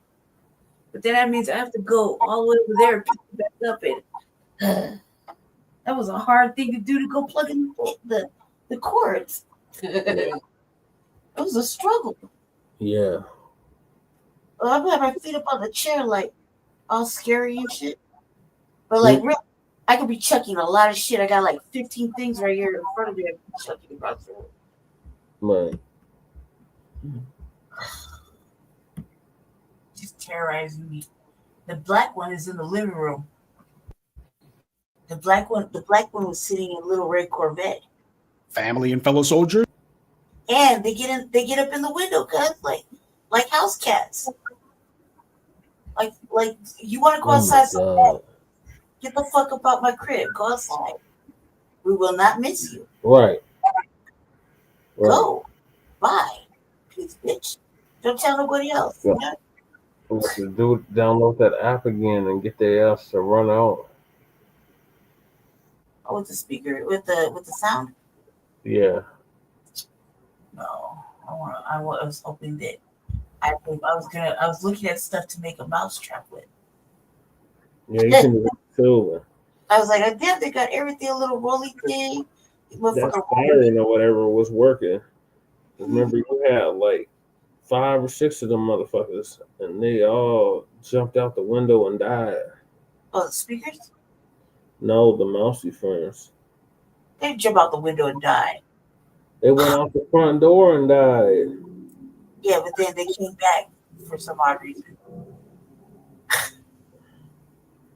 So like it's empty, like down there empty. The only thing really needs to go out is my little brown sofa that I liked. Now I don't like anymore. Yeah, because they're hanging out in that motherfucker. It's gotta go. The ottoman's gone. Like everything, I'm like trying to take everything off. I picked up all the loose debris on the floor. You know what I mean? Some sweeping and stuff, and putting down little, just trying to make it a little bit more pleasanter. And the motherfucker keeps speaking out like he just comes trying to run out of this little under the heater, right? Mm-hmm. Under the heater. I'm like, well, run the fuck out, cuz. Yeah. But do it quickly. Do it like how you've been doing. Along the edges, so I don't see. Maybe I spotted you. It's too late. You dipped around the edges, then you went out the door, and it's like whatever. You hear me? Stop fucking with me. Because literally, it's like I think you want to touch my feet. Oh my god. I think that little motherfucker was crawling on me when I was laying down that night. Ridiculous. I was scared for my toesies. So I got him out of So chair. something brushed against me. I'm like, what the fuck is this? Oh, you're laying on the floor? Yeah. You shouldn't have laid on the floor. So I woke you up and was like, oh, lay down. I didn't even know you fell asleep right there. Yeah, because I couldn't get on the bed, so I was like, okay, I guess I'll sleep right here. So moving along, we down to the last topic of the night before I move the hell out. This is about to be 3 o'clock in the morning, and I gotta get ready for the food bank in a couple hours. So the last topic is New Black Media Appreciation Month ended. What lessons can we take from it? Nothing. Like vacation? New Black Media Appreciation Month 2025 ends. I don't think it really ended. Didn't we have one like recently? Another one recently? No, Always that one. it's every April. So no, it's not always that. It's once a year, every April. Quick, cuz I still haven't celebrated my birthday yet. I know, and it's May now. It's coming, man. It's coming. But Sab got us, so we good. Yeah. Yeah, brother Leave said I could throw a party whenever I want to. Yeah. All right, so let me play this from Professor Black. True. I'm the professor, and this is the moment of truth. New Black Media Appreciation Month has come to a close. And while we do practice Black empowerment each and every day, we set aside this time of the year to place special emphasis on telling the world and each other how great it is that we've established this. It's not a matter of trying to be vainglorious or otherwise patting ourselves on the back. It's a matter of acknowledging the fact that what we do matters, and we poured so much time, effort, and energy into this because it's worth it. I don't know who originated the idea of New Black Media Appreciation Month, but it's good for us to do this, to recognize ourselves. We don't need some white politician or white corporation to declare something that celebrates and honors us. So many of the so-called holidays in Western civilization under white supremacy were established either by the government or by some corporation who was trying to get you in the mood to buy something. Well, the Black media is not about enshrining and glorifying the villains of white supremacy, nor is it about some crass attempt at consumerism. What we are about is honoring ourselves. Things like this are supposed to come from us. We all have our own perspectives and ideas when it comes to a number of the minutiae that goes along with Black empowerment. But when it comes to the concept that we must be able to speak our own words on our own voice, there should be absolutely no difference of opinion on that. And when it comes to acknowledging the Black media's importance, there should also be no difference on that either. You see, there's no law that says that there must be a Black media. Look at how long and how hard we had to work to establish one. And since there is no law that says that there must be a Black media, we work to make a law that says that there must be a Black media. And it's one that is built from our own consensus. This law doesn't have to be written in any legislature, the same way we don't need any presidential proclamation to give us permission to celebrate our grandmaster teachers, icons, and heroes. We don't ask our oppressors for permission, because when you do that, you're actually asking them to give their approval. Black empowerment would never come to white supremacy and ask, do you approve of what we do? Juneteenth is a good example of this principle. In and of itself, it's not a bad idea, but when Jim Crow Joe Biden, of all people, is signing a federal holiday into law and the Republicans are agreeing with him on that, this is an assemblage of our enemies. These are the very people who have opposed any effort at reparations. These are the people who have stonewalled any effort at an anti-Black hate crime law, and here they are saying, oh, Juneteenth, I guess that's okay. Yeah, because merely observing Juneteenth doesn't do anything that requires white supremacy to give up any of its power. Right. That's something that Dr. John Henrik Clarke talked about incessantly. Yeah, he said, whenever you make a demand of white supremacy, you make sure that that demand requires them to give up their power. Of a necessity, there must be an apparatus that can focus our collective voice so that we can actually be heard. Whenever you got people sitting around signing something like a Juneteenth celebration, that's your first sign that the enemy is trying to co-opt it. The same goes for the phony baloney sock puppets the white media trots out and proclaims them as the new Black leaders. They've been pulling that stunt for over a decade now, trying to manufacture their own pretend phony version of the Black media, trying to reverse engineer their own sock puppets who will pretend to be like us using some of our verbiage, but it hasn't worked. Not because of us, but because of you. And by the way, don't underestimate the significance of how important it is that the white powers that be felt they had no choice but to try to create some sort of fabricated doppelgangers for us. Imitation is the sincerest form of flattery, but it's also the sincerest evidence of fear too, because when you can't beat them, then you have to try to get people to think you joined them in order to preserve yourself. Well, part of our job as the Black media is to act as cultural gatekeepers, because that's exercising power. When you show people that you don't need them, you're also showing them that they don't have any leverage over you either. That's what Brother Khalid Muhammad was talking about back in the day when he said, I don't want money from you. I don't want a job from you. I don't want a contract from you. I don't even want contact with you. I want nothing from you. So much of white supremacy relies on Black people feeding it, either in the form of our money, which is inappropriate behavior, or in the form of us otherwise looking at it as something to aspire to and be part of, something that we want to actually be with. In other words, fueling the machine that oppresses us. That's what Brother Khalid meant by I don't want anything from you. When it comes to groups who are making the change from being oppressed to empowered, it's important to understand that power is used as a shield long before it's used as a sword. And that being the case, we need to make certain that our sword is sharp. The goal is going to be to subject these white supremacists to a breaking process. That's the end goal. We're not going to be using our power merely as a way to make sure we back these scumbags off us. At some point, we're going to have to use that power to crush them. And Black success on our terms and solidarity is a key component of that. Denying the enemy our resources, starving them for resources is key to that. Sure, they'll scream and yell and say, this ain't the America I know. And they're right. The America they know is dead because we killed it. The Black media is not just working to write the first chapter of an emancipated and empowered people. We are also writing the epitaph for an evil system that's persisted for far too long. And that epitaph will read, white supremacy's system of goodies, giveaways, and guarantees had a stake driven through its evil pale heart by the righteous hand of Black empowerment. And make no mistake, what we're doing here is not attempting to, quote unquote, start a conversation. There's been too much of that already. That's the reason why 15 plus years ago, I told you that the entire mission of the Black media is to take control of the social discourse in the Black community. Take control of it. Not to merely be having a conversation. It's about getting ourselves in a position where we can finally dictate terms. For over a decade and a half, I've defined a media by who owns it, controls it, and whose interest it operates in. In the case of the Black media, that means that those people are all one and the same. The white media is all about wealthy white power brokers paying racist mouthpieces to talk to the privileged masses of the dominant society, many of whom only continue to listen because they get psychic benefits from the anti-Black rhetoric that these figures spout. With the Black media, on the other hand, we're not represented by any rich oligarchs.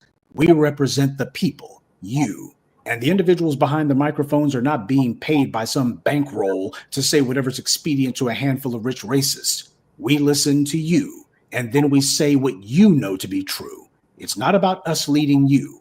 You're the ones leading us. The Black media gives us an organized voice. It gives focus to the message. When white power tries to trot out some clowns and claim they speak for us, we're able to say, no, they don't, because we work together to make sure that they can't avoid hearing our objections. That's the reason why all of them, from Roly-Poly to Don Lemonade to Joke Reed to Jason Johnson to Tiffany Cross-Eyes, all of these clowns have felt the wrath, the righteous wrath of the Black grassroots, and that's the way it's supposed to be. These bootlicks on white media cable hear us and fear us. Their own positions are tied to them proving that they can lead us around by the nose. But we've put bootlicking on the endangered list. We're not leaving them any space to come over here either. Once they get dumped by massa, that's the end of the road for them. This is what I've meant all these years when I've said that we must take a hard-nosed approach to our power. There have to be real consequences that go along with these individuals who spend their time and their effort speaking against our interests. Change is incremental, but nothing changes at all if you refuse to show persistence. Anytime some shill or plant or sellout tries to tell you that you haven't made a difference, that the work of the Black media has been meaningless, just look at how the landscape has changed since we came on the scene and started putting in work. We had a bona fide infestation of bootlicks from the white media when we first started, and that's just what the white media was putting on their airwaves and in print. What was going on among Black people, what qualified as a Black political discourse at that point, was a shock and an embarrassment. You know that our grandmaster teachers had to have been turning in their graves. And that's the reason why we began where they left off. It was crucial that people understood that we were picking up the torch and running with it. People understood that there were still Black people out here who were going to stay on message. And so we made it our mission to give rise to a form of discourse that all of these fakers, frauds, phonies, and fools simply could not follow. And over time, what we found was they tried to hang in there for a while, but they just couldn't hang. And so these guys eventually had to start changing what they said. Yeah, they were angry about what we were doing, but they couldn't stop it either. We weren't the ones who had to change our message. They had to change theirs. Now, to be sure, these clowns will never completely disappear because fungus and bacteria don't just evaporate. But what will happen is they can't pretend to be telling us what to do or pretending that they speak for us. As we get stronger, they get weaker. And their attempts to try to rebrand themselves and try to talk like us, that's not going to work because they can never talk the way that we do. Massa won't allow that. And all of these people are trying to get some white media company or white corporation to bankroll them. That's the hustle that they're all pulling. But also what they're doing won't work because the core audience they're hoping to attract is you. And you're not going for it because you're the Black media.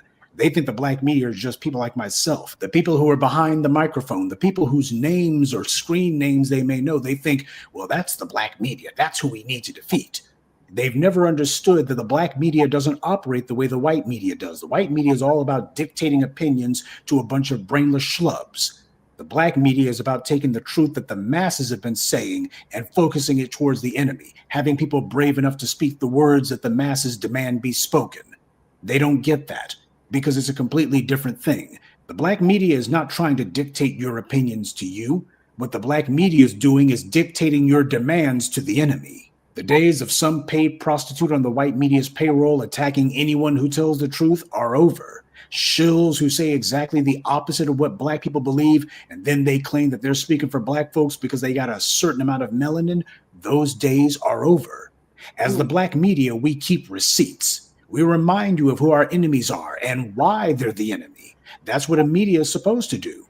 Bill Moyer said the job of the media is to give people the information they need to keep their freedom. Well, Black people aren't free.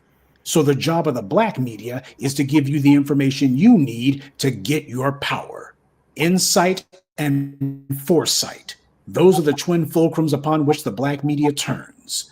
So we're going to salute the people who run the Black media, and that's not me or any of your other favorite Black media personalities. The people who run the black media is you. Yes, you. What we do is important because you have made it important. If the black media is to have any value, it's because you are the ones who gave it value. Now, there's two factors that assign value to something. One is scarcity. How scarce is it? How hard is it to find? But most importantly, how many people want it? Why are diamonds worth so much more than quartz? It's because quartz is so much easier to find than diamonds, but also because people want diamonds far more than they want quartz. And it's because of the fact that there are so many more people who want diamonds that makes them precious, that makes them valuable. And you know what? The black media shares more than a little in common with that. What makes the black media valuable is that what we do is also rare. Intelligent discourse that operates in black people's interests, gives you the highest level of analyses, and tells you what the future holds before it gets here. Please tell me what publication, TV network, or website offers that to black people. Yes, the world runs on money, but the enemy has monopolized the money and the resources that that money is meant to represent. So they have the ability to artificially incentivize people, lots of people, to stand against the truth. Having something like Black Media Appreciation Month matters because it confirms that we want this. White media are experts at creating manufactured wants, getting you to artificially desire something because they have some flashy advertising campaign behind it or some slick marketing, or they get someone, usually a celebrity or some alleged expert, to tell you that you've just got to have it. If something is truly valuable, you don't have to hit people over the head with it. It's self-explanatory.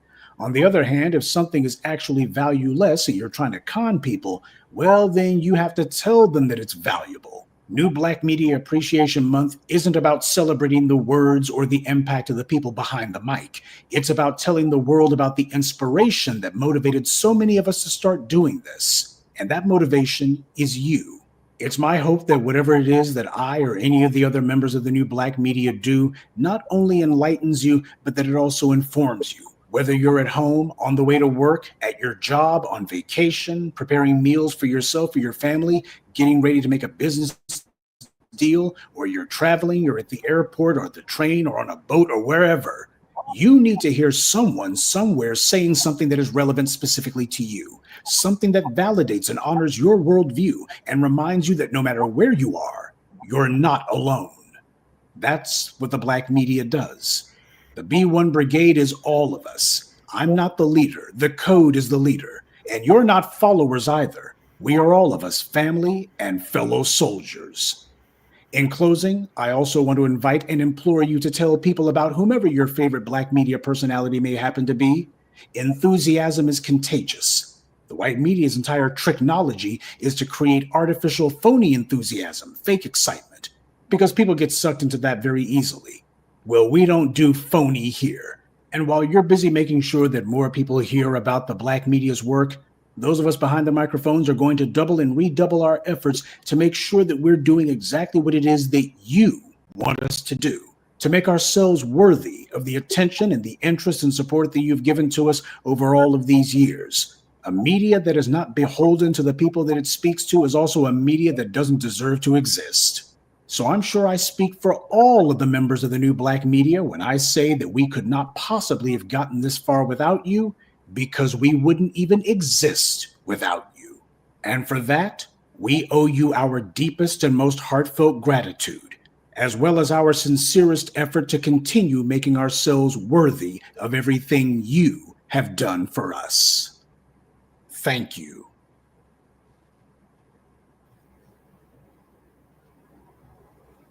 You know, there was a post on X, you know, the cesspool of that particular site. You know, every white supremacist you could think of is on that place, just talking any kind of way they want to.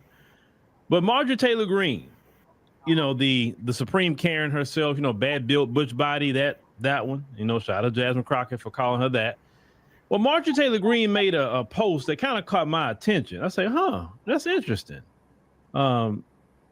She's saying something, but she's not really interpreting fully what she's saying, but she knows what she's fully saying, right? So let's go ahead and look at her post. All right, the Supreme Karen herself, Marjorie Taylor Greene, said, Americans are so divided now. I'm not sure if is any way back. And I'm not sure of where we are headed. Now, when she say Americans, she doesn't mean FBAs. Okay, for sure. She's not worried about being unified with us. That message that she's speaking is more so to her community because they're extremely divided right now. And there's a big reason why her community is divided right now. And it has a lot to do with FBAs removing ourselves from everything. Now let's look at what some of the things that they had to say. We'll get into that. What I mean. One said there's a way back, but it requires a radical devotion to Christ and a rejection of worldly desires. Only Catholic Church can save America, please. That's the place of perverts and pedophiles. Credit goes to Obama for all the division. President Obama ain't been in office since before 2016, so you can't blame him. America's not actually divided. There's just too many non-Americans in America. They need to leave. Yeah, like they are the source of your division. The right wing is more divided than it's ever been by far. It's clear things are bad. Trump has divided the Republican Party by his continued angry rhetoric. Any old school conservatives, so the left is just winning without a doubt. It said, we desperately need to have all public schools and colleges refocus on civics, the Constitution, the Bill of Rights, get rid of the brainwashing and radicalization of American students. Yeah, like you think that's really going to fix y'all issues? Okay. Another said Biden divided the country more than ever. Okay, so it was Obama, now it's Biden. Okay. You know, listen, I wasn't the biggest fan of Joe Biden, but no, he did not do that. Y'all did that mess on your own. It says it's incredibly disheartening. I think the only way we can come back from this is by holding each other accountable to the truth. It's okay to admit mistakes. It's okay to say that you were wrong about something and change your mind. It said we are suffering from a lack of self-reflection. Oh, y'all people never reflect. If you would have, you'd paid reparations already, right? I said people say the country divided. Yeah, poll after poll show Americans about 68% support most major issues and ideas like secure borders and capitalism. The fact is, America isn't divided as food into thinking. No, it's divided. It's extremely divided among y'all. Another person blaming the media. I just want to kind of see, you know, what they're saying, right? All right, so let's get into fully what the deal is and what she mean by America is divided, ladies and gentlemen. What Marjorie Taylor Greene is really saying is we as a white community, we're divided. We're really too divided, and us being this divided, I don't know where the country is going, because she understands that it don't matter what religion they are. It don't matter what political ideology they are. They know that, listen, we come together to keep the system going. We got to keep the status quo going. And right now, y'all so divided that we are as a community so divided, we can't keep the status quo going at this rate. We're not getting nothing done in Congress where she's at because we're so divided on things. We're not together. Like, look, we may have a few differences, but one thing we want is the status quo. What's the status quo? Them at the top, them comfortable. Right now, they're not comfortable at all. And they got Trump, and they're not comfortable whatsoever. They weren't comfortable with Biden, and they're surely not comfortable with Trump. That's why I said when Trump got in the office, before Trump got in the office, if you remember my live streams on African Diaspora News Channel, if you remember that, I said Trump is not going to save you. He's not going to save you. Actually, under Trump, it was going to get worse for them. Why did I say that? Because I already knew. I seen it coming. They thought Trump was going to be able to get in there and save them. Trump is not here to save America. I mean, he could say that all day, but he's not here to save America. It's been ordained by the Lord to take down Western civilization. That's a God decision. That's not my decision. That's not an FBA decision. That's not a diaspora decision. Every year, I told you, their time was up at 2019. And 2019 was significant. And it reminded me, and I repeated this a couple of times, that you would go into a foreign land and have to serve and be afflicted in this foreign land for 400 years. And after that 400 years, I will come judge the people that afflicted you. You understand? And at 400 years, because they want to acknowledge 1619, fine. 2019 made 400 years. Ever since 2019, if y'all really think in your mind, nothing has been right for them. And we're not just talking about here, we're talking about globally. Everybody throughout the world is waking up to them. Their influence isn't the same anymore. Nobody really pay attention to them like that anymore. Look at what's going on. Ever since 2019, is nothing they can do here or even throughout the Western world that people could pay attention. I remember when they would speak, everybody would listen. If they told a country to do something, they said when I need to do it, and if you're telling me to jump, how high I need to jump. I remember that. And ever since 2019, they have been proverbially just dropping, slowly dropping, and they see it. They trust me, they're panicking. This post that Marjorie Taylor Greene made is she's seeing the fall, she's seeing the decline, and she said, I don't know where we're headed. Marjorie, I'm going to tell you where you're headed, and your community is headed. Marjorie, because of your arrogance, and I'm just saying, Marjorie, because you made the post. Because of your community's arrogance, because they did not repent of the greatest sin. And when you repent, you also bring up and make justice, reparative justice. You have been resistant to reparative justice. You have been resistant to true repentance. On the contrary, you dug your heels down even further and hardened your heart like Pharaoh and say, I'm not going to repent. I'm not going to give reparative justice. Forget that. I got the greatest country in the world. Western civilization is the greatest. We don't have to bow down to no FBAs.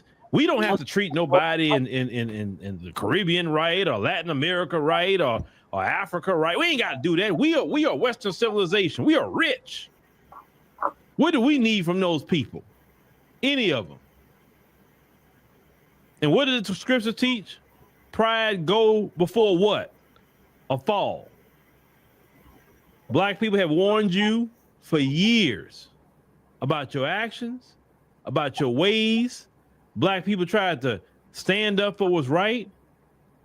Black people are the moral capital of this country. Now, let me give you some points here from the book by the Honorable Elijah Muhammad called The Fall of America. It was written by the Honorable Elijah Muhammad, published back in 1973. It was 7 points made in that book. Just giving you a summary. The divine judgment for slavery and racism, anti-Black racism in particular. The Honorable Elijah Muhammad had taught that America would face God's wrath for centuries of oppression, slavery, and ongoing mistreatment of FBAs. It said Honorable Elijah Muhammad said that no nation can escape divine justice after shedding innocent blood and refusing to repent. What do the scriptures teach?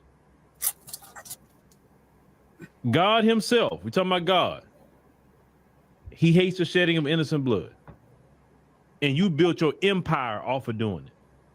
Do you think the day wasn't going to come, Marjorie, where you wouldn't have to give an account of what you done?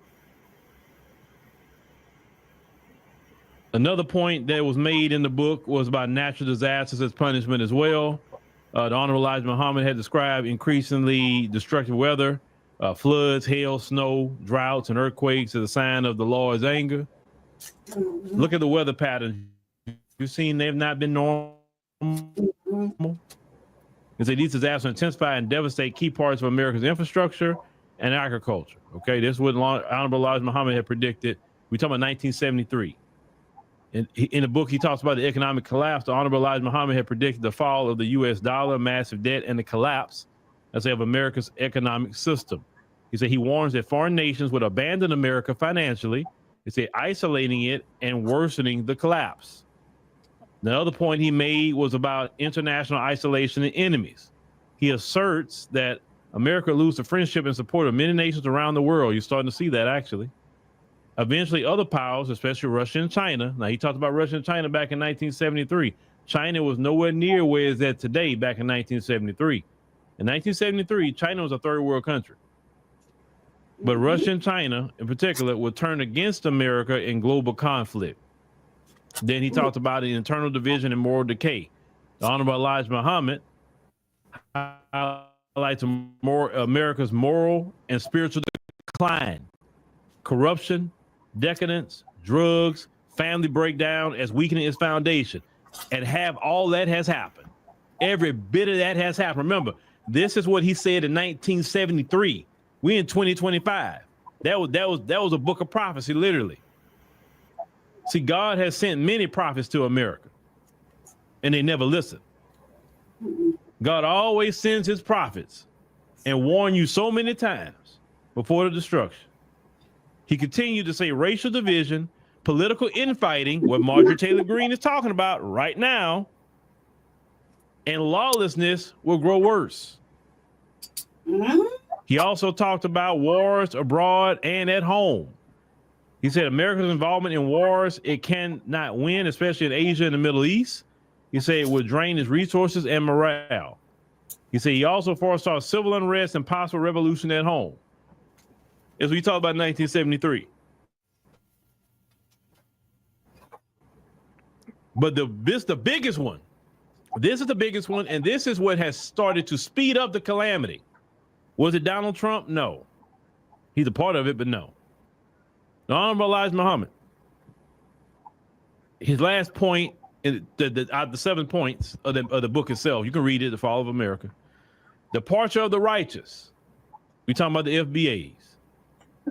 The separation, right? He emphasized, the Honorable Elijah Muhammad emphasized that FBAs must separate from America mentally, economically, and eventually physically. This is what the Honorable Elijah Muhammad has said. He said, and if you think about it, we have been holding up God's judgment by being in the way. It's kind of like when God judged Sodom and Gomorrah. He said, look, I'm here to judge this place, so get your stuff and go to another land, I'll show you. That's what God said in that time. Has God really, didn't the Bible teach that God's the same, he don't change? So what if God come to FBA and say, hey, I seen your suffering, I seen your affliction, I'm done. Get your stuff. I'm gonna take you to a new land, I'm gonna show you. Now God come to me like that and say, hey, get your stuff. Hey, I see you. You know, that's why I'm glad I've traveled internationally, because I have no problem moving around. You know what I'm saying? But just let me continue. It say, once the righteous are separated, this was really stuck out to me. Once the righteous are separated, divine destruction would accelerate. Now, let me home in on that. Ever since the election, and really haven't been that long ago. November is just a few months ago, y'all. Ever since black folks have said, you know what? Yeah, we good. We gonna stay out the way. We're not getting in your protests. We're not fighting anything. We're just not saying anything. We see it all, but it's like, that's not my problem no more. I'm chilling. I'm relaxing. I'm making me a new podcast.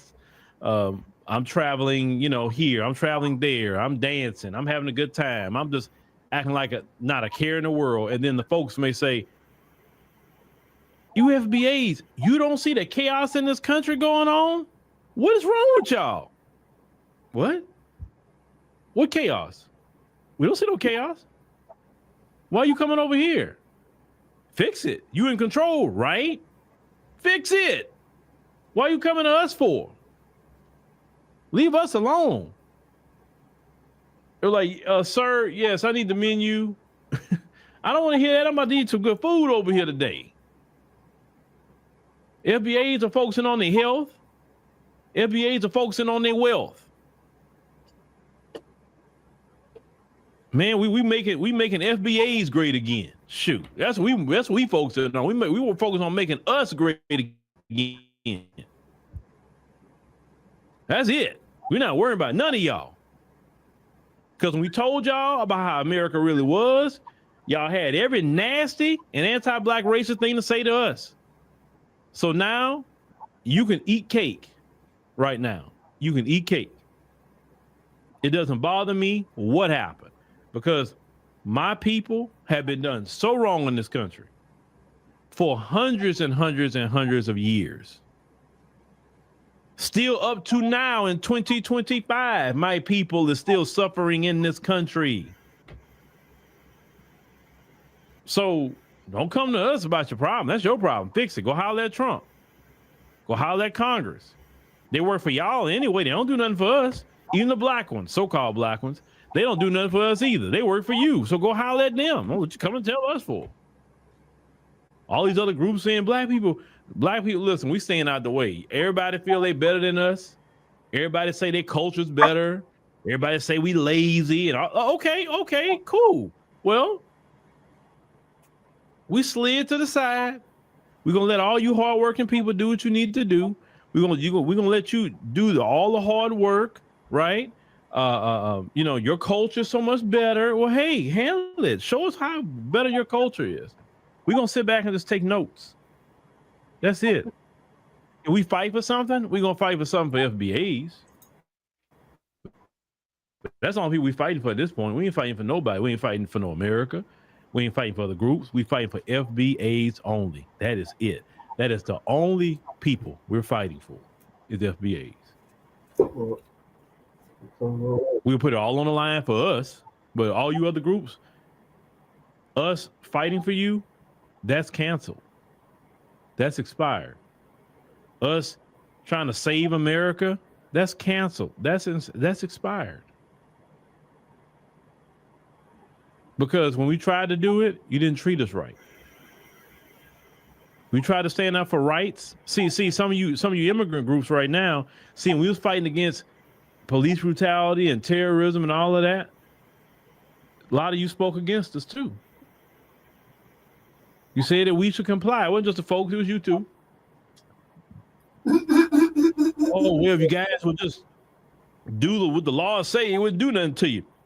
Now look what the police starting to do to y'all with ICE. Look what they doing to y'all. They treating y'all any kind of way. And every person that spoke against FBAs, now you don't have an ally no more, because we remember all your nasty and vile things you said about us. Some of you, when you want to talk about us, the first thing you go grab is a white supremacist talking point. We ain't forgotten none of that. That's why nobody can come to us and say, hey man, help me out. No, Remember you called us slaves and cotton pickers and everything else that you called us. So leave the slaves alone. Go handle that with them good white people. Go handle it. Since that's who you want to hang around, go over there with them, right? Yeah. Let's skip. I'm not too far. All right, y'all. Lady Chat, what is your closing thoughts? About that? Well, I'm glad he's finally getting back vacation, man. I've already been there for 2 years. You know? Finally get to we're doing nothing for this. I've been there, like this, you know what I mean? So I'm glad to see he's finally coming aboard. But I think that lecturing the folk, them ain't really gonna do nothing. They don't do nothing for nobody. You stay out the way, not and keep like a side eye on things, and really start stocking up, say building up our own little stuff, just in case shit gets crazy. Yeah. But it won't be because of us. You know what I mean? And I like like I don't like how you say the whole world malfunction because of us. It's not. It's because of them. You know what I mean? They're not even really thinking about us. That's how they think about us is like because we're excited about something. Like you didn't hear them think about us pretty much for like a whole month until Sinners came out. Yeah. All right. We got excited about it, and then now look. You know what I mean? Now we're like in the mouth. I don't know. That's kind of debatable, but I'm not up to debate you on that. So. Yeah. So was that the last topic for tonight? Yes. topics didn't get Cool. so. Yeah. All right, y'all. So appreciate y'all tapping in. Appreciate y'all staying up late with us. Yeah. Mm-hmm. Just got a new place. Yeah. Mm. All right, see y'all tomorrow for part 2. Yeah. Same time, same usual place. Yep. So in the meantime, make sure y'all like and subscribe to all of our platforms. Frontline Black News on YouTube and Facebook. And the Revolutionary Agenda on YouTube and Facebook. Yeah, please share that GoFundMe because I'm like cut off from like a lot of platforms, and I need to. I really raising this little link to everything move around. So please, thank you. Just share it, please. That's all I'm asking for. Anyway, thanks everybody who tapped in. Yeah. So peace, love, light, reparations, and separation, and Black empowerment. Chan Krummer and Lady Cherry signing out from the Mile High Income and Sundown Town, known as Aurora, Colorado. Peace. Peace.